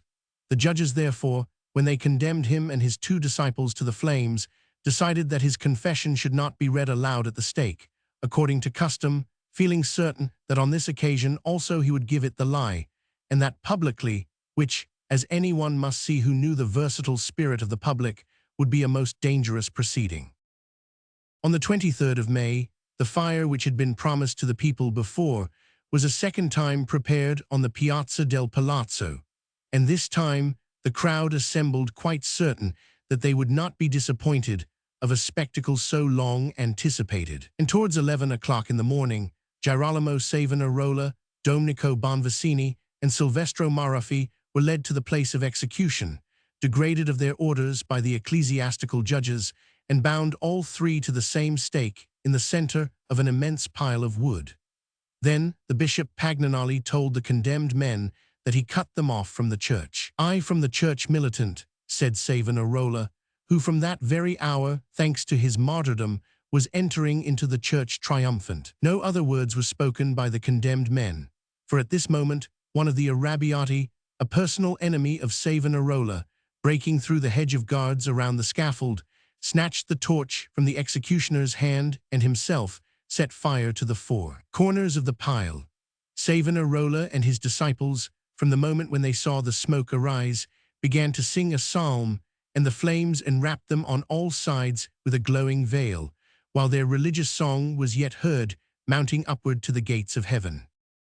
Pope Alexander Roman VI was thus set free from perhaps the most formidable enemy who had ever risen against him, and the pontifical vengeance pursued the victims even after their death. The Signoria, yielding to his wishes, gave orders that the ashes of the prophet and his disciples should be thrown into the Arno. But certain half-burned fragments were picked up by the very soldiers whose business it was to keep the people back from approaching the fire, and the holy relics are even now shown, blackened by the flames, to the faithful, who, if they no longer regard Savonarola as a prophet, revere him none the less as a martyr. Chapter 10. The French army was now preparing to cross the Alps a second time, under the command of Trivalus. Louis Roman XII had come as far as Lyon in the company of Caesar Borgia and Giuliano della Rovere, on whom he had forced a reconciliation, and towards the beginning of the month of May had sent his vanguard before him, soon to be followed by the main body of the army. The forces he was employing in this second campaign of conquest were 1,600 lances, 5,000 Swiss, 9,000 Gascons, and infantry raised from all parts of France. On the 13th of August, this whole body, amounting to nearly 15,000 men, who were to combine their forces with the Venetians, arrived beneath the walls of Arezzo and immediately laid siege to the town. Ludovico Sforza's position was a terrible one. He was now suffering from his imprudence in calling the French into Italy. All the allies he had thought he might count upon were abandoning him at the same moment, either because they were busy about their own affairs, or because they were afraid of the powerful enemy that the Duke of Milan had made for himself. Maximilian, who had promised him a contribution of 400 lances to make up for not renewing the hostilities with Louis Roman XII that had been interrupted, had just made a league with the Circle of Swabia to war against the Swiss, whom he had declared rebels against the empire. The Florentines, who had engaged to furnish him with 300 men-at-arms and infantry if he would help them to retake Pisa, had just retracted their promise because of Louis XII's threats and had undertaken to remain neutral. Frederick, who was holding back his troops for the defense of his own states, because he supposed, not without reason, that Milan once conquered, he would again have to defend Naples, sent him no help, no men, no money, in spite of his promises. Ludovico Sforza was therefore reduced to his own proper forces. But as he was a man powerful in arms and clever in artifice, he did not allow himself to succumb at the first blow, and in all haste fortified Annona, Novaro, and Alessandria, sent off Cajazzo with troops to that part of the Milanese territory which borders on the states of Venice, and collected on the Po as many troops as he could. But these precautions availed him nothing against the impetuous onslaught of the French, who in a few days had taken Annona, Arezzo, Novaro, Voghera, Castelnuovo, Pont Corona, Tartone, and Alessandria, while Trivulus was on the march to Milan. Seeing the rapidity of this conquest and their numerous victories, Ludovico Sforza, despairing of holding out in his capital, resolved to retire to Germany, with his children, his brother, Cardinal Ascanio Sforza, and his treasure, which had been reduced in the course of 8 years' 500,000 to 200,000 ducats. But before he went, he left Bernardino de Carte in charge of the castle of Milan. In vain did his friends warn him to distrust this man. In vain did his brother Ascanio offer to hold the fortress himself, and offer to hold it to the very last. Ludovico refused to make any change in his arrangements, and started on the 2nd of September, leaving in the citadel 3,000 foot, and enough provisions, ammunition, and money to sustain a siege of several months. 2 days after Ludovico's departure, the French entered Milan. 10 days later, Bernardino de Cum gave up the castle before a single gun had been fired. 21 days had sufficed for the French to get possession of the various towns, the capital, and all the territories of their enemy. Louis Roman XII received the news of this success while he was at Lyon, and he at once started for Milan, where he was received with demonstrations of joy that were really sincere. Citizens of every rank had come out 3 miles distance from the gates to receive him, and 40 boys, dressed in cloth of gold and silk, marched before him singing hymns of victory composed by poets of the period, in which the king was styled their liberator and the envoy of freedom. The great joy of the Milanese people was due to the fact that friends of Louis had been spreading reports beforehand that the King of France was rich enough to abolish all taxes. And so soon as the 2nd day from his arrival at Milan, the conqueror made some slight reduction, granted important favors to certain Milanese gentlemen, and bestowed the town of Vigevano on Trivulus as a reward for his swift and glorious campaign. But Caesar Borgia, who had followed Louis Roman XII with a view to playing his part in the great hunting ground of Italy, scarcely waited for him to attain his end when he claimed the fulfillment of his promise, which the king with his accustomed loyalty hastened to perform.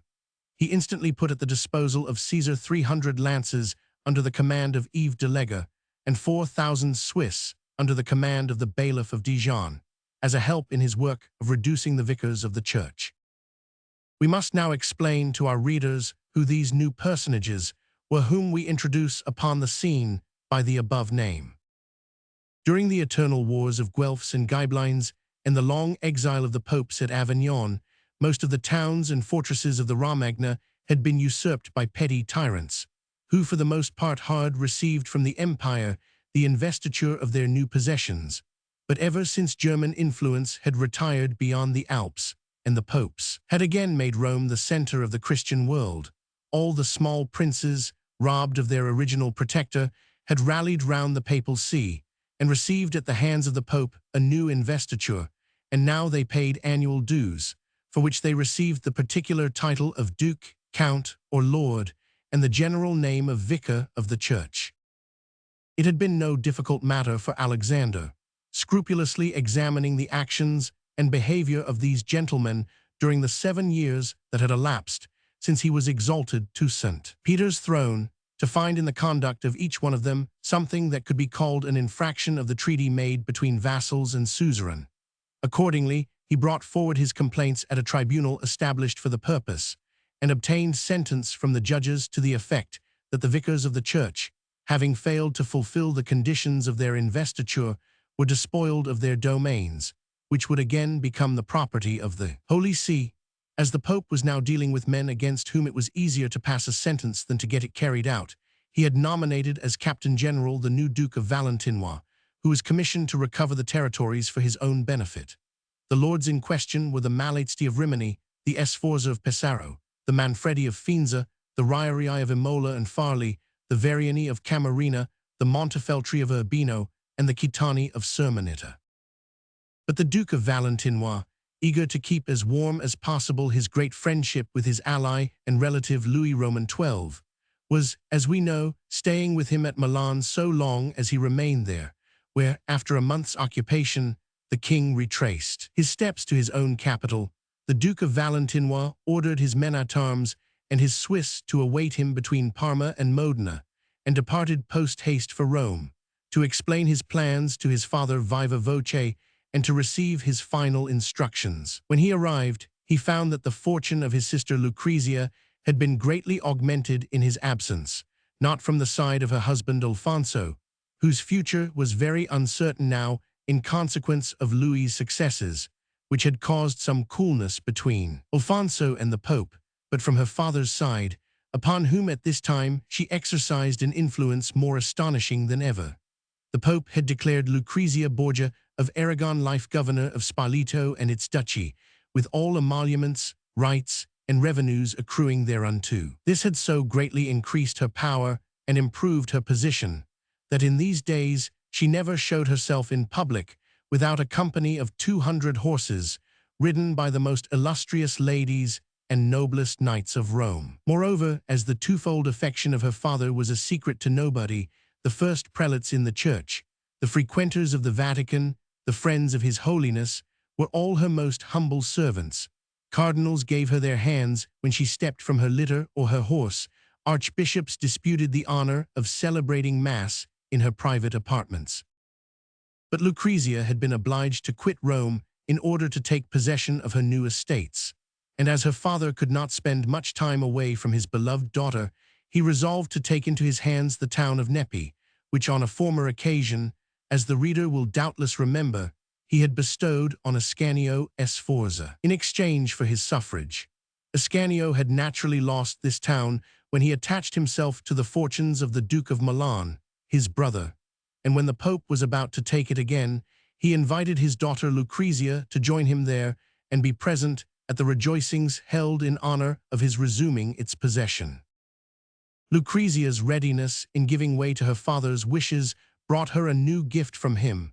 This was the town and territory of Sermonetta, which belonged to the Caetani. Of course, the gift was as yet a secret, because the two owners of the seigneury had first to be disposed of, one being Monsignor Giacomo Caetano, apostolic protonotary, the other Prospero Caetano, a young cavalier of great promise. But as both lived at Rome and entertained no suspicion, but indeed supposed themselves to be in high favor with His Holiness, the one by virtue of his position, the other of his courage, the matter seemed to present no great difficulty. So directly after the return of Alexander to Rome, Giacomo Caetano was arrested, on what pretext we know not, was taken to the castle of Sant'Angelo, and there died shortly after of poison. Prospero Caetano was strangled in his own house. After these two deaths, which both occurred so suddenly as to give no time for either to make a will, the Pope declared that Sermonetta and all of her property appertaining to the Caetani devolved upon the apostolic chamber, and they were sold to Lucrezia for the sum of 80,000 crowns, which her father refunded to her the day after. Though Caesar hurried to Rome, he found when he arrived that his father had been beforehand with him and had made a beginning of his conquests. Another fortune also had been making prodigious strides during Caesar's stay in France, viz., The fortune of Gian Borgia, the Pope's nephew, who had been one of the most devoted friends of the Duke of Gandia up to the time of his death.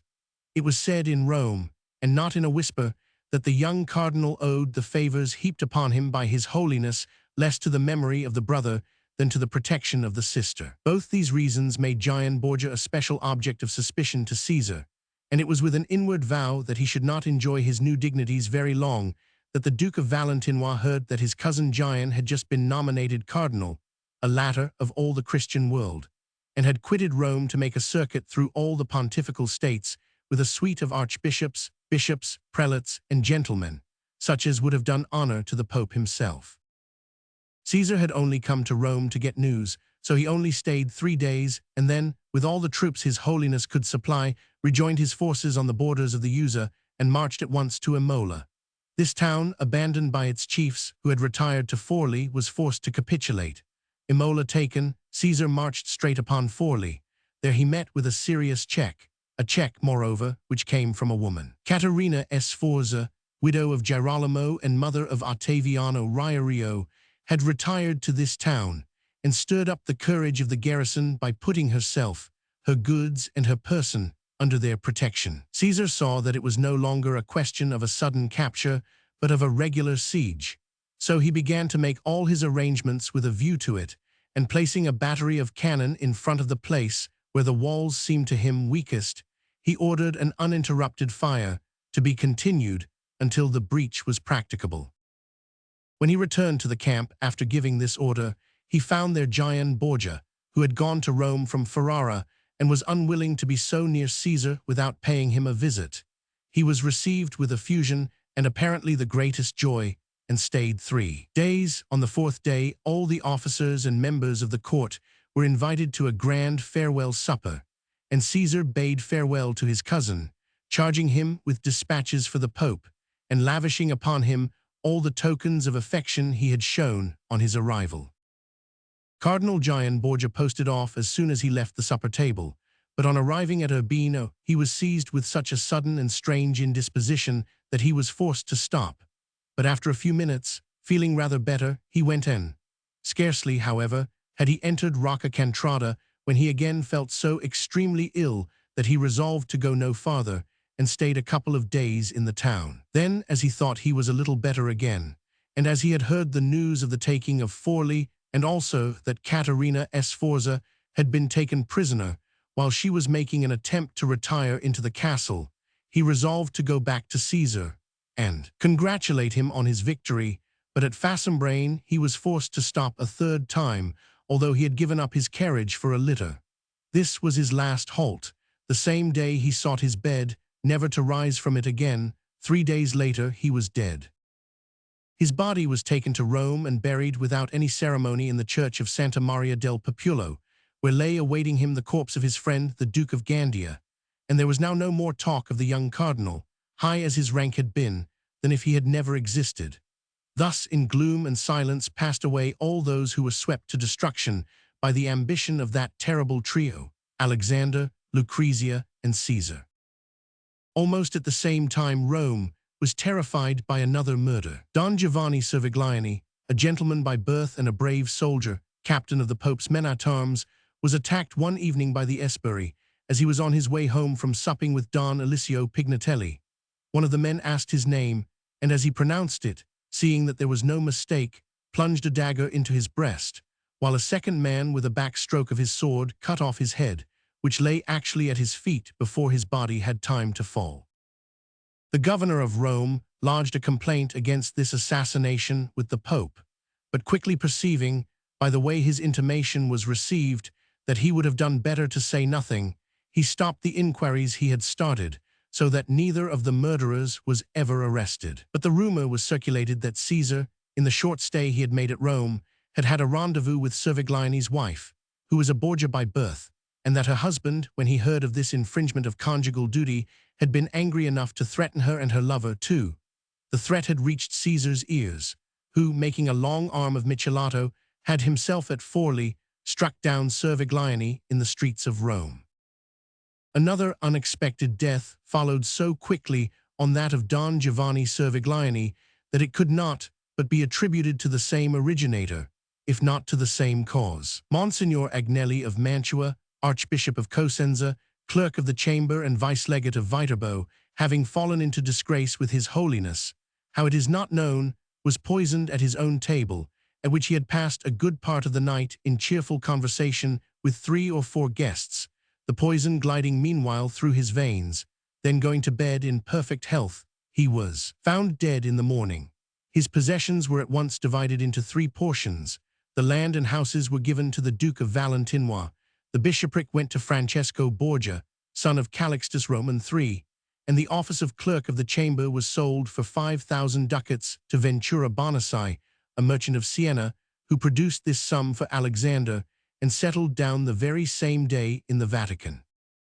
This last death served the purpose of determining a point of law hitherto uncertain. As Monsignor Agnelli's natural heirs had made some difficulty about being disinherited, Alexander issued a brief, whereby he took from every cardinal and every priest the right of making a will, and declared that all their property should henceforth devolve upon him. But Caesar was stopped short in the midst of his victories. Thanks to the 200,000 ducats that yet remained in his treasury, Ludovico Sforza had levied men-at-arms from Burgundy and Swiss infantry, with whom he had entered Lombardy. So Trivols, to face this enemy, had been compelled to call back Yves de Leger and the troops that Louis Roman XII had lent to Caesar. Consequently, Caesar, leaving behind a body of pontifical soldiery as garrison at Forli and Imola, betook himself with the rest of his force to Rome. It was Alexander's wish that his entry should be a triumph, so when he learned that the quartermasters of the army were only a few leagues from the town, he sent out runners to invite the royal ambassadors, the cardinals, the prelates, the Roman barons, and municipal dignitaries to make procession with all their suite to meet the Duke of Valentinois. And as it always happens that the pride of those who command is surpassed by the baseness of those who obey, the orders were not only fulfilled to the letter, but beyond it. The entry of Caesar took place on the 26th of February, 1500. Although this was the great Jubilee year, the festivals of the Carnival began none the less for that, and were conducted in a manner even more extravagant and licentious than usual. And the conqueror, after the first day, prepared a new display of ostentation, which he concealed under the veil of a masquerade. As he was pleased to identify himself with the glory, genius, and fortune of the great man whose name he bore, he resolved on a representation of the triumph of Julius Caesar, to be given on the Piazza di Navona, the ordinary place for holding the carnival fetes. The next day, therefore, he and his retinue started from that square, and traversed all the streets of Rome, wearing classical costumes and riding in antique cars, on one of which Caesar stood, clad in the robe of an emperor of old, his brow crowned with a golden laurel wreath, surrounded by lictors, soldiers, and ensign-bearers, who carried banners whereon was inscribed the motto, "Out Caesar, out Nile." Finally, on the 4th Sunday in Lent, the Pope conferred upon Caesar the dignity he had so long coveted, and appointed him general and gonfalonier of the Holy Church. In the meanwhile, Sforza had crossed the Alps and passed the Lake of Como, amid acclamations of joy from his former subjects, who had quickly lost the enthusiasm that the French army and Louis's promises had inspired. These demonstrations were so noisy at Milan that Trivols, judging that there was no safety for a French garrison in remaining there, made his way to Navarre. Experience proved that he was not deceived, for scarcely had the Milanese observed his preparations for departure when a suppressed excitement began to spread through the town, and soon the streets were filled with armed men. This murmuring crowd had to be passed through, sword in hand and lance in rest, and scarcely had the French got outside the gates when the mob rushed out after the army into the country, pursuing them with shouts and hooting as far as the banks of the Tesino. Trivols left 400 lances at Novara, as well as the 3,000 Swiss that Yves de Leger had brought from the Romagna, and directed his course with the rest of the army towards Mortara, where he stopped at last to await the help he had demanded from the King of France. Behind him, Cardinal Ascanio and Ludovico entered Milan amid the acclamations of the whole town. Neither of them lost any time, and wishing to profit by this enthusiasm, Ascanio undertook to besiege the castle of Milan, while Ludovico should cross the Ticino and attack Novara. Their besiegers and besieged were sons of the same nation, for Yves de Lega had scarcely as many as 300 French with him, and Ludovico 500 Italians.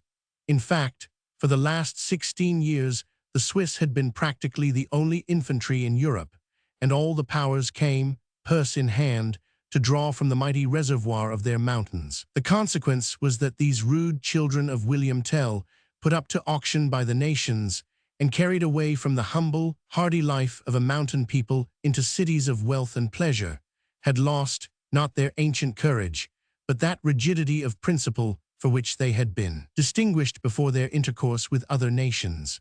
From being models of honor and good faith, they had become a kind of marketable ware, always ready for sale to the highest bidder. The French were the first to experience this venality, which later on proved so fatal to Ludovico Sforza.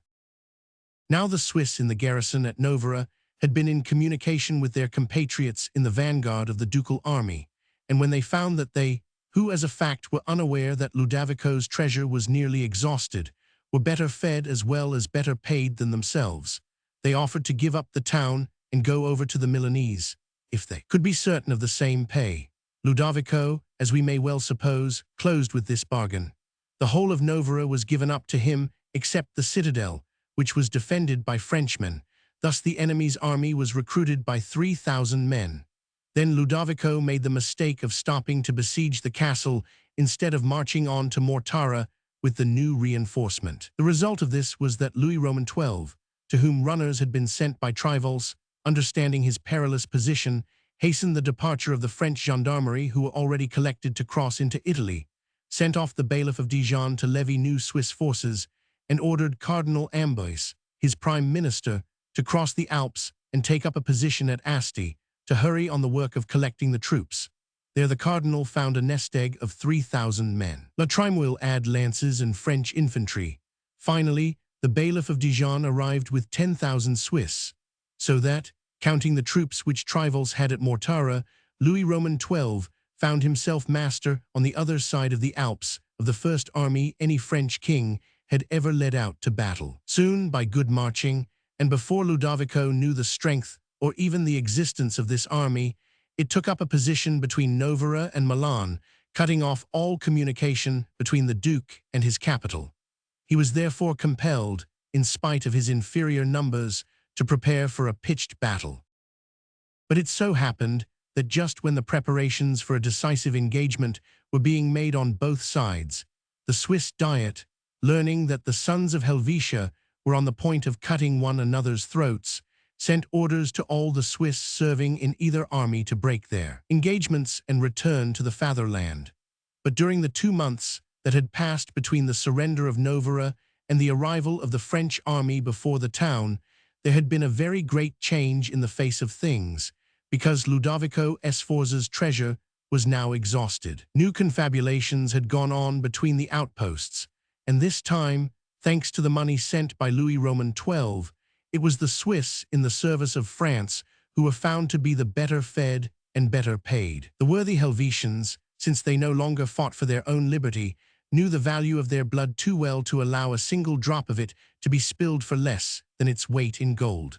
The result was that, as they had betrayed Yves de Lega, they resolved to betray Ludovico Sforza too, and while the recruits brought in by the bailiff of Dijon were standing firmly by the French flag, careless of the order of the Diet, Ludovico's auxiliaries declared that in fighting against their Swiss brethren, they would be acting in disobedience to the Diet, and would risk capital punishment in the end, a danger that nothing would induce them to incur unless they immediately received the arrears of their pay. The Duke, who had spent the last ducat he had with him, and was entirely cut off from his capital, knew that he could not get money till he had fought his way through to it, and therefore invited the Swiss to make one last effort, promising them not only the pay that was in arrears, but a double hire. But unluckily, the fulfillment of this promise was dependent on the doubtful issue of a battle, and the Swiss replied that they had far too much respect for their country to disobey its decree,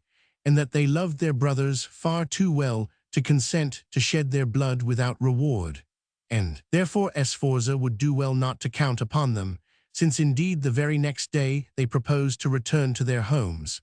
The Duke then saw that all was lost, but he made a last appeal to their honor, adjuring them at least to ensure his personal safety by making it a condition of capitulation. But they replied that even if a condition of such a kind would not make capitulation impossible, it would certainly deprive them of advantages which they had a right to expect, and on which they counted as indemnification for the arrears of their pay.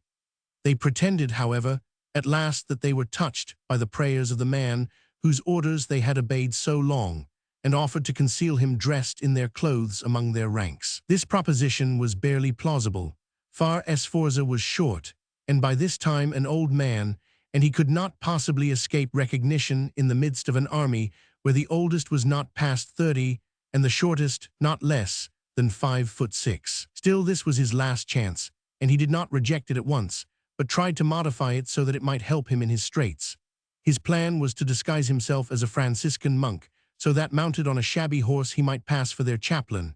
The others, Galazzo di San Severing, who commanded under him, and his two brothers, were all tall men, so, adopting the dress of common soldiers, they hoped they might escape detection in the Swiss ranks.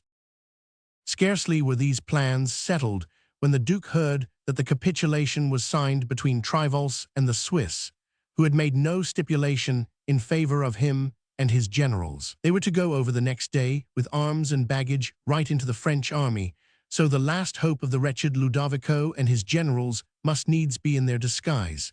And so it was.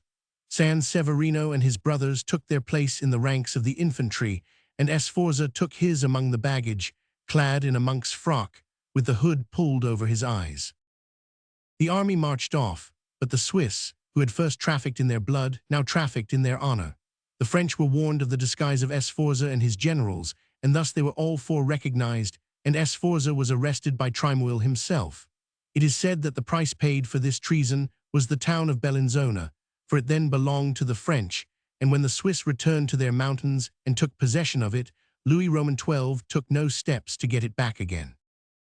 When Ascanio Sforza, who, as we know, had stayed at Milan, learned the news of this cowardly desertion, he supposed that his cause was lost, and that it would be the best plan for him to fly before he found himself a prisoner in the hands of his brother's old subjects.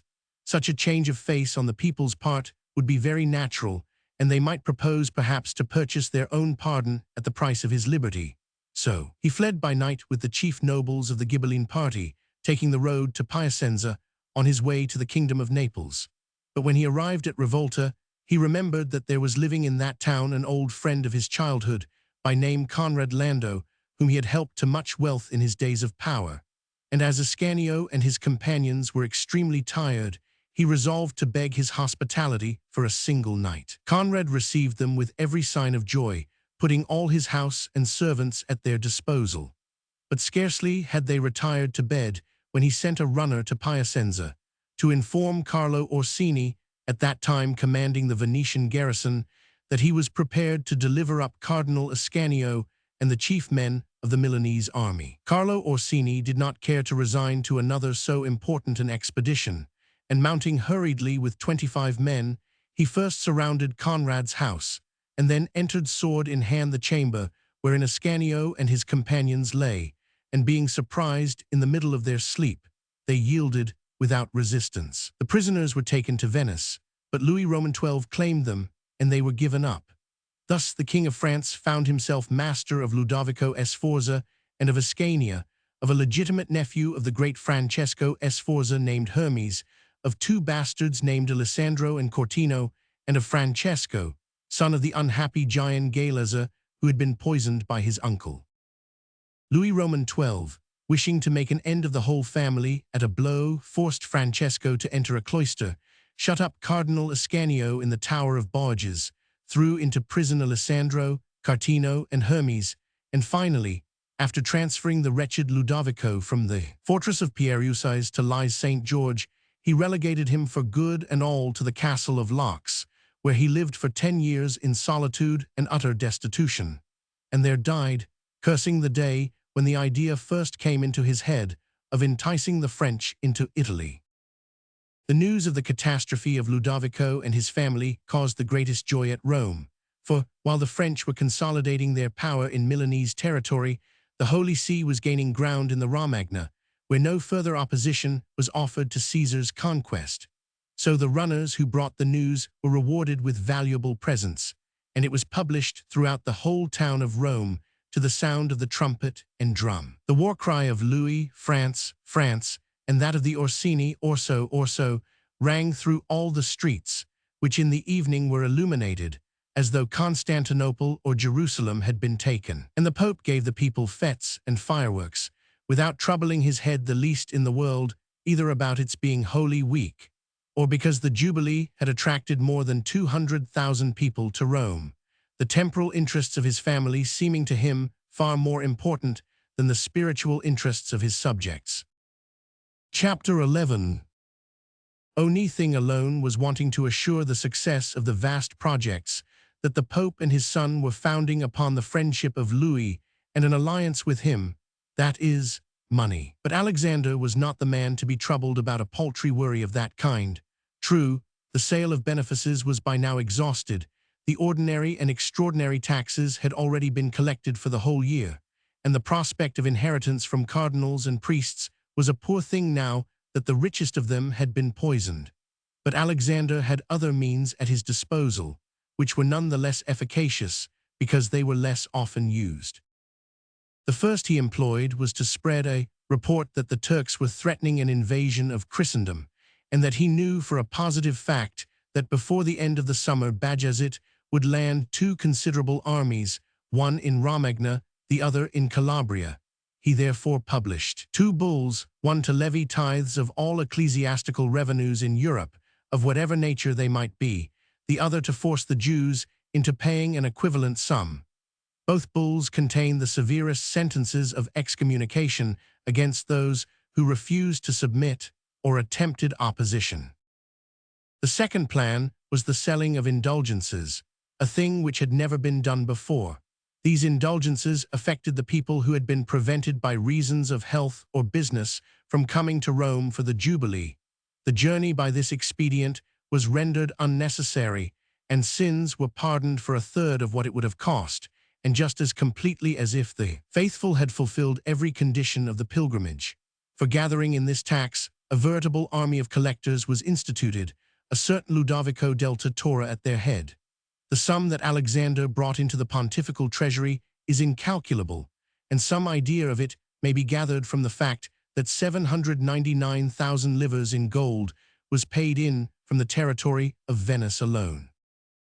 But as the Turks did, as a fact, make some sort of demonstration from the Hungarian side, and the Venetians began to fear that they might be coming in their direction, they asked for help from the Pope, who gave orders that at 12 o'clock in the day, in all his states, an Ave Maria should be said, to pray God to avert the danger which was threatening the most serene republic. This was the only help the Venetians got from His Holiness in exchange for the 799,000 livres in gold that he had got from them. But it seemed as though God wished to show his strange vicar on earth that he was angered by the mockery of sacred things, and on the eve of St. Peter's Day, just as the Pope was passing the campanile on his way to the tribune of benedictions, an enormous piece of iron broke off and fell at his feet. And then, as though one warning had not been enough, on the next day, St. Peter's, when the Pope happened to be in one of the rooms of his ordinary dwelling with Cardinal Capuano and Monsignor Podo, his private chamberlain, he saw through the open windows that a very black cloud was coming up. Foreseeing a thunderstorm, he ordered the cardinal and the chamberlain to shut the windows. He had not been mistaken, for even as they were obeying his command, there came up such a furious gust of wind that the highest chimney of the Vatican was overturned, just as a tree is rooted up, and was dashed upon the roof, breaking it in. Smashing the upper flooring, it fell into the very room where they were. Terrified by the noise of this catastrophe, which made the whole palace tremble, the cardinal and Monsignor Podo turned round, and seeing the room full of dust and debris, sprang out upon the parapet and shouted to the guards at the gate, "The Pope is dead! The Pope is dead!" At this cry, the guards ran up and discovered 3 persons lying in the rubbish on the floor, one dead and the other two dying. The dead man was a gentleman of Siena ailed Lorenzo Chigi, and the dying were two resident officials of the Vatican.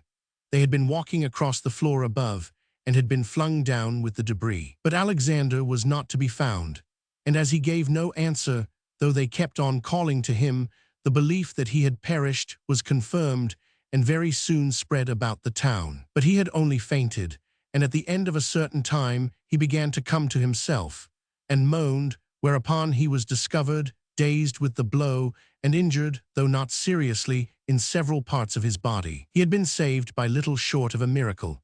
A beam had broken in half and had left each of its two ends in the side walls, and one of these had formed a sort of roof over the pontifical throne. The Pope, who was sitting there at the time, was protected by this overarching beam, and had received only a few contusions.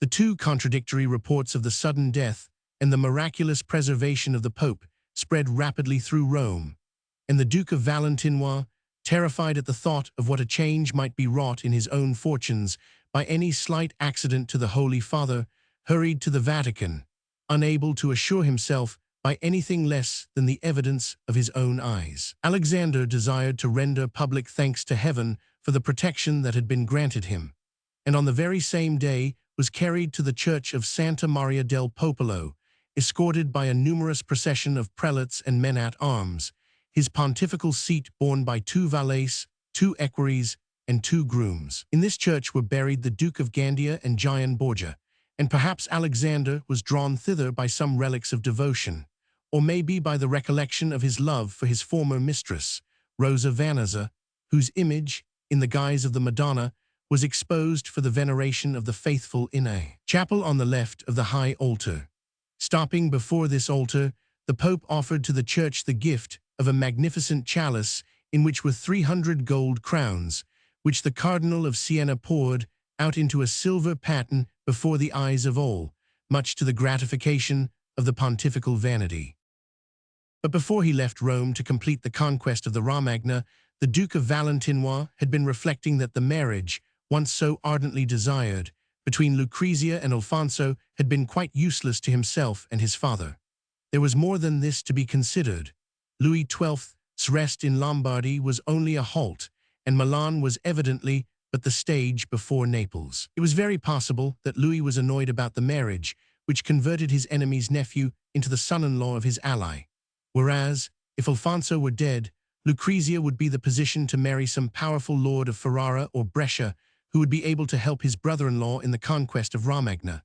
Alfonso was now not only useless, but dangerous, which to anyone with the character of the Borgias perhaps seemed worse. The death of Alfonso was resolved upon. But Lucrezia's husband, who had understood for a long time past what danger he incurred by living near his terrible father-in-law, had retired to Naples. Since, however, neither Alexander nor Caesar had changed in their perpetual dissimulation towards him, he was beginning to lose his fear when he received an invitation from the Pope and his son to take part in a bullfight, which was to be held in the Spanish fashion in honor of the Duke before his departure. In the present precarious position of Naples, it would not have been good policy for Alfonso to afford Alexander any sort of pretext for a rupture, so he could not refuse without a motive, and betook himself to Rome. It was thought of no use to consult Lucrezia in this affair, for she had 2 or 3 times displayed an absurd attachment for her husband, and they left her undisturbed in her government of Spoleto. Alfonso was received by the Pope and the Duke with every demonstration of sincere friendship, and rooms in the Vatican were assigned to him that he had inhabited before with Lucrezia, in that part of the building which is known as the Torre Nuova. Great lists were prepared on the Piazza of St. Peter's. The streets about it were barricaded, and the windows of the surrounding houses served as boxes for the spectators. The Pope and his court took their places on the balconies of the Vatican. The fete was started by professional toreadors. After they had exhibited their strength and skill, Alfonso and Caesar in their turn descended to the arena, and to offer a proof of their mutual kindness, settled that the bull which pursued Caesar should be killed by Alfonso, and the bull that pursued Alfonso by Caesar. Then Caesar remained alone and horseback within the lists, Alfonso going out by an improvised door which was kept ajar, in order that he might go back on the instant if he judged that his presence was necessary. At the same time, from the opposite side of the lists, the bull was introduced, and was at the same moment pierced all over with darts and arrows, some of them containing explosives, which took fire, and irritated the bull to such a point that he rolled about with pain, and then got up in a fury, and perceiving a man on horseback, rushed instantly upon him. It was now, in this narrow arena, pursued by his swift enemy, that Caesar displayed all that skill which made him one of the finest horsemen of the period. Still, clever as he was, he could not have remained safe long in that restricted area from an adversary against whom he had no other resource than flight, had not Alfonso appeared suddenly, just when the bull was beginning to gain upon him, waving a red cloak in his left hand, and holding in his right a long, delicate Aragon sword. It was high time. The bull was only a few paces distant from Caesar, and the risk he was running appeared so imminent that a woman's scream was heard from one of the windows. But at the sight of a man on foot, the bull stopped short, and judging that he would do better business with the new enemy than the old one, he turned upon him instead. For a moment he stood motionless, roaring, kicking up the dust with his hind feet, and lashing his sides with his tail. Then he rushed upon Alfonso, his eyes all bloodshot, his horns tearing up the ground. Alfonso awaited him with a tranquil air. Then, when he was only 3 paces away, he made a bound to one side and presented instead of his body his sword, which disappeared at once to the hilt. The bull, checked in the middle of his onslaught, stopped one instant motionless and trembling, then fell upon his knees, uttered one dull roar, and lying down on the very spot where his course had been checked, breathed his last without moving a single step forward. Applause resounded on all sides, so rapid and clever had been the blow. Caesar had remained on horseback, seeking to discover the fair spectator who had given so lively a proof of her interest in him, without troubling himself about what was going on. His search had not been unrewarded, for he had recognized one of the maids of honor to Elizabeth, Duchess of Urbino, who was betrothed to Gian Battista Caracciolo, Captain General of the Republic of Venice. It was now Alfonso's turn to run from the bull, Caesar's to fight him. The young men changed parts, and when 4 mules had reluctantly dragged the dead bull from the arena, and the valets and other servants of His Holiness had scattered sand over the places that were stained with blood, Alfonso mounted a magnificent Andalusian steed of Arab origin, light as the wind of Sahara that had wedded with his mother, while Caesar, dismounting, retired in his turn, to reappear at the moment when Alfonso should be meeting the same danger from which he had just now rescued him. Then a second bull was introduced upon the scene, excited in the same manner with steel darts and flaming arrows. Like his predecessor, when he perceived a man on horseback, he rushed upon him, and then began a marvelous race in which it was impossible to see, so quickly did they fly over the ground, whether the horse was pursuing the bull or the bull the horse. But after 5 or 6 rounds, the bull began to gain upon the son of Araby for all his speed, and it was plain to see who fled and who pursued. In another moment, there was only the length of 2 lances between them, and then suddenly Caesar appeared, armed with one of those long 2-handed swords which the French are accustomed to use, and just when the bull, almost close upon Don Alfonso, came in front of Caesar, he brandished the sword, which flashed like lightning and cut off his head, while his body, impelled by the speed of the run, fell to the ground 10 paces farther on. This blow was so unexpected, and had been performed with such dexterity, that it was received not with mere clapping, but with wild enthusiasm and frantic outcry. Caesar, apparently remembering nothing else in his hour of triumph, but the scream that had been caused by his former danger, picked up the bull's head, and, giving it to one of his equerries, ordered him to lay it, as an act of homage, at the feet of the fair Venetian, who had bestowed upon him so lively a sign of interest. This fate, besides affording a triumph to each of the young men, had another end as well. It was meant to prove to the populace that perfect goodwill existed between the two, since each had saved the life of the other. The result was that, if any accident should happen to Caesar, nobody would dream of accusing Alfonso, and also if any accident should happen to Alfonso, nobody would dream of accusing Caesar. There was a supper at the Vatican. Alfonso made an elegant toilet, and about 10 o'clock at night prepared to go from the quarters he inhabited into those where the Pope lived. But the door which separated the two courts of the building was shut, and knock as he would, no one came to open it. Alfonso then thought that it was a simple matter for him to go round by the piazza of St. Peter's, so he went out unaccompanied through one of the garden gates of the Vatican and made his way across the gloomy streets which led to the stairway which gave on the piazza. But scarcely had he set his foot on the first step when he was attacked by a band of armed men. Alfonso would have drawn his sword, but before it was out of the scabbard, he had received 2 blows from a halberd, one on his head, the other on his shoulder. He was stabbed in the side and wounded both in the leg and in the temple. Struck down by these 5 blows, he lost his footing and fell to the ground unconscious.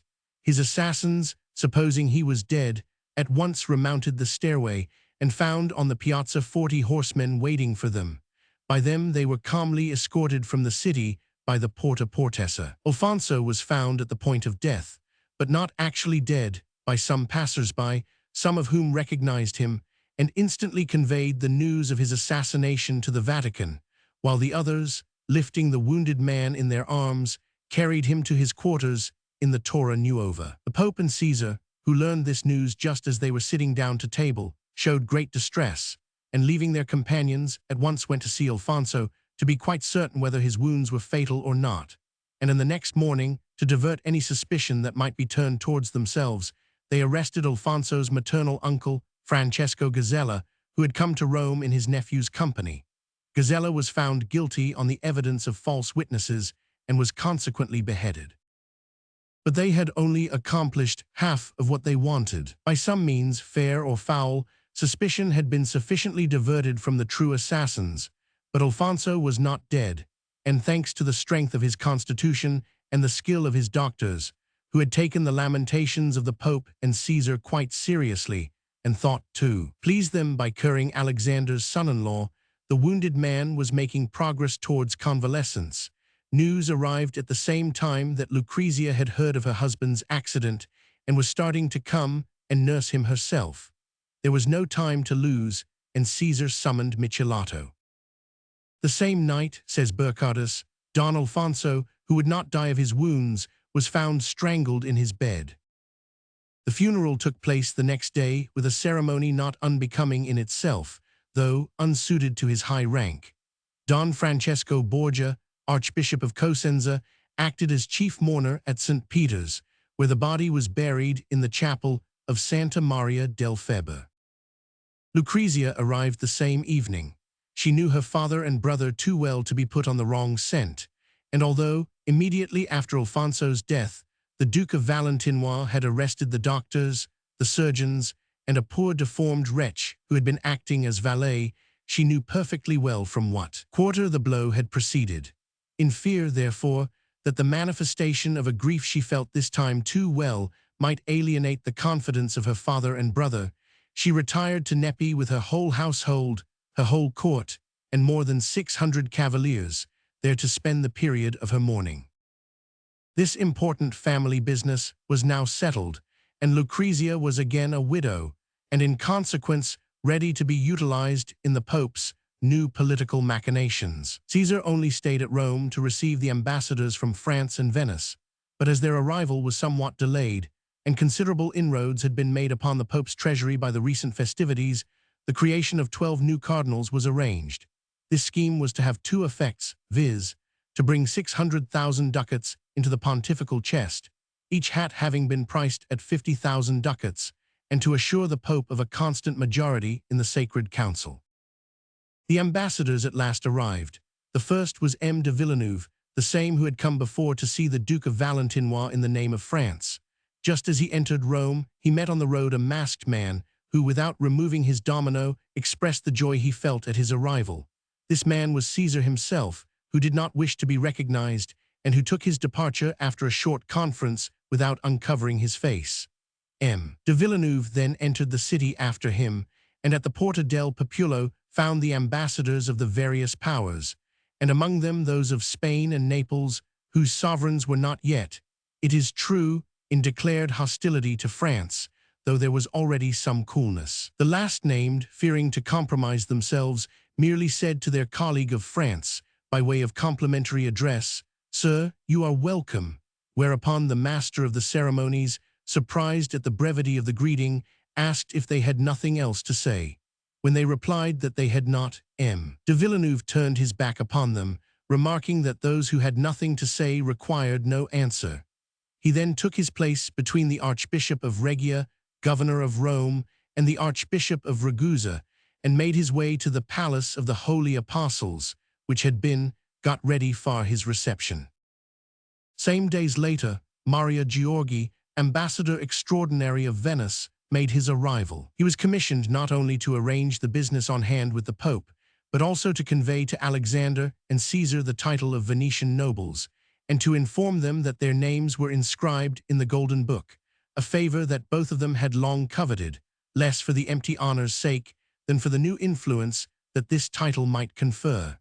Then the Pope went on to bestow the 12 cardinals' hats that had been sold. The new princes of the church were Don Diego de Mendoza, Archbishop of Seville; Jacques, Archbishop of Oristagni, the Pope's Vicar General; Thomas, Archbishop of Strigania; Piero, Archbishop of Reggio, Governor of Rome; Francesco Borgia, Archbishop of Cosenza, Treasurer General; Gian, Archbishop of Salerno, Vice-Chamberlain; Luigi Borgia, Archbishop of Valencia, Secretary to His Holiness, and brother of the Gian Borgia whom Caesar had poisoned; Antonio, Bishop of Coma; Gian Battista Ferraro, Bishop of Modum; Amdi d'Albret, son of the King of Navarre, brother-in-law of the Duke of Valentinois; and Marco Cornaro, a Venetian noble, in whose person His Holiness rendered back to the most serene republic the favor he had just received.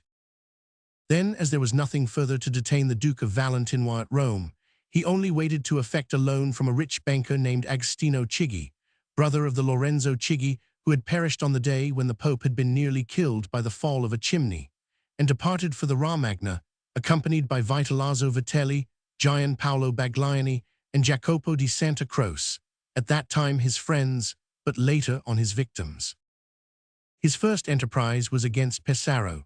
This was the polite attention of a brother-in-law, and Gian Sforza very well knew what would be its consequences, for instead of attempting to defend his possessions by taking up arms, or to venture on negotiations, unwilling moreover to expose the fair lands he had ruled so long to the vengeance of an irritated foe, he begged his subjects to preserve their former affection towards himself in the hope of better days to come, and he fled into Dalmatia. Malatesta, Lord of Rimini, followed his example. Thus the Duke of Valentinois entered both these towns without striking a single blow. Caesar left a sufficient garrison behind him and marched on to Faenza. But there the face of things was changed. Faenza at that time was under the rule of Astor Manfredi, a brave and handsome young man of 18, who, relying on the love of his subjects towards his family, had resolved on defending himself to the uttermost, although he had been forsaken by the Bentivagli, his near relatives, and by his allies, the Venetian and Florentines, who had not dared to send him any aid because of the affection felt towards Caesar by the King of France. Accordingly, when he perceived that the Duke of Valentinois was marching against him, he assembled in hot haste all those of his vassals who were capable of bearing arms, together with the few foreign soldiers who were willing to come into his pay, and collecting victual and ammunition, he took up his position with them inside the town. By these defensive preparations Caesar was not greatly disconcerted. He commanded a magnificent army composed of the finest troops of France and Italy, led by such men as Paolo and Giulio Orsini, Vitellozzo Vitelli, and Paolo Bagliani, not to speak of himself, that is to say, by the first captains of the period. So, after he had reconnoitered, he at once began the siege, pitching his camp between the two rivers, Amana and Marziano, placing his artillery on the side which faces on Forli, at which point the besieged party had erected a powerful bastion.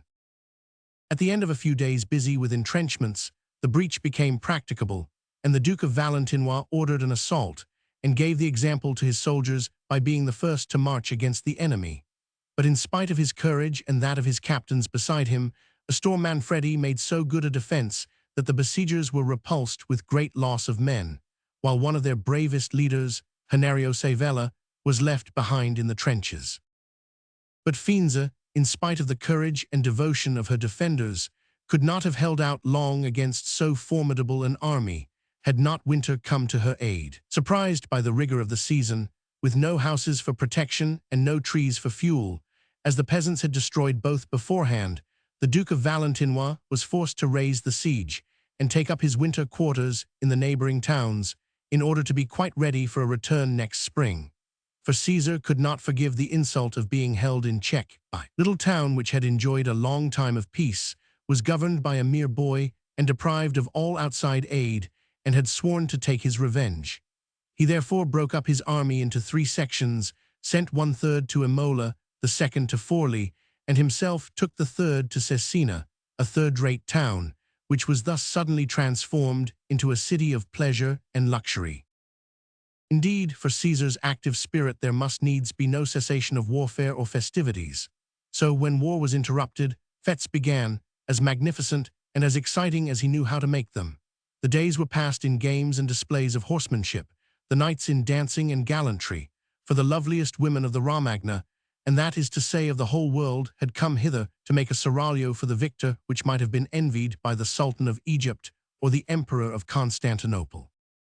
While the Duke of Valentinois was making one of his excursions in the neighborhood of the town, with his retinue of flattering nobles and titled courtesans, who were always about him, he noticed a cortege on the Rimini road so numerous that it must surely indicate the approach of someone of importance. Caesar, soon perceiving that the principal person was a woman, approached, and recognized the very same lady-in-waiting to the Duchess of Urbino, who, on the day of the bullfight, had screamed when Caesar was all but touched by the infuriated beast.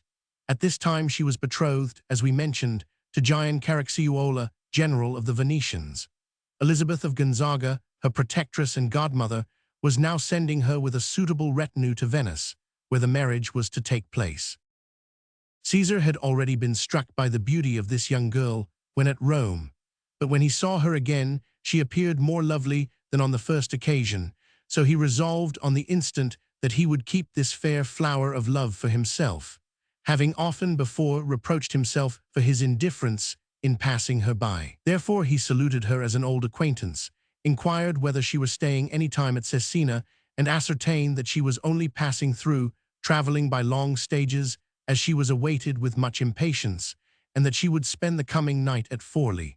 This was all that Caesar cared to know.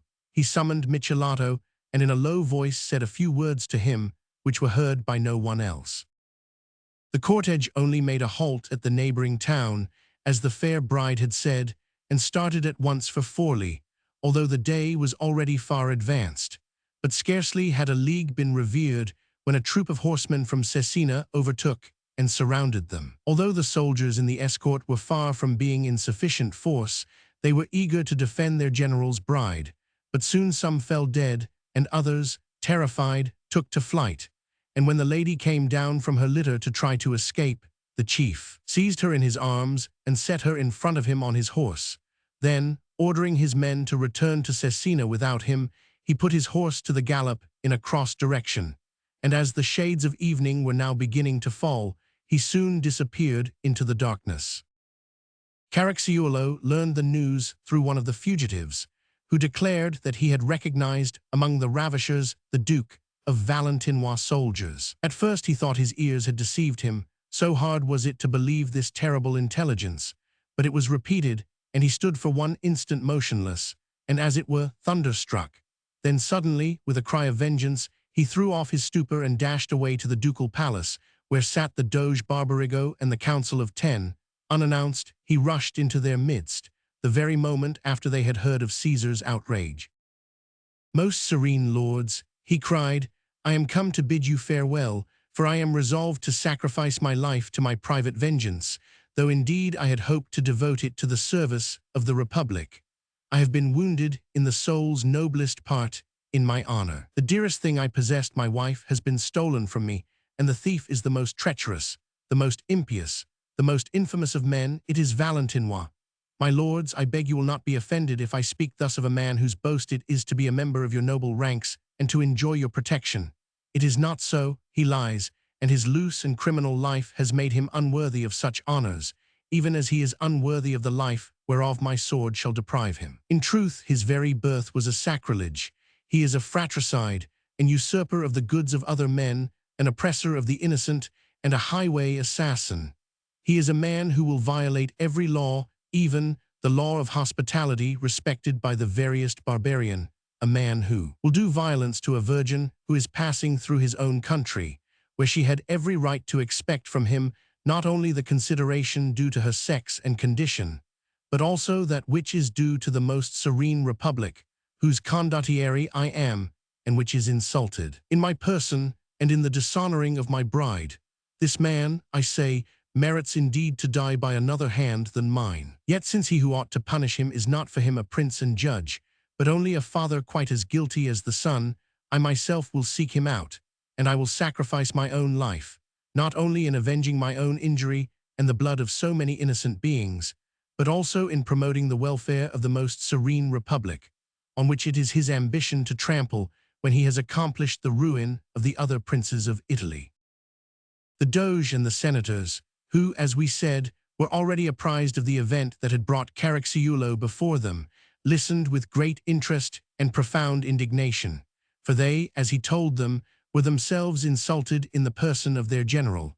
They all swore on their honor that if he would put the matter in their hands and not yield to his rage, which could only work his own undoing, either his bride should be rendered up to him without a smirch upon her bridal veil, or else a punishment should be dealt out proportioned to the affront. And without delay, as a proof of the energy wherewith the noble tribunal would take action in the affair, Luigi Mainenti, secretary to the Ten, was sent to Imola, where the Duke was reported to be, that he might explain to him the great displeasure with which the most serene republic viewed the outrage perpetrated upon their candidaire. At the same time, the Council of Ten and the Doge sought out the French ambassador, entreating him to join with them and repair in person with Mainenti to the Duke of Valentinois, and summon him, in the name of King Louis Roman XII, immediately to send back to Venice the lady he had carried off.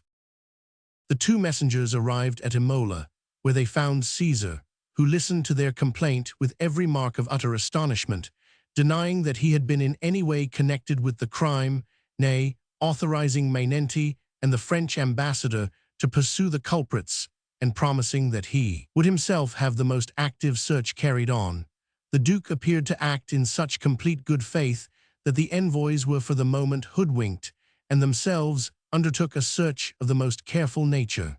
They accordingly repaired to the exact spot and began to procure information. On the highroad there had been found dead and wounded.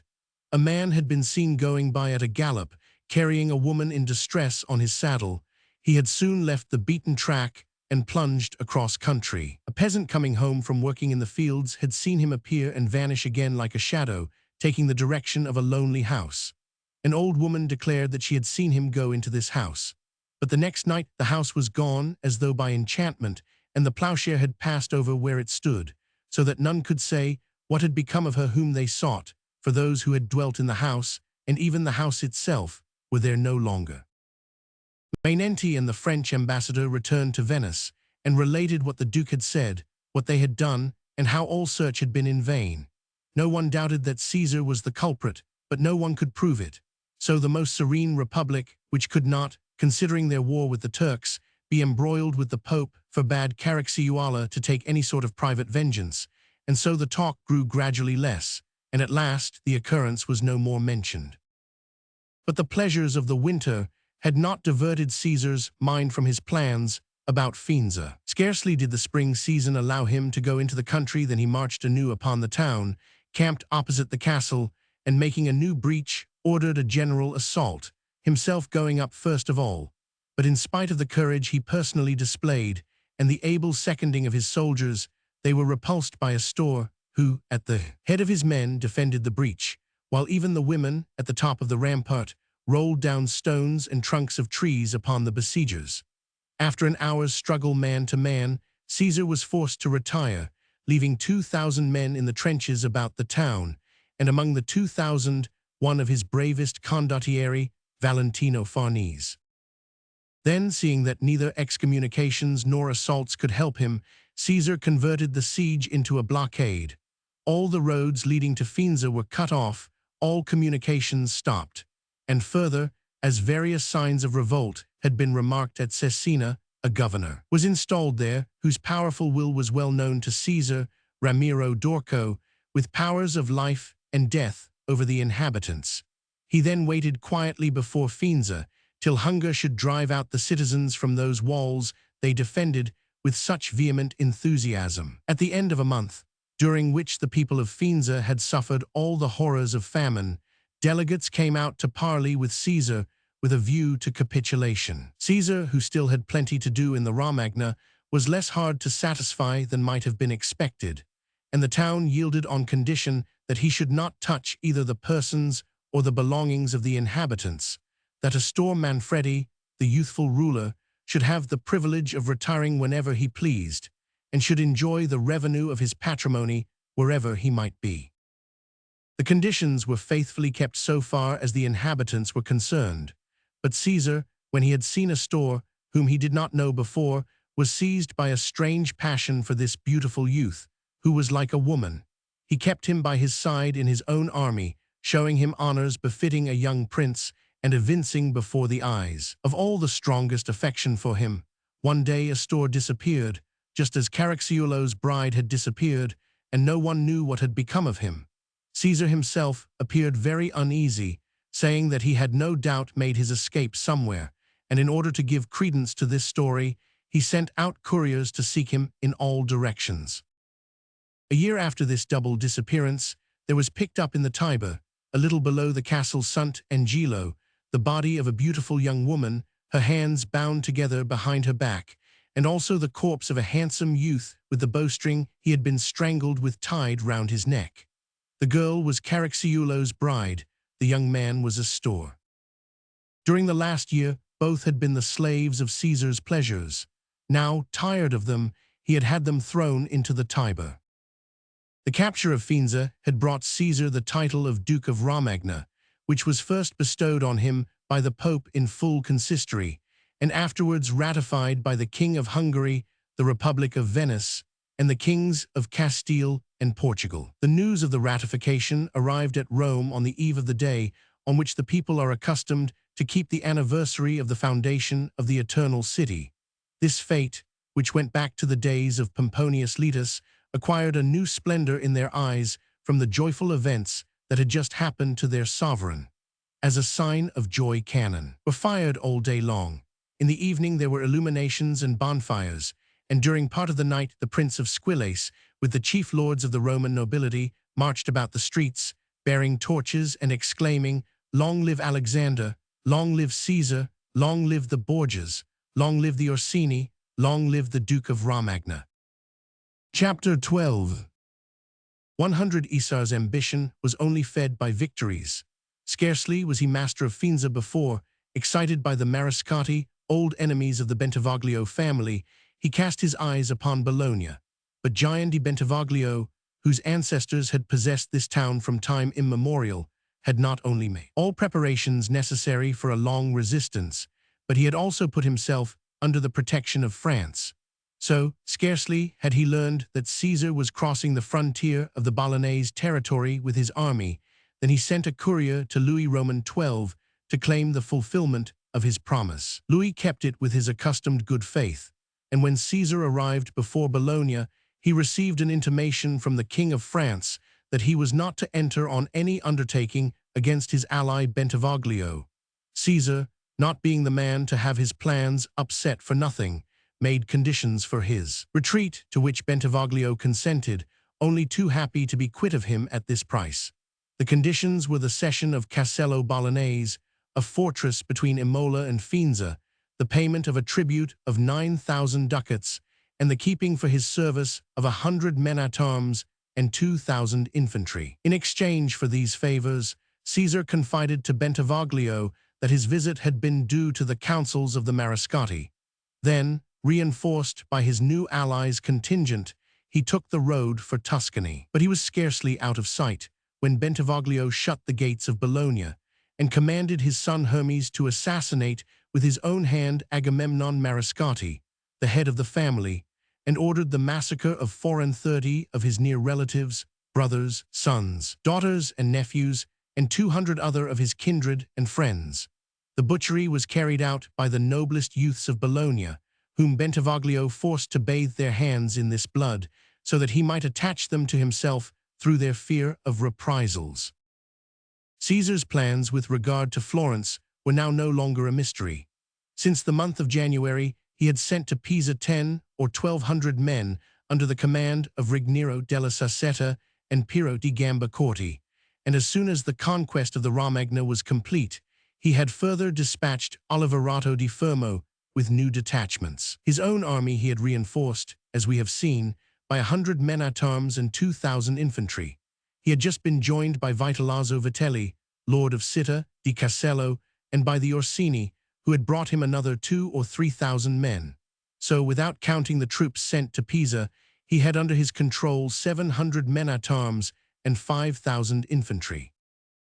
Still, in spite of this formidable company, he entered Tuscany declaring that his intentions were only pacific, protesting that he only desired to pass through the territories of the Republic on his way to Rome, and offering to pay in ready money for any victual his army might require. But when he had passed the defiles of the mountains and arrived at Barberino, feeling that the town was in his power and nothing could now hinder his approach, he began to put a price on the friendship he had at first offered freely, and to impose his own conditions instead of accepting those of others. These were that Piero de' Medici, kinsman and ally of the Orsini, should be reinstated in his ancient power, that 6 Florentine citizens, to be chosen by Vitellozzo, should be put into his hands, that they might by their death expiate that of Paolo Vitelli, unjustly executed by the Florentines, that the Signoria should engage to give no aid to the Lord of Piombino, whom Caesar intended to dispossess of his estates without delay, and further, that he himself should be taken into the service of the Republic for a pay proportionate to his deserts. But just as Caesar had reached this point in his negotiations with Florence, he received orders from Louis Roman XII to get ready, so soon as he conveniently could, to follow him with his army and help in the conquest of Naples, which he was at last in a position to undertake. Caesar dared not break his word to so powerful an ally. He therefore replied that he was at the king's orders, and as the Florentines were not aware that he was quitting them on compulsion, he sold his retreat for the sum of 36,000 ducats per annum, in exchange for which sum he was to hold 300 men-at-arms always in readiness to go to the aid of the Republic at her earliest call and in any circumstances of need. But hurried as he was, Caesar still hoped that he might find time to conquer the territory of Piombino as he went by, and take the capital by a single vigorous stroke. So he made his entry into the lands of Jacopo Roman IV of Appiano. The latter, he found, however, had been beforehand with him, and to rob him of all resource, had laid waste his own country, burned his fodder, felled his trees, torn down his vines, and destroyed a few fountains that produced salubrious waters. This did not hinder Caesar from seizing in the space of a few days Severito, Scarlino, the Isle of Elba, and La Pianosa, but he was obliged to stop short at the castle, which opposed a serious resistance. As Louis XII's army was continuing its way towards Rome, and he received a fresh order to join it, he took his departure the next day, leaving behind him Vitellozzo and Gian Paolo Bagliani to prosecute the siege in his absence. Louis Roman XII was this time advancing upon Naples, not with the incautious ardor of Charles Roman VIII, but on the contrary, with that prudence and circumspection which characterized him. Besides his alliance with Florence and Rome, he had also signed a secret treaty with Ferdinand the Catholic, who had similar pretensions, through the House of Duras, to the throne of Naples to those Louis himself had through the House of Anjou. By this treaty, the two kings were sharing their conquests beforehand. Louis would be master of Naples, of the town of Lavore and the Abruzzi, and would bear the title of King of Naples and Jerusalem. Ferdinand reserved for his own share Apulia and Calabria, with the title of Duke of these provinces. Both were to receive the investiture from the Pope, and to hold them of him. This partition was all the more likely to be made, in fact, because Frederick, supposing all the time that Ferdinand was his good and faithful friend, would open the gates of his towns, only to receive into his fortresses conquerors and masters instead of allies. All this perhaps was not very loyal conduct on the part of a king who had so long desired and had just now received the surname of Catholic, but it mattered little to Louis, who profited by treasonable acts he did not have to share. The French army, which the Duke of Valentinois had just joined, consisted of 1,000 lances, 4,000 Swiss, and Gascons and adventurers. Further, Philip of Rabenstein was bringing by sea 6 Breton and Provençal vessels and 3 Genoese carracks, carrying 6,500 invaders. Against this mighty host, the King of Naples had only 700 men-at-arms, 600 light horse, and infantry under the command of the Colonna, whom he had taken into his pay after they were exiled by the Pope from the States of the Church. But he was counting on Gonsalvo of Cordova, who was to join him at Gaeta, and to whom he had confidingly opened all his fortresses in Calabria. But the feeling of safety inspired by Frederick's faithless ally was not destined to endure long. On their arrival at Rome, the French and Spanish ambassadors presented to the Pope the treaty signed at Granada on the 11th of November, 1500, between Louis Roman XII and Ferdinand the Catholic, a treaty which up to that time had been secret. Alexander, foreseeing the probable future, had, by the death of Alfonso, loosened all the bonds that attached him to the House of Aragon, and then began by making some difficulty about it. It was demonstrated that the arrangement had only been undertaken to provide the Christian princes with another weapon for attacking the Ottoman Empire, and before this consideration, one may readily suppose, all the Pope's scruples vanished. On the 25th of June, therefore, it was decided to call a consistory which was to declare Frederick deposed from the throne of Naples. When Frederick heard all at once that the French army had arrived at Rome, that his ally Ferdinand had deceived him, and that Alexander had pronounced the sentence of his downfall, he understood that all was lost, but he did not wish it to be said that he had abandoned his kingdom without even attempting to save it. So he charged his 2 new condottieri, Fabrizio Colonna and Ranuzia di Marciano, to check the French before Capua with 300 men-at-arms, some light horse, and infantry. In person, he occupied Aversa with another division of his army, while Prospero Colonna was sent to defend Naples with the rest, and make a stand against the Spaniards on the side of Calabria. These dispositions were scarcely made when D'Aubigny, having passed the Volturno, approached to lay siege to Capua and invested the town on both sides of the river. Scarcely were the French encamped before the ramparts than they began to set up their batteries, which were soon in play, much to the terror of the besieged, who, poor creatures, were almost all strangers to the town and had fled thither from every side, expecting to find protection beneath the walls. So, although bravely repulsed by Fabrizio Colonna, the French, from the moment of their first assault, inspired so great and blind a terror that everyone began to talk of opening the gates, and it was only with great difficulty that Colonna made this multitude understand that at least they ought to reap some benefit from the check the besiegers had received and obtain good terms of capitulation. When he had brought them round to his view, he sent out to demand a parley with D'Aubigny, and a conference was fixed for the next day but one, in which they were to treat of the surrender of the town. But this was not Caesar Borgia's idea at all. He had stayed behind to confer with the Pope, and had joined the French army with some of his troops on the very day on which the conference had been arranged for 2 days later. And a capitulation of any nature would rob him of his share of the booty and the promise of such pleasure as would come from the capture of a city so rich and populous as Capua. So he opened up negotiations on his own account with a captain who was on guard at one of the gates. Such negotiations, made with cunning supported by bribery, proved as usual more prompt and efficacious than any others. At the very moment when Fabrizio Colonna in a fortified outpost was discussing the conditions of capitulation with the French captains, suddenly great cries of distress were heard. These were caused by Borgia, who without a word to anyone had entered the town with his faithful army from Romagna and was beginning to cut the throats of the garrison, which had naturally somewhat relaxed their vigilance in the belief that the capitulation was all but signed. The French, when they saw that the town was half taken, rushed on the gates with such impetuosity that the besieged did not even attempt to defend themselves any longer, and forced their way into Capua by 3 separate sides. Nothing more could be done then to stop the issue. Butchery and pillage had begun, and the work of destruction must needs be completed. In vain did Fabrizio Carlana, Ranuzio di Marciano, and Don Hugo di Cardona attempt to make head against the French and Spaniards with such men as they could get together. Fabrizio Carlana and Don Hugo were made prisoners. Ranuzia, wounded by an arrow, fell into the hands of the Duke of Valentinois. 7,000 inhabitants were massacred in the streets, among them the traitor who had given up the gate.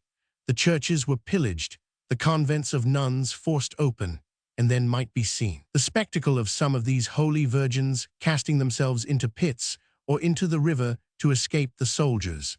300 of the noblest ladies of the town took refuge in a tower. The Duke of Valentinois broke in the doors, chased out for himself 40 of the most beautiful, and handed over the rest to his army. The pillage continued for 3 days. Capua once taken, Frederick saw that it was useless any longer to attempt defense, so he shut himself up in Castel Nuovo and gave permission to Gaeta and to Naples to treat with the conqueror. Gaeta bought immunity from pillage with 60,000 ducats, and Naples with the surrender of the castle. This surrender was made to D'Aubigny by Frederick himself, and conditioned that he should be allowed to take to the island of Ischia his money, jewels, and furniture, and there remain with his family for 6 months secure from all hostile attack. The terms of this capitulation were faithfully adhered to on both sides. D'Aubigny entered Naples, and Frederick retired to Ischia. Thus, by a last terrible blow, never to rise again, fell this branch of the House of Aragon, which had now reigned for 65 years. Frederick, its head, demanded and obtained a safe conduct to pass into France, where Louis Roman XII gave him the Duchy of Anjou and 0 ducats a year, on condition that he should never quit the kingdom.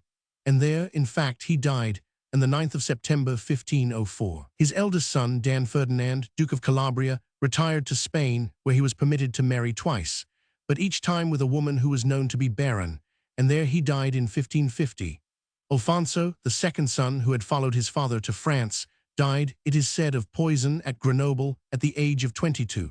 Lastly, Caesar, the third son, died at Ferrara before he had attained his 18th birthday. Frederick's daughter Charlotte married in France Nicholas, Count of Laval, governor and admiral of Brittany. A daughter was born of this marriage, Anne de Laval, who married François de la Trémouille.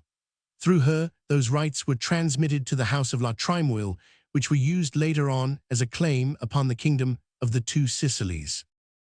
The capture of Naples gave the Duke of Valentinois his liberty again, so he left the French army after he had received fresh assurances on his own account of the king's friendliness, and returned to the siege of Piombino, which he had been forced to interrupt. During this interval, Alexander had been visiting the scenes of his son's conquests and traversing all the Romagna with Lucrezia, who was now consoled for her husband's death and had never before enjoyed quite so much favor with his holiness.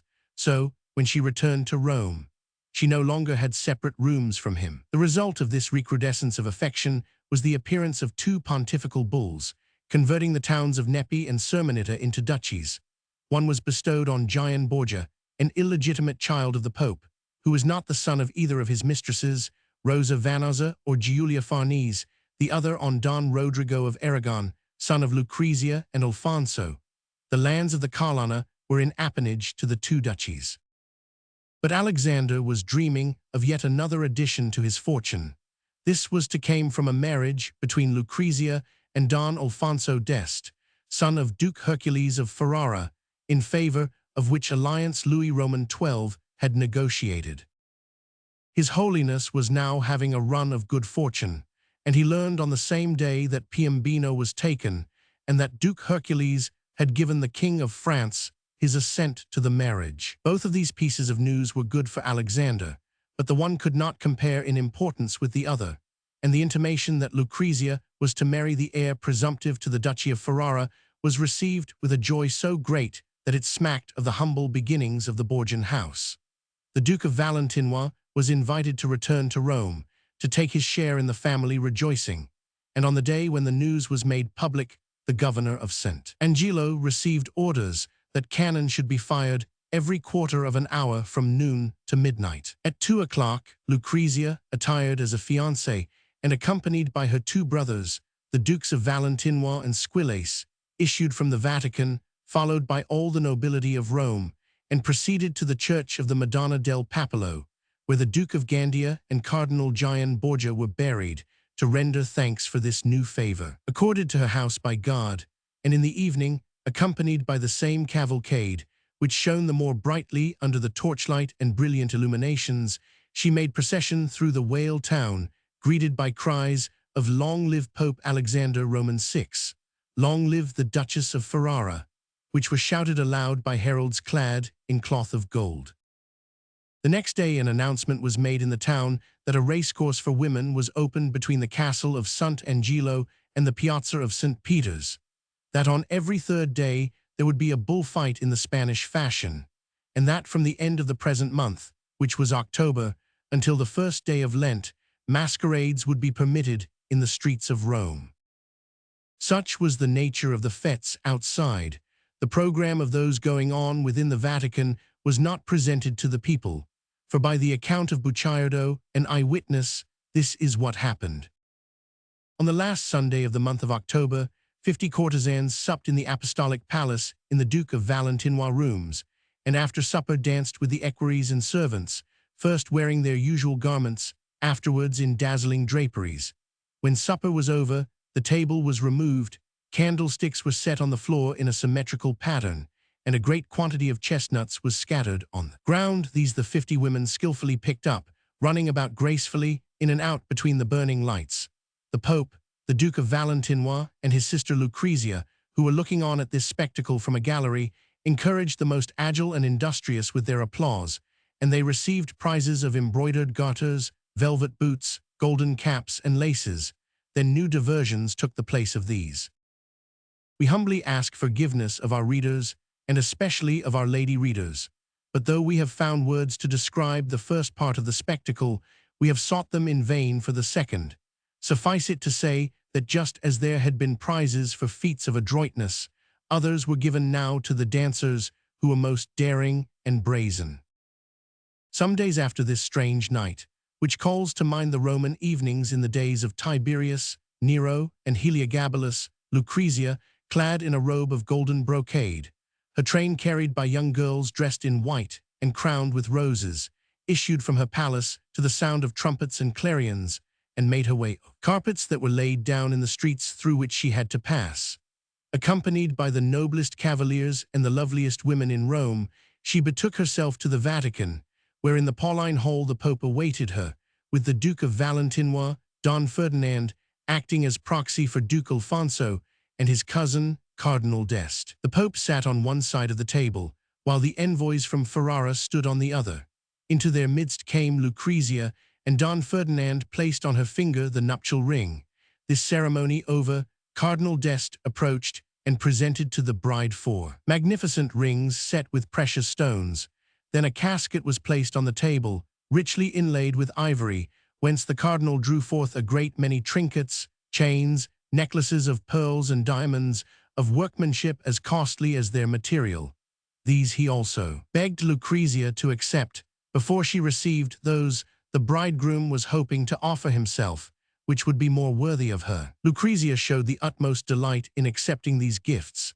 Then she retired into the next room, leaning on the Pope's arm, and followed by the ladies of her suite, leaving the Duke of Valentinois to do the honors of the Vatican to the men. That evening, the guests met again, and spent half the night in dancing, while a magnificent display of fireworks lighted up the piazza of San Paolo. The ceremony of betrothal over, the Pope and the Duke busied themselves with making preparations for the departure. The Pope, who wished the journey to be made with a great degree of splendor, sent in his daughter's company, in addition to the 2 brothers-in-law and the gentlemen in their suite, the Senate of Rome, and all the lords who, by virtue of their wealth, could display most magnificence in their costumes and liveries. Among this brilliant throng might be seen Olivero and Ramiro Mattei, sons of Piero Mattei, chancellor of the town, and a daughter of the Pope, whose mother was not Rosa Vanosa. Besides these, the Pope nominated in consistory Francesco Borgia, Cardinal of Cosenza, Legate latter, to accompany his daughter to the frontiers of the ecclesiastical states. Also, the Duke of Valentinois sent out messengers into all the cities of Romagna to order that Lucrezia should be received as sovereign lady and mistress. Grand preparations were at once set on foot for the fulfillment of his orders. But the messengers reported that they greatly feared that there would be some grumbling at Cesena, where it will be remembered that Caesar had left Ramiro d'Orco as governor with plenary powers to calm the agitation of the town. Now Ramiro d'Orco had accomplished his task so well that there was nothing more to fear in the way of rebellion, for 1/6 of the inhabitants had perished on the scaffold, and the result of this situation was that it was improbable that the same demonstrations of joy could be expected from a town plunged in mourning that were looked for from Imola, Faenza, and Pesaro. The Duke of Valentinois averted this inconvenience in the prompt and efficacious fashion characteristic of him alone. One morning, the inhabitants of Cesena awoke to find a scaffold set up in the square, and upon it the 4 quarters of a man, his head, severed from the trunk, stuck up on the end of a pike. This man was Ramiro d'Orco. No one ever knew by whose hands the scaffold had been raised by night, nor by what executioners the terrible deed had been carried out.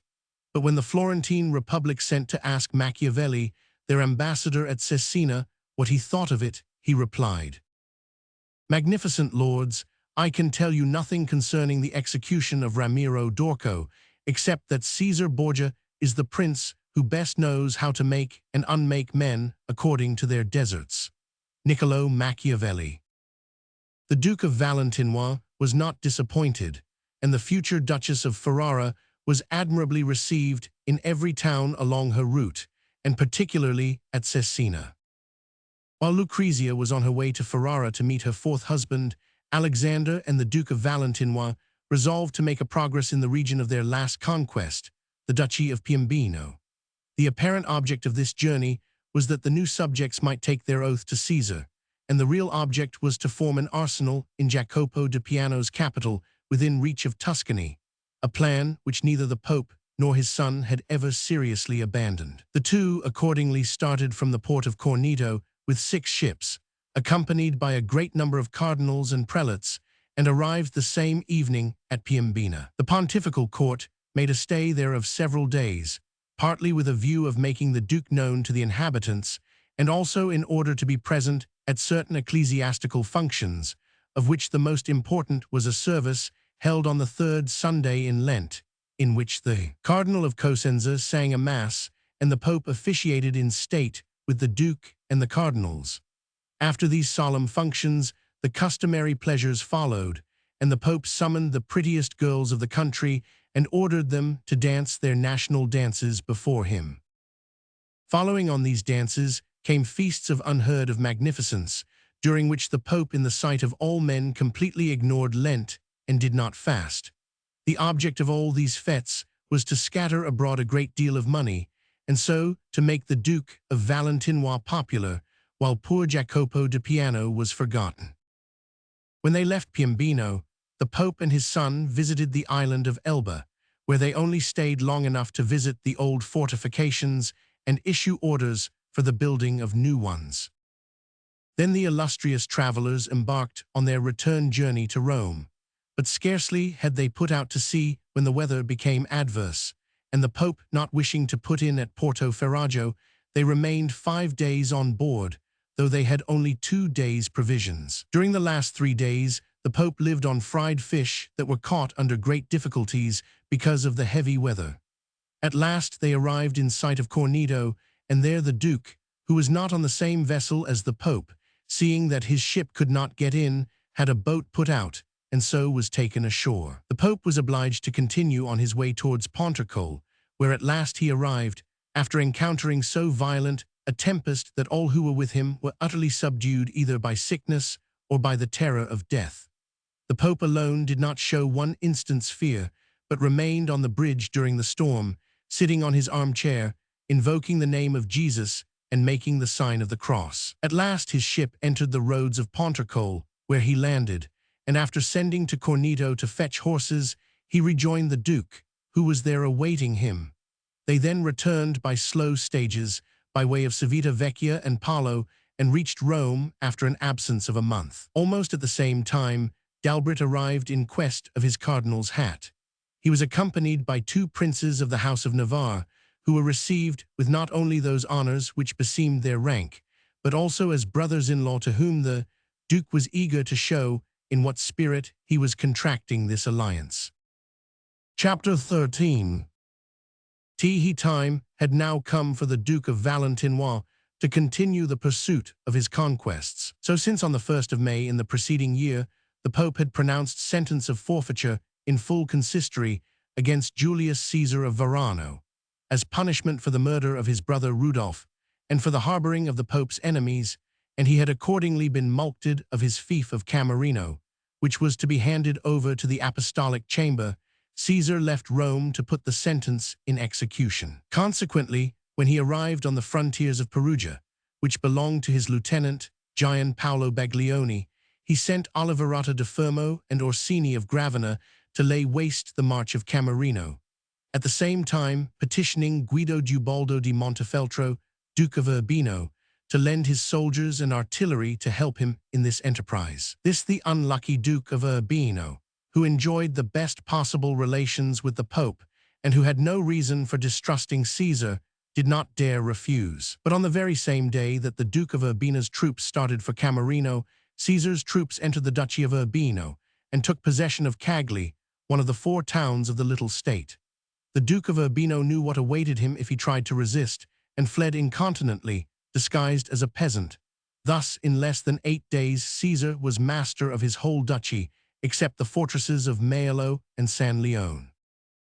The Duke of Valentinois forthwith returned to Camerino, where the inhabitants still held out, encouraged by the presence of Julius Caesar di Verano, their lord, and his 2 sons, Venantio and Hannibal.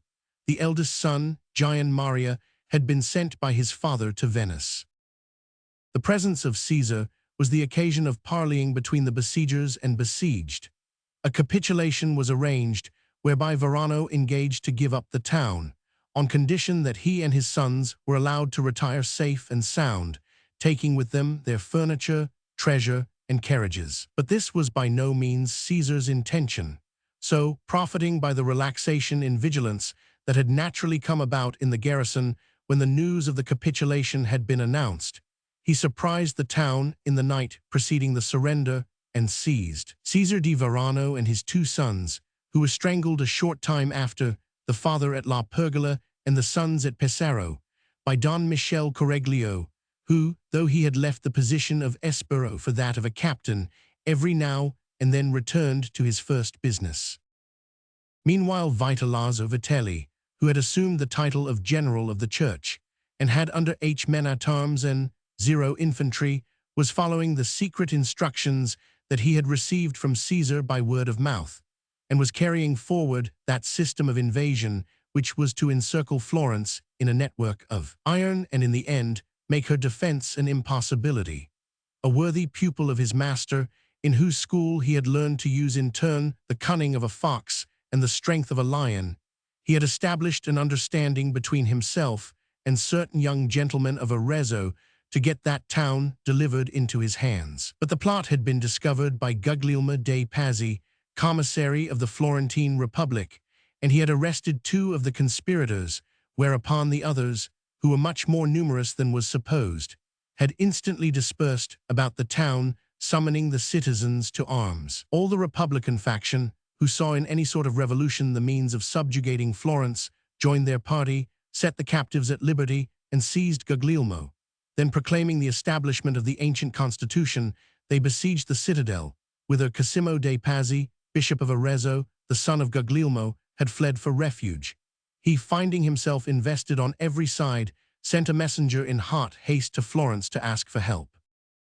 Unfortunately for the cardinal, Vitellazzo's troops were nearer to the besiegers than were the soldiers of the most serene republic to the besieged, and instead of help, the whole army of the enemy came down upon him. This army was under the command of Vitellazzo, of Gian Paolo Baglioni, and of Fabio Orsino, and with them were the 2 Medici ever ready to go wherever there was a league against Florence, and ever ready at the command of Borgia on any conditions whatever, to re-enter the town whence they had been banished. The next day more help in the form of money and artillery arrived, sent by Pandolfo Petrucci, and on the 18th of June the citadel of Arezzo, which had received no news from Florence, was obliged to surrender. Vitellozzo left the men of Arezzo to look after their town themselves, leaving also Fabio Orsina to garrison the citadel with 1,000 men. Then, profiting by the terror that had been spread throughout all this part of Italy by the successive captures of the Duchy of Urbino, of Camerino, and of Arezzo, he marched upon Monte San Severino, Castiglione, Aretino, Cortone, and the other towns of the valley of Chiana, which submitted one after the other almost without a struggle. When he was only 10 or 12 leagues from Florence, and dared not on his own account attempt anything against her, he made known the state of affairs to the Duke of Valentinois. He, fancying the hour had come at last for striking the blow so long delayed, started off at once to deliver his answer in person to his faithful lieutenants. But the Florentines, though they had sent no help to Guglielmo dei Pazzi, had demanded aid from Chaumont Dumas, governor of the Milanese, on behalf of Louis Roman XII, not only explaining the danger they themselves were in, but also Caesar's ambitious projects, namely that after first overcoming the small principalities and then the states of the second order, he had now, it seemed, reached such a height of pride that he would attack the king of France himself. The news from Naples was disquieting. Serious differences had already occurred between the Count of Armagnac and Gonzalvo di Cordova, and Louis might any day need Florence, whom he had always found loyal and faithful. He therefore resolved to check Caesar's progress, and not only sent him orders to advance no further step forwards, but also sent off, to give effect to his injunction, the captain Imbout with 400 lances. The Duke of Valentinois, on the frontier of Tuscany, received a copy of the treaty signed between the Republic and the King of France, a treaty in which the king engaged to help his ally against any enemy whatsoever, and at the same moment the formal prohibition from Louis to advance any further. Caesar also learned that beside the 400 lances with the captain Imbout, which were on the road to Florence, Louis Roman XII had, as soon as he reached Asti, sent off to Parma Louis de la Trémouille and men-at-arms, 3,000 Swiss, and a considerable train of artillery. In these two movements combined he saw hostile intentions towards himself, and turning right about face with his usual agility, he profited by the fact that he had given nothing but verbal instructions to all his lieutenants,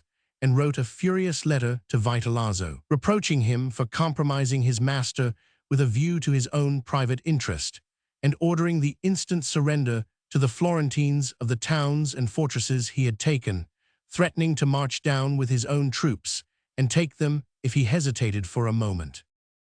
As soon as this letter was written, Caesar departed for Milan, where Louis Roman XII had just arrived, bringing with him proof positive that he had been calumniated in the evacuation of the conquered towns. He also was entrusted with the Pope's mission to renew for another 18 months the title of legate, a latter, in France to Cardinal Dumas, the friend rather than the minister of Louis Roman XII. Thus, thanks to the public proof of his innocence and the private use of his influence, Caesar soon made his peace with the King of France. But this was not all.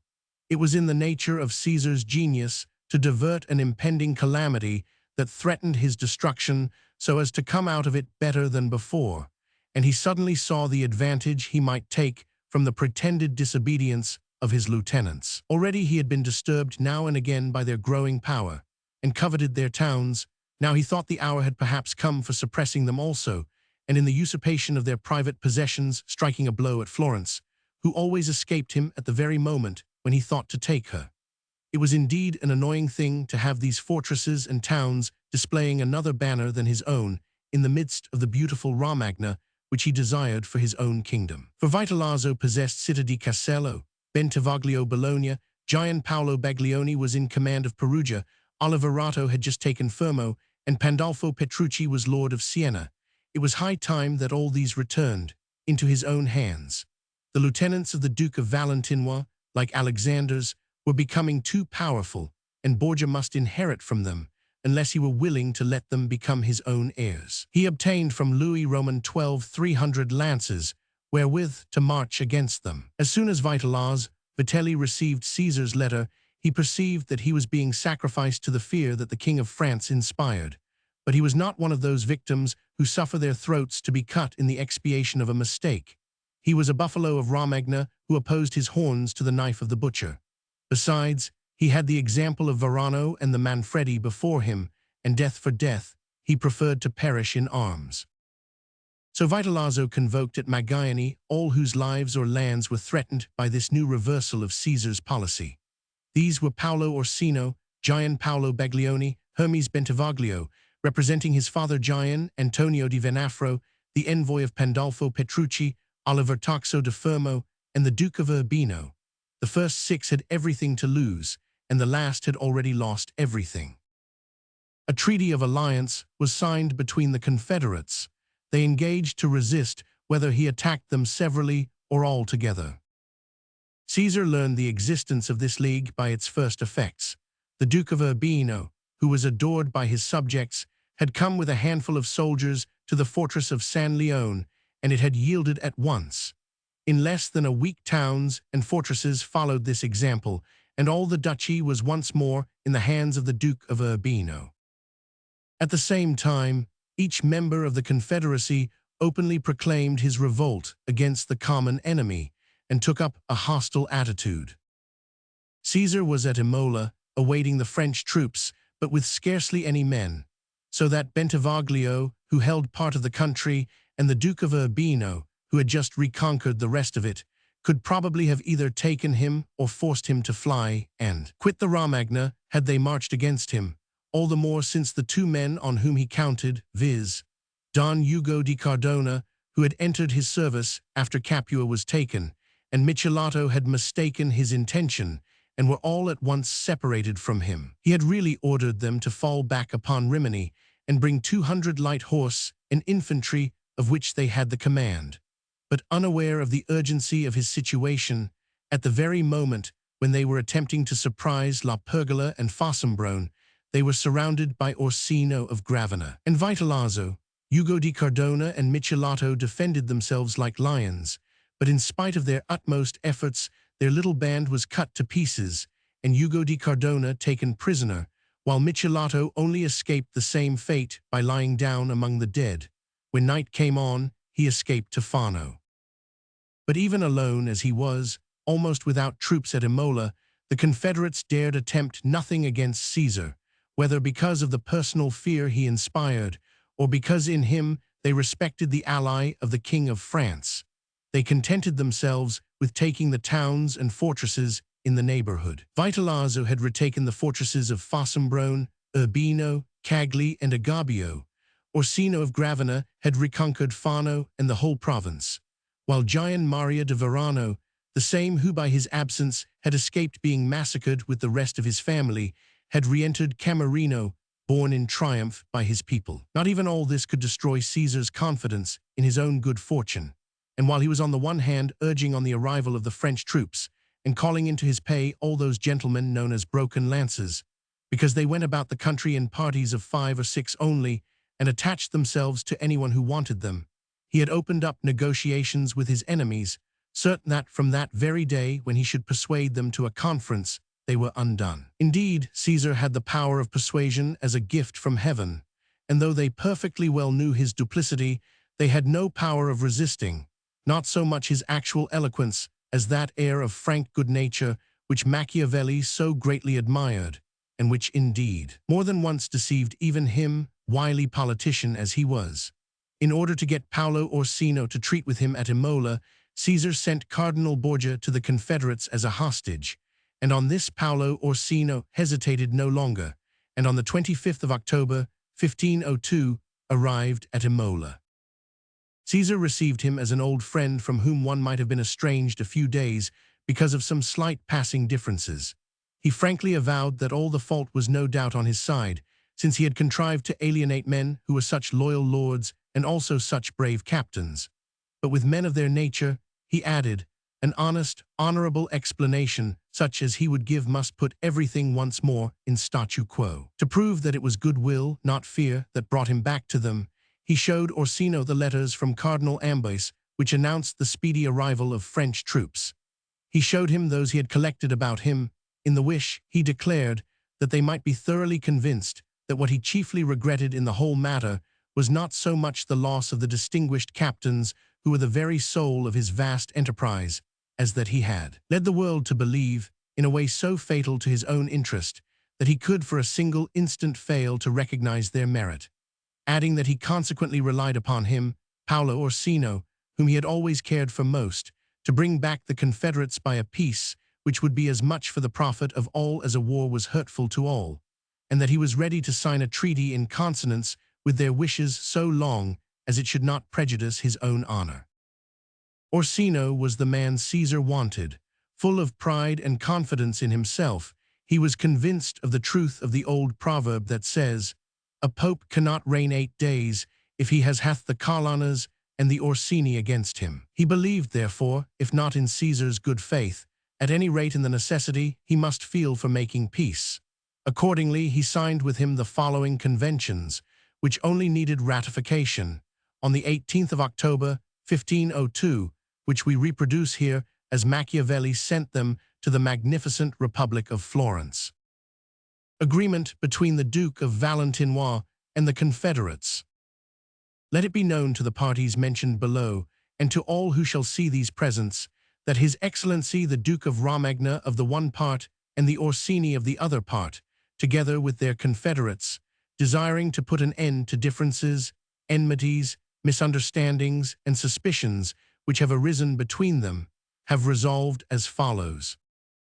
There shall be between them peace and alliance true and perpetual, with a complete obliteration of wrongs and injuries which may have taken place up to this day, both parties engaging to preserve no resentment of the same, and in conformity with the aforesaid peace and union, His Excellency the Duke of Romagna shall receive into perpetual confederation, league, and alliance all the lords aforesaid, and each of them shall promise to defend the estates of all in general, and of each in particular against any power that may annoy or attack them for any cause whatsoever, excepting always nevertheless the Pope Alexander Roman VI and His very Christian Majesty Louis Roman XII, King of France. The lords above named promising on the other part to unite in the defense of the person and estates of His Excellency, as also those of the most illustrious lords, Don Gaffredo Borgia, Prince of Squillace, Don Rodrigo Borgia, Duke of Sermonetta and Bicelli, and Don Gian Borgia, Duke of Camerino and Neghi, all brothers or nephews of the Duke of Romagna. Moreover, since the rebellion and usurpation of Urbino have occurred during the above-mentioned misunderstandings, all the confederates aforesaid, and each of them shall bind themselves to unite all their forces for the recovery of the estates aforesaid, and of such other places as have revolted and been usurped. His Excellency the Duke of Romagna shall undertake to continue to the Orsini and Vitelli their ancient engagements in the way of military service, and on the same conditions. His Excellency promises further not to insist on the service in person of more than one of them, as they may choose. The service that the others may render shall be voluntary. He also promises that the second treaty shall be ratified by the sovereign pontiff, who shall not compel Cardinal Orsino to reside in Rome longer than shall seem convenient to this prelate. Furthermore, since there are certain differences between the Pope and the Lord Gian Bentivoglio, the confederates aforesaid agree that they shall be put to the arbitration of Cardinal Orsino, of His Excellency the Duke of Romagna, and of the Lord Pandolfo Petrucci, without appeal. Thus the confederates engage, each and all, so soon as they may be required by the Duke of Romagna, to put into his hands as a hostage one of the legitimate sons of each of them, in that place, and at that time which he may be pleased to indicate. The same confederates promising, moreover, all and each, that if any project directed against any one of them come to their knowledge, to give warning thereof, and all to prevent such project reciprocally. It is agreed, over and above, between the Duke of Romagna and the confederates aforesaid, to regard as a common enemy any who shall fail to keep the present stipulations, and to unite in the destruction of any states not conforming thereto. Signed Caesar Paolo Orsino, Agapit Secretary. At the same time, while Orsino was carrying to the Confederates the treaty drawn up between him and the Duke, Bentivoglio, not willing to submit to the arbitration indicated, made an offer to Caesar of settling their differences by a private treaty and sent his son to arrange the conditions. After some parleying, they were settled as follows. Bentivoglio should separate his fortunes from the Vitelli and Orsini. He should furnish the Duke of Valentinois with 100 men-at-arms and 100 mounted archers for 8 years. He should pay 12,000 ducats per annum to Caesar for the support of 100 lances. In return for this, his son Hannibal was to marry the sister of the Archbishop of Enna, who was Caesar's niece, and the Pope was to recognize his sovereignty in Bologna. The King of France, the Duke of Ferrara, and the Republic of Florence were to be the guarantors of this treaty. But the convention, brought to the Confederates by Orsino, was the cause of great difficulties on their part. Vitellozzo Vitelli in particular, who knew Caesar the best, never ceased to tell the other condottieri that so prompt and easy a peace must needs be the cover to some trap. But since Caesar had meanwhile collected a considerable army at Imola, and the 400 lances lent him by Louis Roman XII had arrived at last, Vitellozzo and Oliverato decided to sign the treaty that Orsino brought, and to let the Duke of Urbino and the Lord of Camerino know of it. They, seeing plainly that it was henceforth impossible to make a defense unaided, had retired, the one to Città di Castello and the other into the kingdom of Naples. But Caesar, saying nothing of his intentions, started on the 10th of December and made his way to Cesena with a powerful army once more under his command. Fear began to spread on all sides, not only in Romagna, but in the whole of northern Italy. Florence, seeing him move away from her, only thought it a blind to conceal his intentions, while Venice, seeing him approach her frontiers, dispatched all her troops to the banks of the Po. Caesar perceived their fear, and lest harm should be done to himself by the mistrust it might inspire, he sent away all French troops in his service as soon as he reached Cesena, except 100 men with M. de Candil, his brother-in-law. It was then seen that he only had cavalry and infantry with him. Several days were spent in parleying, for at Cesena Caesar found the envoys of the Vitelli and Orsini, who themselves were with their army in the Duchy of Urbino. But after the preliminary discussions as to the right course to follow in carrying on the plan of conquest, there arose such difficulties between the general-in-chief and these agents, that they could not but see the impossibility of getting anything settled by intermediaries, and the urgent necessity of conference between Caesar and one of the chiefs. So Oliverato ran the risk of joining the Duke in order to make proposals to him, either to march on Tuscany or to take Sinigaglia, which was the only place in the Duchy of Urbino that had not again fallen into Caesar's power. Caesar's reply was that he did not desire to war upon Tuscany because the Tuscans were his friends, but that he approved of the lieutenant's plan with regard to Sinigaglia and therefore was marching towards Fano. But the daughter of Frederick, the former Duke of Urbino, who held the town of Sinigaglia and who was called the Lady Prefect because she had married Gian Delta Rova, whom his uncle Sixtus Roman IV had made prefect of Rome, judging that it would be impossible to defend herself against the forces the Duke of Valentinois was bringing, left the citadel in the hands of a captain, recommending him to get the best terms he could for the town, and took boat for Venice. Caesar learned this news at Rimini, through a messenger from Vitelli and the Orsini, who said that the governor of the citadel, though refusing to yield to them, was quite ready to make terms with him, and consequently they would engage to go to the town and finish the business there. Caesar's reply was that in consequence of this information, he was sending some of his troops to Cesena and Imola, for they would be useless to him, as he should now have theirs, which together with the escort he retained would be sufficient, since his only object was the complete pacification of the Duchy of Urbino. He added that this pacification would not be possible if his old friends continued to distrust him, and to discuss through intermediaries alone plans in which their own fortunes were interested as well as his.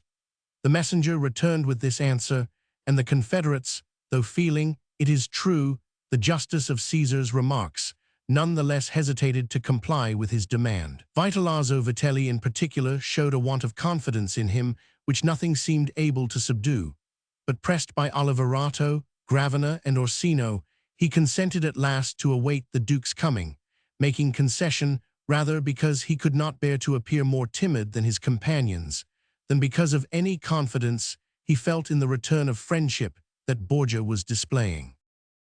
The Duke learned the news of this decision, so much desired, when he arrived at Fano on the 20th of December, 1502. At once he summoned 8 of his most faithful friends, among whom were Denas, his nephew Michelato, and Ugo di Cardona, and ordered them, as soon as they arrived at Sinigaglia, and had seen Vitellozzo, Gravina, Oliverata, and Orsino come out to meet them on a pretext of doing them honor, to place themselves on the right and left hand of the 4 generals, 2 beside each, so that at a given signal they might either stab or arrest them. Next he assigned to each of them his particular man, bidding them not quit his side until he had re-entered Sinigaglia and arrived at the quarters prepared for him.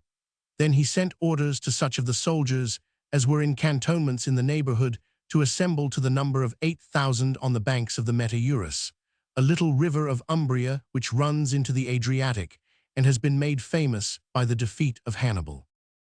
The Duke arrived at the rendezvous given to his army on the 31st of December, and instantly sent out in front 200 horse, and immediately behind them his infantry, following close in the midst of his men-at-arms, following the coast of the Adriatic, with the mountains on his right and the sea on his left, which in part of the way left only space for the army to march 10 abreast.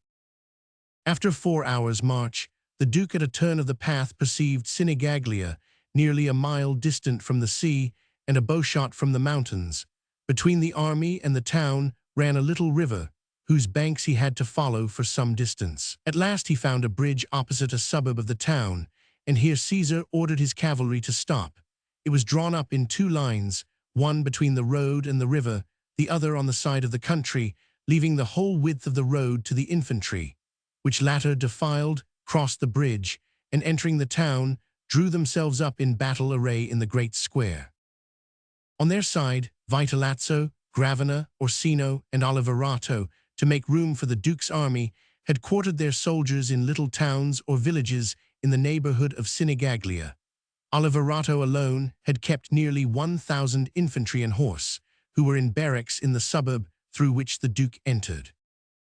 Caesar had made only a few steps towards the town when he perceived Vitellozzo at the gate, with the Duke of Gravina and Orsina, who all came out to meet him, the last 2 quite gay and confident, but the first so gloomy and dejected that you would have thought he foresaw the fate that was in store for him. And doubtless he had not been without some presentiments, for when he left his army to come to Sinigaglia, he had bidden them farewell as though never to meet again, had commended the care of his family to the captains, and embraced his children with tears, a weakness which appeared strange to all who knew him as a brave condottiere. The Duke marched up to them holding out his hand, as a sign that all was over and forgotten, and did it with an air at once so loyal and so smiling that Gravina and Orsina could no longer doubt the genuine return of his friendship, and it was only Vitellozzo still appeared sad. At the same moment, exactly as they had been commanded, the Duke's accomplices took their posts on the right and left of those they were to watch, who were all there except Oliverato, whom the Duke could not see, and began to seek with uneasy looks. But as he crossed the suburb, he perceived him exercising his troops on the square. Caesar at once dispatched Michelato and Denas with a message that it was a rash thing to have his troops out, when they might easily start some quarrel with the Duke's men and bring about an affray. It would be much better to settle them in barracks, and then come to join his companions, who were with Caesar. Oliverato, drawn by the same fate as his friends, made no objection, ordered his soldiers indoors, and put his horse to the gallop to join the Duke, escorted on either side by Denas and Michelato. Caesar, on seeing him, called him, took him by the hand, and continued his march to the palace that had been prepared for him, his 4 victims following after. Arrived on the threshold, Caesar dismounted, and signing to the leader of the men-at-arms to await his orders, he went in first, followed by Oliverato, Gravina, Vitelaz, Vitelli, and Orsino, each accompanied by his 2 satellites. But scarcely had they gone upstairs and into the first room when the door was shut behind them, and Caesar turned round, saying, "The hour has come." This was the signal agreed upon. Instantly, the former confederates were seized, thrown down, and forced to surrender with a dagger at their throat. Then, while they were being carried to a dungeon, Caesar opened the window, went out on the balcony, and cried out to the leader of his men-at-arms, "Go forward." The man was in the secret. He rushed on with his band towards the barracks where Oliverato's soldiers had just been consigned, and they, suddenly surprised and off their guard, were at once made prisoners. Then the Duke's troops began to pillage the town, and he summoned Machiavelli. Caesar and the Florentine envoy were nearly 2 hours shut up together, and since Machiavelli himself recounts the history of this interview, we will give his own words. "He summoned me," says the Florentine ambassador, "and in the calmest manner showed me his joy at the success of this enterprise, which he assured me he had spoken of to me the evening before. I remember that he did, but I did not at that time understand what he meant. Next he explained, in terms of much feeling and lively affection for our city, the different motives which had made him desire your alliance, a desire to which he hopes you will respond. He ended with charging me to lay 3 proposals before your lordships. First, that you rejoice with him in the destruction at a single blow of the mortal enemies of the king, himself, and you, and the consequent disappearance of all seeds of trouble and dissension likely to waste Italy. This service of his, together with his refusal to allow the prisoners to march against you, ought, he thinks, to excite your gratitude towards him. Secondly, he begs that you will at this juncture give him a striking proof of your friendliness by urging your cavalry's advance towards Borgo, and their assembling some infantry also, in order that they may march with him, should need arise, on Castello or on Perugia. Lastly, he desires, and this is his 3rd condition, that you arrest the Duke of Urbino if he should flee from Castello into your territories when he learns that Vitellazzo is a prisoner. When I objected that to give him up would not beseem the dignity of the Republic, and that you would never consent, he approved of my words, and said that it would be enough for you to keep the Duke, and not give him his liberty without his Excellency's permission. I have promised to give you all this information, to which he awaits your reply." The same night 8 masked men descended to the dungeon where the prisoners lay. They believed at that moment that the fatal hour had arrived for all. But this time, the executioners had to do with Vitellazzo and Oliverato alone. When these 2 captains heard that they were condemned, Oliverato burst forth into reproaches against Vitellazzo, saying that it was all his fault that they had taken up arms against the Duke. Not a word Vitellazzo answered, except a prayer that the Pope might grant him plenary indulgence for all his sins. Then the masked men took them away, leaving Orsino and Gravina to await a similar fate, and led away the 2 chosen out to die to a secluded spot outside the ramparts of the town, where they were strangled and buried at once in 2 trenches that had been dug beforehand. The 2 others were kept alive until it should be known if the Pope had arrested Cardinal Orsino, Archbishop of Florence and Lord of Santa Croce. And when the answer was received in the affirmative from His Holiness, Gravina and Orsina, who had been transferred to a castle, were likewise strangled. The Duke, leaving instructions with Michelato, set off for Sinigaglia as soon as the first execution was over, assuring Machiavelli that he had never had any other thought than that of giving tranquility to the Romagna and to Tuscany, and also that he thought he had succeeded by taking and putting to death the men who had been the cause of all the trouble. Also that any other revolt that might take place in the future would be nothing but sparks that a drop of water could extinguish. The Pope had barely learned that Caesar had his enemies in his power when, eager to play the same winning game himself, he announced to Cardinal Orsino, though it was then midnight, that his son had taken Sinigaglia, and gave him an invitation to come the next morning and talk over the good news. The cardinal, delighted at this increase of favor, did not miss his appointment. So in the morning he started on horseback for the Vatican, but at a turn of the first street he met the governor of Rome with a detachment of cavalry, who congratulated himself on the happy chance that they were taking the same road, and accompanied him to the threshold of the Vatican. There the cardinal dismounted and began to ascend the stairs. Scarcely, however, had he reached the first landing before his mules and carriages were seized and shut in the palace stables. When he entered the hall of the Perrepont, he found that he and all his suite were surrounded by armed men, who led him into another apartment, called the Vicar's Hall, where he found the Abbate Alviano, the protonotary Orsino, Jacopo Santa Croce, and Rinaldo Orsino, who were all prisoners like himself. At the same time, the governor received orders to seize the castle of Monte Giardino, which belonged to the Orsini, and take away all the jewels, all the hangings, all the furniture, and all the silver that he might find. The governor carried out his orders conscientiously and brought to the Vatican everything he seized, down to the cardinal's account book. On consulting this book, the Pope found out two things. First, that a sum of 2,000 ducats was due to the cardinal, no debtor's name being mentioned.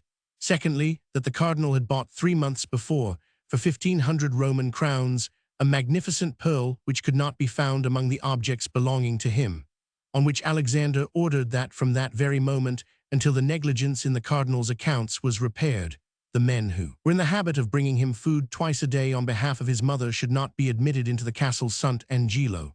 The same day, the cardinal's mother sent the Pope the 2,000 ducats, and the next day his mistress, in man's attire, came in person to bring the missing pearl.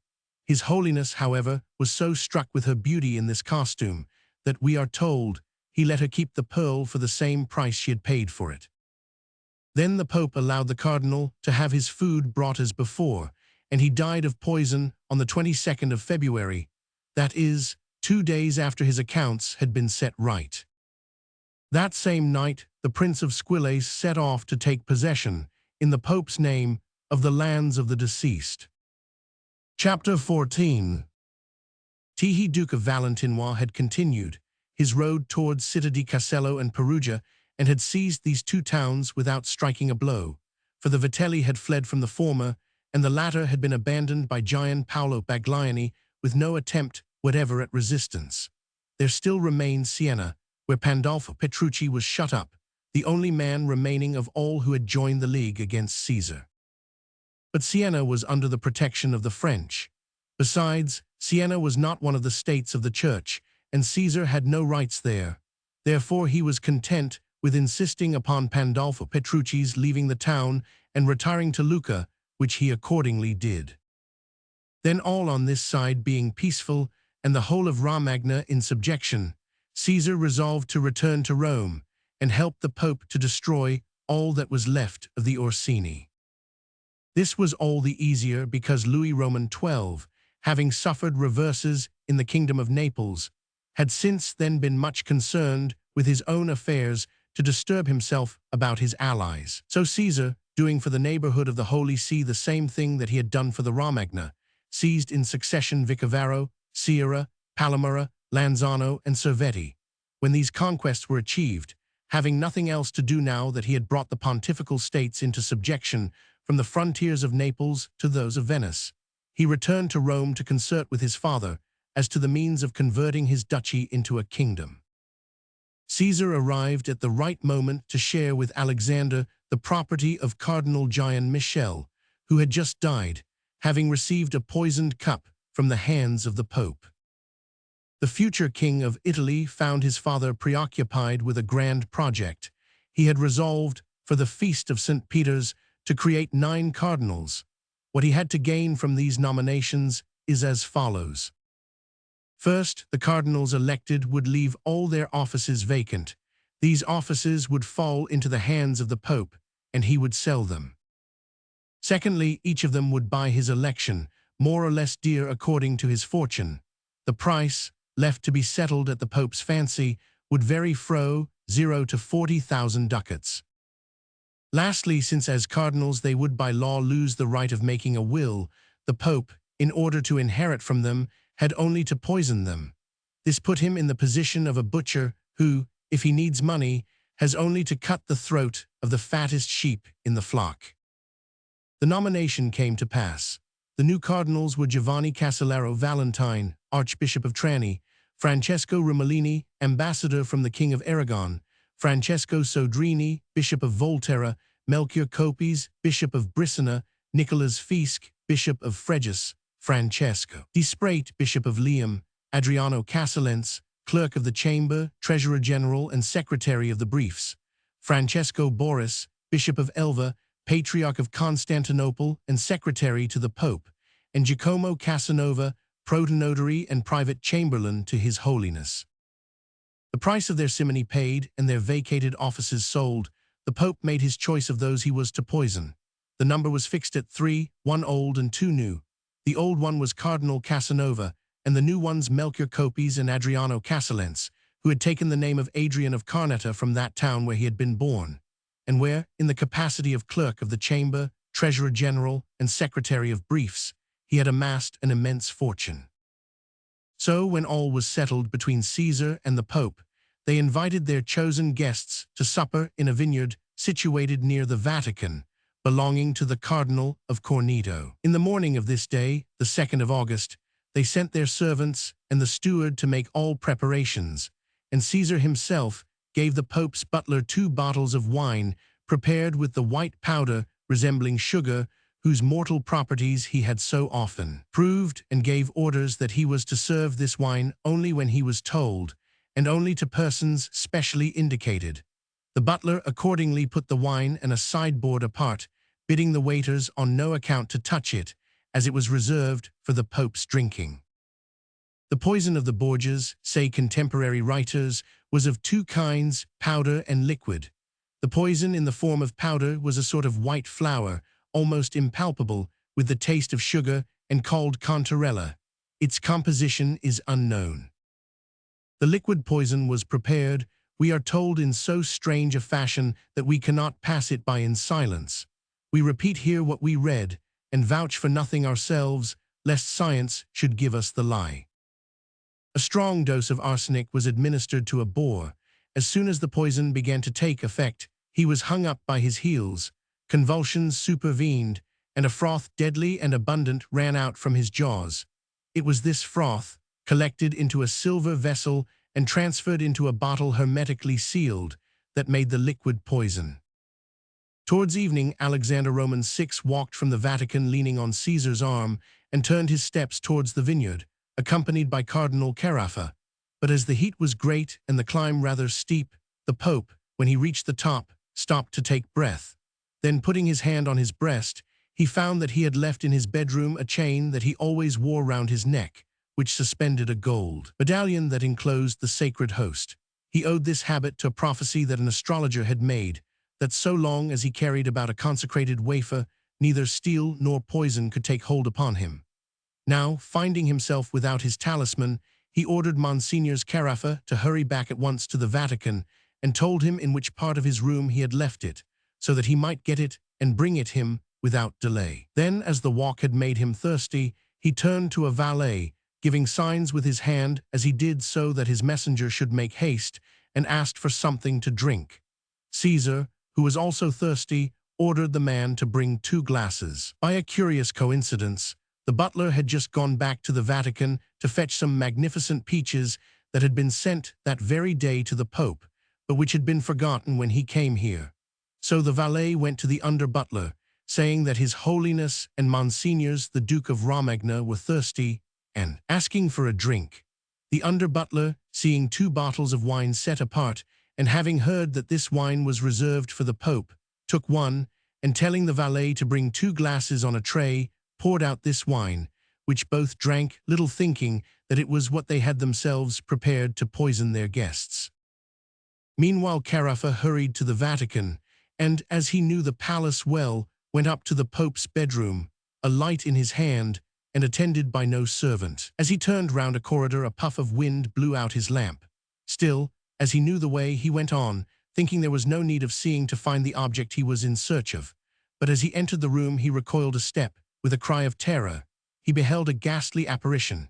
It seemed that there before his eyes, in the middle of the room, between the door and the cabinet which held the medallion, Alexander Roman VI, motionless and livid, was lying on a bier at whose 4 corners there burned 4 torches. The cardinal stood still for a moment, his eyes fixed, and his hair standing on end, without strength to move either backward or forward. Then, thinking it was all a trick of fancy or an apparition of the devil's making, he made the sign of the cross, invoking God's holy name. All instantly vanished, torches, bier, and corpse, and the seeming mortuary chamber was once more in darkness. Then Cardinal Carafa, who has himself recorded this strange event, and who was afterwards Pope Paul Roman IV, entered baldly, and though an icy sweat ran down his brow, he went straight to the cabinet, and in the drawer indicated found the gold chain and the medallion, took them, and hastily went out to give them to the Pope. He found supper served, the guests arrived, and His Holiness ready to take his place at table. As soon as the Cardinal was in sight, His Holiness, who was very pale, made one step towards him. Carafa doubled his pace and handed the medallion to him, but as the Pope stretched forth his arm to take it, he fell back, with a cry instantly followed by violent convulsions. An instant later, as he advanced to render his father assistance, Caesar was similarly seized. The effect of the poison had been more rapid than usual, for Caesar had doubled the dose, and there is little doubt that their heated condition increased its activity. The two stricken men were carried side by side to the Vatican, where each was taken to his own rooms. From that moment, they never met again. As soon as he reached his bed, the Pope was seized with a violent fever, which did not give way to emetics or to bleeding. Almost immediately, it became necessary to administer the last sacraments of the Church, but his admirable bodily constitution, which seemed to have defied old age, was strong enough to fight 8 days with death. At last, after a week of mortal agony, he died, without once uttering the name of Caesar or Lucrezia, who were the two poles around which had turned all his affections and all his crimes. His age was 72, and he had reigned 11 years. Caesar, perhaps because he had taken less of the fatal beverage, perhaps because the strength of his youth overcame the strength of the poison, or maybe, as some say, because when he reached his own rooms he had swallowed an antidote known only to himself, was not so prostrated as to lose sight for a moment of the terrible position he was in. He summoned his faithful Micelato, with those he could best count on among his men, and disposed this band in the various rooms that led to his own, ordering the chief never to leave the foot of his bed, but to sleep lying on a rug, his hand upon the handle of his sword. The treatment had been the same for Caesar as for the Pope, but in addition to bleeding and emetics, strange baths were added, which Caesar had himself asked for, having heard that in a similar case they had once cured Ladislaus, King of Naples. 4 posts strongly welded to the floor and ceiling were set up in his room, like the machines at which farriers shoe horses. Every day a bull was brought in, turned over on his back and tied by his 4 legs to the 4 posts. Then, when he was thus fixed, a cut was made in his belly 1.5 feet long, through which the intestines were drawn out. Then Caesar slipped into this living bath of blood. When the bull was dead, Caesar was taken out and rolled up in burning hot blankets, where, after copious perspirations, he almost always felt some sort of relief. Every 2 hours Caesar sent to ask news of his father. He hardly waited to hear that he was dead before, though still at death's door himself, he summoned up all the force of character and presence of mind that naturally belonged to him. He ordered Micelato to shut the doors of the Vatican before the report of Alexander's decease could spread about the town, and forbade anyone whatsoever to enter the Pope's apartments until the money and papers had been removed. Micelato obeyed at once, went to find Cardinal Casanova, held a dagger at his throat, and made him deliver up the keys of the Pope's rooms and cabinets. Then, under his guidance, took away 2 chests full of gold, which perhaps contain 0 Roman crowns. In specie, several boxes full of jewels, much silver, and many precious vases. All these were carried to Caesar's chamber. The guards of the room were doubled. Then the doors of the Vatican were once more thrown open, and the death of the Pope was proclaimed. Although the news was expected, it produced none the less a terrible effect in Rome, for although Caesar was still alive, his condition left everyone in suspense. Had the mighty Duke of Romagna, the powerful condottiere who had taken 30 towns and 15 fortresses in 5 years, been seated, sword in hand, upon his charger, nothing would have been uncertain of fluctuating even for a moment. for as Caesar afterwards told Machiavelli, his ambitious soul had provided for all things that could occur on the day of the Pope's death, except the one that he should be dying himself, but being nailed down to his bed, sweating off the effects the poison had wrought.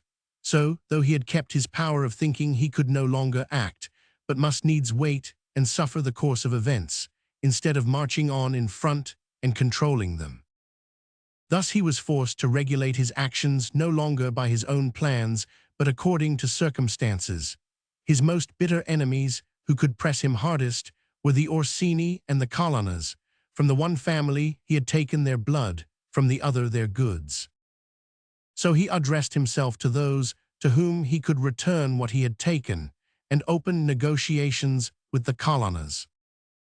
Meanwhile the obsequies of the Pope were going forward. The Vice-Chancellor had sent out orders to the highest among the clergy, the superiors of convents, and the secular orders, not to fail to appear, according to regular custom, on pain of being despoiled of their office and dignities, each bringing his own company to the Vatican, to be present at the Pope's funeral. Each therefore appeared on the day and at the hour appointed at the Pontific Palace, whence the body was to be conveyed to the Church of St. Peter's and there buried. The corpse was found to be abandoned and alone in the mortuary chamber, for everyone of the name of Borgia, except Caesar, lay hidden, not knowing what might come to pass. This was indeed well justified, for Fabio Orsino, meeting one member of the family, stabbed him, and as a sign of the hatred they had sworn to one another, bathed his mouth and hands in the blood. The agitation in Rome was so great that when the corpse of Alexander Roman VI was about to enter the church, there occurred a kind of panic, such as will suddenly arise in times of popular agitation, instantly causing so great a disturbance in the funeral cortege that the guards drew up in battle array, the clergy fled into the sacristy, and the bearers dropped the bier. The people, tearing off the pall which covered it, disclosed the corpse, and everyone could see with impunity and close at hand the man who, 15 days before, had made princes, kings, and emperors tremble from one end of the world to the other. But in accordance with that religious feeling towards death which all men instinctively feel, and which alone survives every other, even in the heart of the atheist, the bier was taken up again and carried to the foot of the great altar in St. Peter's, where, set on trestles, it was exposed to public view, but the body had become so black, so deformed and swollen, that it was horrible to behold. From its nose a bloody matter escaped, the mouth gaped hideously, and the tongue was so monstrously enlarged that it filled the whole cavity. To this frightful appearance was added a decomposition so great that, although at the Pope's funeral it is customary to kiss the hand which bore the fisherman's ring, not one approached to offer this mark of respect and religious reverence to the representative of God on earth. Towards 7 o'clock in the evening, when the declining day adds so deep a melancholy to the silence of a church, 4 porters and 2 working carpenters carried the corpse into the chapel where it was to be interred, and lifting it off the catafalque, where it lay in state, put it in the coffin which was to be its last abode.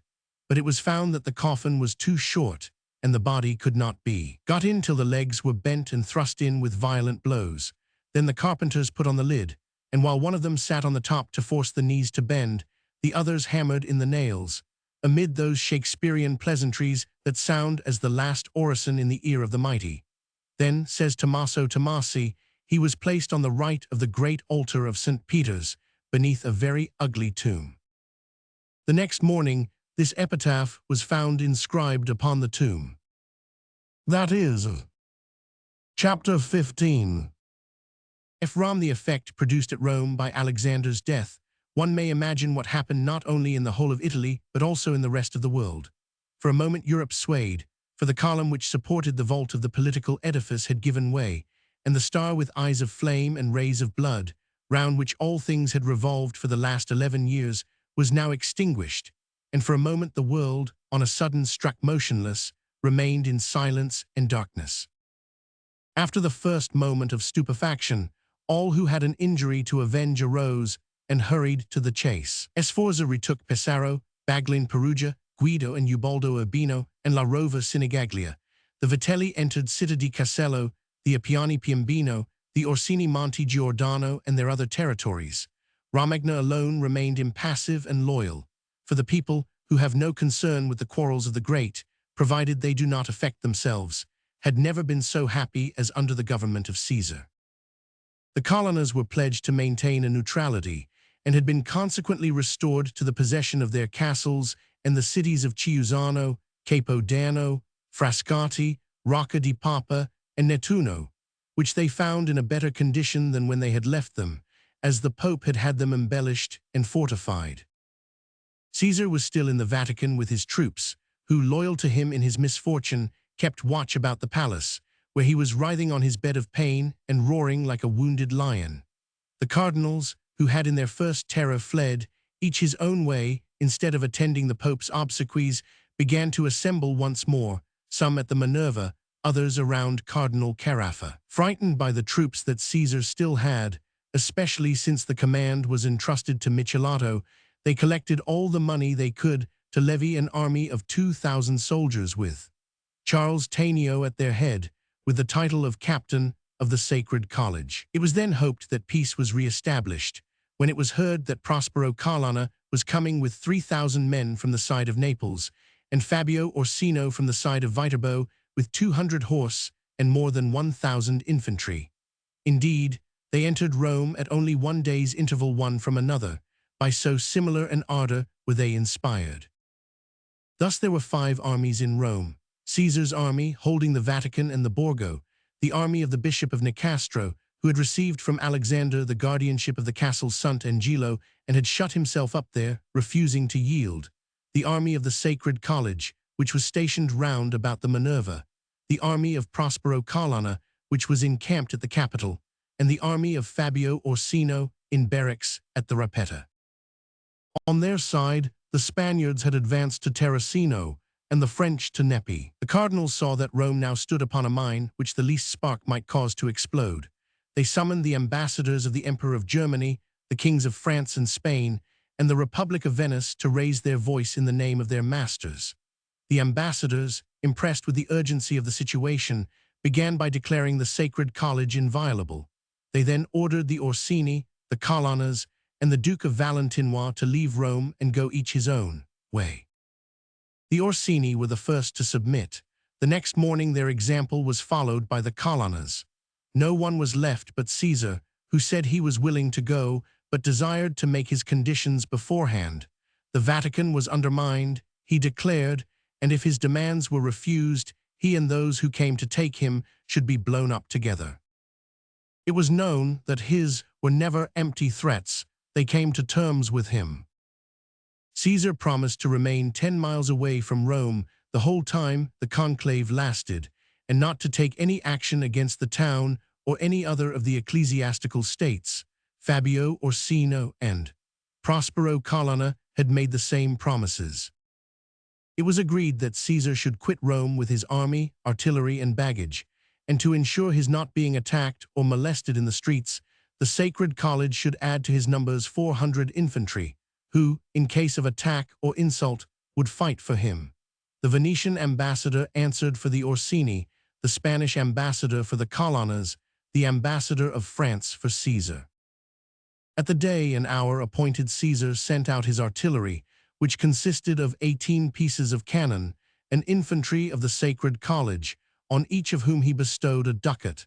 Behind the artillery came 100 chariots escorted by his advance guard. The Duke was carried out of the gate of the Vatican.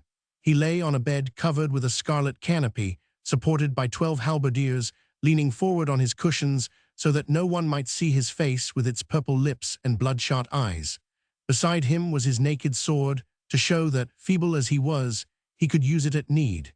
His finest charger, caparisoned in black velvet embroidered with. His arms walked beside the bed, led by a page, so that Caesar could mount in case of surprise or attack. Before him and behind, both right and left, marched his army, their arms in rest, but without beating of drums or blowing of trumpets. This gave a somber, funereal air to the whole procession, which at the gate of the city met Prospero Colonna, awaiting it, with a considerable band of men. Caesar thought at first that, breaking his word as he had so often done himself, Prospero Colonna was going to attack him. He ordered a halt and prepared to mount his horse, But Prospera Colonna, seeing the state he was in, advanced to his bedside alone. He came, against expectation, to offer him an escort, fearing an ambuscade on the part of Fabio Orsino, who had loudly sworn that he would lose his honor or revenge the death of Paolo Orsina, his father. Caesar thanked Colonna and replied that from the moment that Orsini stood alone, he ceased to fear him. Then Colonna saluted the Duke and rejoined his men, directing them towards Albano, while Caesar took the road to Città Castellana, which had remained loyal. When there, Caesar found himself not only master of his own fate, but of others as well. Of the 22 votes he owned, in the Sacred College 12 had remained faithful, and as the conclave was composed in all of 37 cardinals, he with his 12 votes could make the majority incline to whichever side he chose. Accordingly, he was courted both by the Spanish and the French party, each desiring the election of a pope of their own nation. Caesar listened, promising nothing and refusing nothing. He gave his 12 votes to Francesco Piccolomini, Cardinal of Siena, one of his father's creatures who had remained his friend, and the latter was elected on the 8th of October and took the name of Pius Roman III. Caesar's hopes did not deceive him. Pius Roman III was hardly elected before he sent him a safe conduct to Rome. The Duke came back with 250 men-at-arms, 250 light horse and infantry, and lodged in his palace, the soldiers camping round about. Meanwhile the Orsini, pursuing their projects of vengeance against Caesar, had been levying many troops at Perugia and the neighborhood to bring against him to Rome, and as they fancied that France, in whose service they were engaged, was humoring the Duke for the sake of the 12 votes, which were wanted to secure the election of Cardinal Amboise at the next conclave, they went over to the service of Spain. Meanwhile Caesar was signing a new treaty with Louis Roman XII, by which he engaged to support him with all his forces, and even with his person, so soon as he could ride, in maintaining his conquest of Naples. Louis, on his side, guaranteed that he should retain possession of the states he still held, and promised his help in recovering those he had lost. The day when this treaty was made known, Gonzalvo di Cordova proclaimed to the sound of a trumpet in all the streets of Rome that every Spanish subject serving in a foreign army was at once to break his engagement on pain of being found guilty of high treason. This measure robbed Caesar of 10 or 12 of his best officers and of nearly 300 men. Then the Orsini, seeing his army thus reduced, entered Rome, supported by the Spanish ambassador, and summoned Caesar to appear before the Pope and the Sacred College and give an account of his crimes. Faithful to his engagements, Pius Roman III replied that in his quality of sovereign prince, the Duke in his temporal administration was quite independent and was answerable for his actions to God alone. But as the Pope felt he could not much longer support Caesar against his enemies for all his goodwill, he advised him to try to join the French army, which was still advancing on Naples, in the midst of which he would alone find safety. Caesar resolved to retire to Bracciano, where Gian Giordano Orsino, who had once gone with him to France, and who was the only member of the family who had not declared against him, offered him an asylum in the name of Cardinal Dumas. So one morning he ordered his troops to march for this town, and taking his place in their midst, he left Rome. But though Caesar had kept his intentions quiet, the Orsini had been forewarned, and taking out all the troops they had by the gate of San Pancrazio, they had made a long detour and blocked Caesar's way. So, when the latter arrived at Storta, he found the Orsini's army drawn up awaiting him in numbers exceeding his own by at least one half. Caesar saw that to come to blows in his then feeble state was to rush on certain destruction. So he ordered his troops to retire, and being a first-rate strategist, echeloned his retreat so skillfully that his enemies, though they followed, dared not attack him, and he re-entered the pontifical town without the loss of a single man. This time Caesar went straight to the Vatican to put himself more directly under the Pope's protection. He distributed his soldiers about the palace so as to guard all its exits. Now the Orsini, resolved to make an end of Caesar, had determined to attack him wheresoever he might be, with no regard to the sanctity of the place. This they attempted, but without success, as Caesar's men kept a good guard on every side and offered a strong defense. Then the Orsini, not being able to force the guard of the castle Sant Angelo, hoped to succeed better with the Duke by leaving Rome and then returning by the Toriani gate. But Caesar anticipated this move, and they found the gate guarded and barricaded. Nonetheless, they pursued their design, seeking by open violence the vengeance that they had hoped to obtain by craft, and having surprised the approaches to the gate, set fire to it. A passage gained, they made their way into the gardens of the castle, where they found Caesar awaiting them at the head of his cavalry. Face to face with danger, the Duke had found his old strength, and he was the first to rush upon his enemies, loudly challenging Orsino in the hope of killing him should they meet. But either Orsino did not hear him or dared not fight, and after an exciting contest, Caesar, who was numerically 2/3 weaker than his enemy, saw his cavalry cut to pieces, and, after performing miracles of personal strength and courage, was obliged to return to the Vatican. There he found the Pope in mortal agony. The Orsini, tired of contending against the old man's word of honor pledged to the Duke, had by the interposition of Pandolfo Petrucci gained the ear of the Pope's surgeon, who placed a poisoned plaster upon a wound in his leg.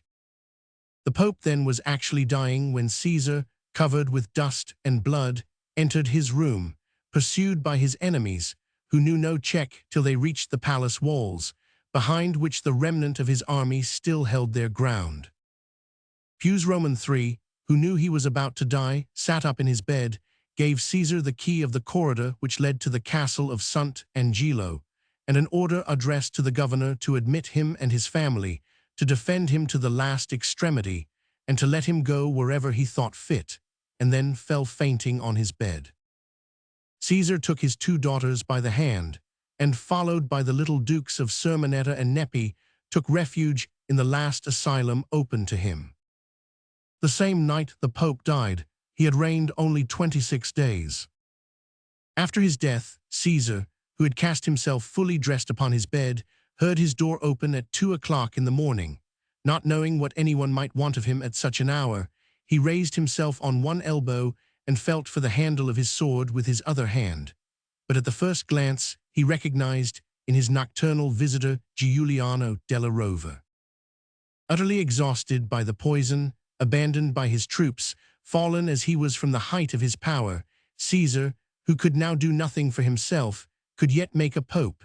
Giuliano della Rovere had come to buy the votes of his 12 cardinals. Caesar imposed his conditions, which were accepted. If elected, Giuliano della Rovere was to help Caesar to recover his territories in Romagna. Caesar was to remain general of the church, and Francesco Maria della Rovere, prefect of Rome, was to marry one of Caesar's daughters. On these conditions, Caesar sold his 12 cardinals to Giuliano. The next day, at Giuliano's request, the Sacred College ordered the Orsini to leave Rome for the whole time occupied by the conclave. On the 31st of October 1503, at the first scrutiny, Giuliano della Rovere was elected pope and took the name of Julius Roman II. He was scarcely installed in the Vatican when he made it his first care to summon Caesar and give him his former rooms there. Then, since the Duke was fully restored to health, he began to busy himself with the re-establishment of his affairs, which had suffered sadly of late. The defeat of his army and his own escape to Sant Angelo, where he was supposed to be a prisoner, had brought about great changes in Romagna. Cesena was once more in the power of the church, as formerly it had been. Gian Sforza had again entered Pesaro, Ordelaffi had seized Forli, Malatesta was laying claim to Rimini, the inhabitants of Imola had assassinated their governor, and the town was divided between 2 opinions, one that it should be put into the hands of the Riani, the other into the hands of the church. Faenza had remained loyal longer than any other place, but at last, losing hope of seeing Caesar recover his power, it had summoned Francesco, a natural son of Galato Manfredi, the last surviving heir of this unhappy family, all whose legitimate descendants had been massacred by Borgia. It is true that the fortresses of these different places had taken no part in these revolutions and had remained immutably faithful to the Duke of Valentinois. So it was not precisely the defection of these towns, which, thanks to their fortresses, might be reconquered, that was the cause of uneasiness to Caesar and Julius Roman too.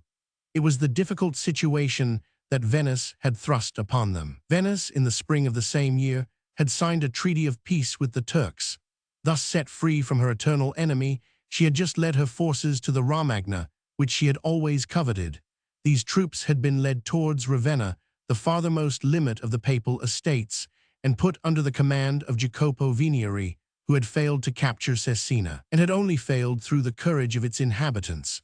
But this check had been amply compensated by the surrender of the fortresses of Val di Lamine and Finza, by the capture of Farlimpopoli, and the surrender of Rimini, which Pandolfo Malatesta, its lord, exchanged for the seigneury of Cittadella in the state of Padua, and for the rank of gentleman of Venice. Then Caesar made a proposition to Julius Roman II. This was to make a momentary cession to the church of his own estates in Romagna, so that the respect felt by the Venetians for the church might save these towns from their aggressors. But, says Guixardini, Julius Roman II, whose ambition, so natural in sovereign rulers, had not yet extinguished the remains of rectitude, refused to accept the places, afraid of exposing himself to the temptation of keeping them later on, against his promises.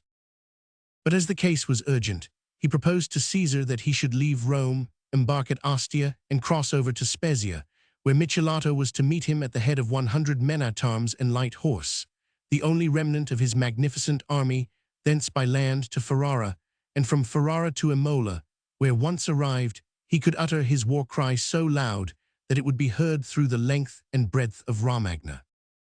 This advice being after Caesar's own heart, he accepted it at once. The resolution submitted to the Sacred College was approved, and Caesar left for Ostia, accompanied by Bartolomeo della Rova, nephew of His Holiness. Caesar at last felt he was free, and fancied himself already on his good charger, a second time carrying war into all the places where he had formerly fought. When he reached Ostia, he was met by the cardinals of Sorrento and Volterra, who came in the name of Julius Roman II to ask him to give up the very same citadels which he had refused 3 days before. The fact was that the Pope had learned in the interim that the Venetians had made fresh aggressions, and recognized that the method proposed by Caesar was the only one that would check them. But this time it was Caesar's turn to refuse, for he was weary of these tergiversations and feared a trap. So he said that the surrender asked for would be useless, since by God's help he should be in Romagna before 8 days were past. So the cardinals of Sorrento and Volterra returned to Rome with a refusal. The next morning, just as Caesar was setting foot on his vessel, he was arrested in the name of Julius Roman II. He thought at first that this was the end. He was used to this mode of action and knew how short was the space between a prison and a tomb. The matter was all the easier in his case, because the Pope, if he chose, would have plenty of pretext for making a case against him. But the heart of Julius was of another kind from his, swift to anger but open to clemency. So, when the Duke came back to Rome guarded, the momentary irritation his refusal had caused was already calmed, and the Pope received him in his usual fashion at his palace, and with his ordinary courtesy, although from the beginning it was easy for the Duke to see that he was being watched. In return for this kind reception, Caesar consented to yield the fortress of Cesena to the Pope, as being a town which had once belonged to the Church, and now should return, giving the deed, signed by Caesar, to one of his captains, called Pietro d'Ovido. He ordered him to take possession of the fortress in the name of the Holy See. Pietro obeyed, and starting at once for Cesena, presented himself armed with his warrant before Don Diego Chinon, a noble condottieri of Spain, who was holding the fortress in Caesar's name. But when he had read over the paper that Pietro d'Ovido brought, Don Diego replied that as he knew his lord and master was a prisoner, it would be disgraceful in him to obey an order that had probably been wrested from him by violence, and that the bearer deserved to die for undertaking such a cowardly office. He therefore bade his soldiers seize d'Ovido and fling him down from the top of the walls. This sentence was promptly executed. This mark of fidelity might have proved fatal to Caesar. When the Pope heard how his messenger had been treated, he flew into such a rage that the prisoner thought a second time that his hour was come, and in order to receive his liberty, he made the first of those new propositions to Julius Roman II, which were drawn up in the form of a treaty and sanctioned by a bull. By these arrangements, the Duke of Valentinois was bound to hand over to His Holiness, within the space of 40 days, the fortresses of Cesena and Bertinoro, and authorized the surrender of Forli. This arrangement was guaranteed by two bankers in Rome who were to be responsible for 15,000 ducats, the sum total of the expenses which the governor pretended he had incurred in the place on the Duke's account. The Pope, on his part, engaged to send Caesar to Ostia under the sole guard of the Cardinal of Santa Croce and two officers, who were to give him his full liberty on the very day when his engagements were fulfilled. Should this not happen, Caesar was to be taken to Rome and imprisoned in the castle of Sant'Angelo. In fulfillment of this treaty, Caesar went down the Tiber as far as Ostia, accompanied by the Pope's treasurer and many of his servants. The Cardinal of Santa Croce followed, and the next day joined him there. But as Caesar feared that Julius Roman II might keep him a prisoner, in spite of his pledged word, after he had yielded up the fortresses, he asked, through the mediation of Cardinals Borgia and Rimolina, who, not feeling safe at Rome, had retired to Naples, for a safe conduct to Gonzalvo of Cordova and for 2 ships to take him there. With the return of the courier, the safe conduct arrived, announcing that the ships would shortly follow. In the midst of all this, the Cardinal of Santa Croce, learning that by the Duke's orders the governors of Cesena and Bertinoro had surrendered their fortresses to the captains of His Holiness, relaxed his rigor, and knowing that his prisoner would some day or other be free, began to let him go out without a guard. Then Caesar, feeling some fear lest, when he started with Gonzalvo's ships, the same thing might happen as on the occasion of his embarking on the Pope's vessel, that is, that he might be arrested a second time, concealed himself in a house outside the town, and when night came on, mounting a wretched horse that belonged to a peasant, rode as far as Nettuno, and there hired a little boat, in which he embarked for Monte Dragon, and thence gained Naples. Gonzalvo received him with such joy that Caesar was deceived as to his intention, and this time believed that he was really saved. His confidence was redoubled when, opening his designs to Gonzalvo, and telling him that he counted upon gaining Pisa, and thence going on into Romagna, Gonzalvo allowed him to recruit as many soldiers at Naples as he pleased, promising him 2 ships to embark with. Caesar, deceived by these appearances, stopped nearly 6 weeks at Naples, every day seeing the Spanish governor and discussing his plans. But Gonzalvo was only waiting to gain time to tell the King of Spain that his enemy was in his hands, and Caesar actually went to the castle to bid Gonzalvo goodbye, thinking he was just about to start after he had embarked his men on the 2 ships. The Spanish governor received him with his accustomed courtesy, wished him every kind of prosperity, and embraced him as he left. But at the door of the castle Caesar found one of Gonzalvo's captains, Nuno Campeggio by name, who arrested him as a prisoner of Ferdinand the Catholic. Caesar at these words heaved a deep sigh, cursing the ill luck that had made him trust the word of an enemy when he had so often broken his own. He was at once taken to the castle, where the prison gate closed behind him, and he felt no hope that anyone would come to his aid, for the only being who was devoted to him in this world was Michelato, and he had heard that Michelato had been arrested near Pisa by order of Julius Roman II. While Caesar was being taken to prison, an officer came to him to deprive him of the safe conduct given him by Gonzalvo. The day after his arrest, which occurred on the 27th of May, 1504, Caesar was taken on board a ship, which at once weighed anchor and set sail for Spain. During the whole voyage, he had but 1 page to serve him, and as soon as he disembarked, he was taken to the castle of Medina del Campo. 10 years later, Gonzalvo, who at that time was himself proscribed, owned to Loxa on his dying bed that now, when he was to appear in the presence of God, 2 things weighed cruelly on his conscience. One was his treason to Ferdinand, the other his breach of faith towards Caesar. Chapter 16. 100 Isar was in prison for 2 years, always hoping that Louis Roman XII would reclaim him as peer of the Kingdom of France.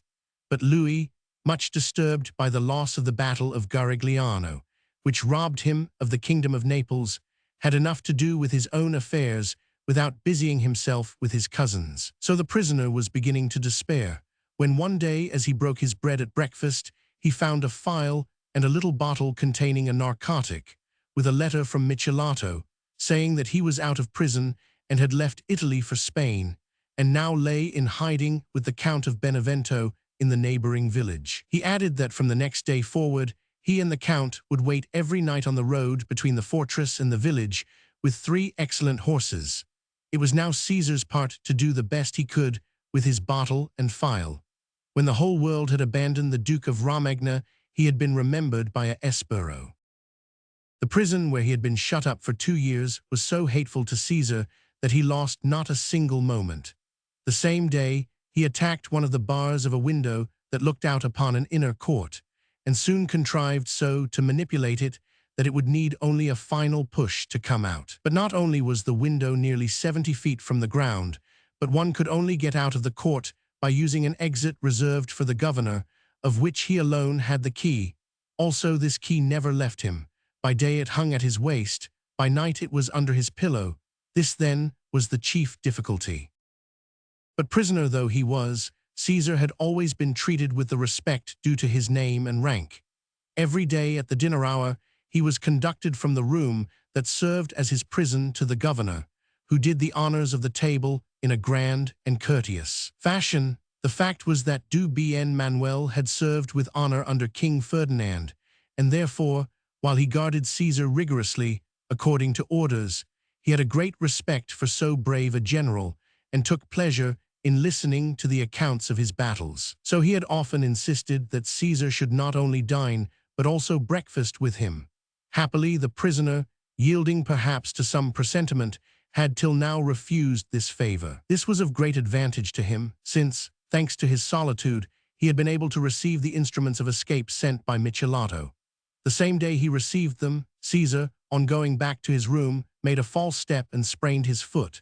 At the dinner hour he tried to go down, but he pretended to be suffering so cruelly that he gave it up.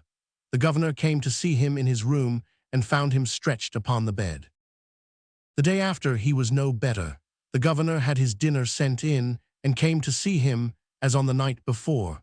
He found his prisoner so dejected and gloomy in his solitude that he offered to come and sup with him. Caesar gratefully accepted. This time it was the prisoner who did the honors. Caesar was charmingly courteous. The governor thought he would profit by this lack of restraint to put to him certain questions as to the manner of his arrest, and asked him as an old Castilian, for whom honor is still of some account, what the truth really was as to Gonzalvo's and Ferdinand's breach of faith with him. Caesar appeared extremely inclined to give him his entire confidence, but showed by a sign that the attendants were in the way. This precaution appeared quite natural, and the governor took no offense, but hastened to send them all away, so as to be sooner alone with his companion. When the door was shut, Caesar filled his glass and the governor's, proposing the king's health. The governor honored the toast. Caesar at once began his tale, but he had scarcely uttered a third part of it when, interesting as it was, the eyes of his host shut as though by magic, and he slid under the table in a profound sleep. After half an hour had passed, the servants, hearing no noise, entered and found the two, one on the table, the other under it. This event was not so extraordinary that they paid any great attention to it. All they did was to carry Don Manuel to his room and lift Caesar on the bed. Then they put away the remnant of the meal for the next day's supper, shut the door very carefully, and left their prisoner alone. Caesar stayed for a minute motionless and apparently plunged in the deepest sleep. But when he had heard the steps retreating, he quietly raised his head, opened his eyes, slipped off the bed, walked to the door, slowly indeed, but not to all appearance feeling the accident of the night before, and applied his ear for some minutes to the keyhole. Then, lifting his head with an expression of indescribable pride, he wiped his brow with his hand, and for the first time since his guards went out, breathed freely with full-drawn breaths. There was no time to lose. His first care was to shut the door as securely on the inside as it was already shut on the outside, to blow out the lamp, to open the window, and to finish sawing through the bar. When this was done, he undid the bandages on his leg, took down the window and bed curtains, tore them into strips, joined the sheets, table napkins and cloth, and with all these things tied together end to end, formed a rope 50 or 60 feet long, with knots every here and there. This rope he fixed securely to the bar next to the one he had just cut through. Then he climbed up to the window and began what was really the hardest part of his perilous enterprise, clinging with hands and feet to this fragile support. Luckily, he was both strong and skillful, and he went down the whole length of the rope without accident. But when he reached the end and was hanging on the last knot, he sought in vain to touch the ground with his feet. His rope was too short. The situation was a terrible one. The darkness of the night prevented the fugitive from seeing how far off he was from the ground, and his fatigue prevented him from even attempting to climb up again. Caesar put up a brief prayer, whether to God or Satan he alone could say. Then, letting go the rope, he dropped from a height of 12 or 15 feet. The danger was too great for the fugitive to trouble about a few trifling contusions. He at once rose, and guiding himself by the direction of his window, he went straight to the little door of exit. He then put his hand into the pocket of his doublet, and a cold sweat damped his brow. Either he had forgotten and left it in his room, or had lost it in his fall. Anyhow, he had not the key. But summoning his recollections, he quite gave up the first idea for the second, which was the only likely one. Again he crossed the court, looking for the place where the key might have fallen, by the aid of the wall round a tank on which he had laid his hand when he got up, but the object of search was so small and the night so dark that there was little chance of getting any result. Still Caesar sought for it, for in this key was his last hope. Suddenly a door was opened, and a night watch appeared, preceded by 2 torches. Caesar for the moment thought he was lost, but remembering the tank behind him, he dropped into it, and with nothing but his head above water, anxiously watched the movements of the soldiers.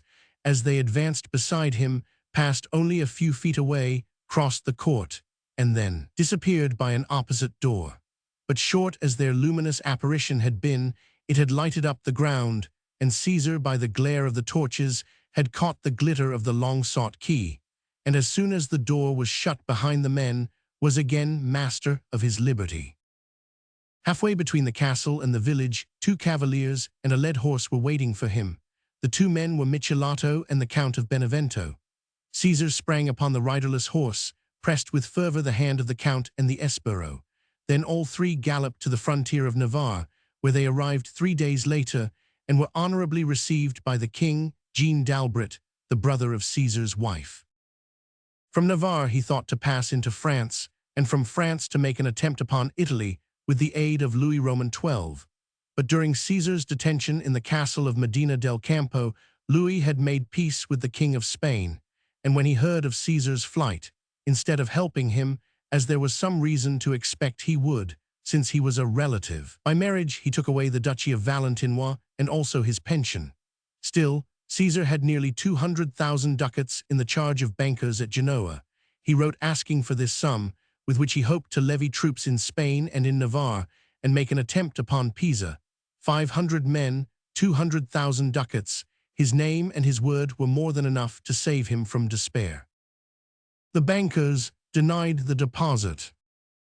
Caesar was at the mercy of his brother-in-law.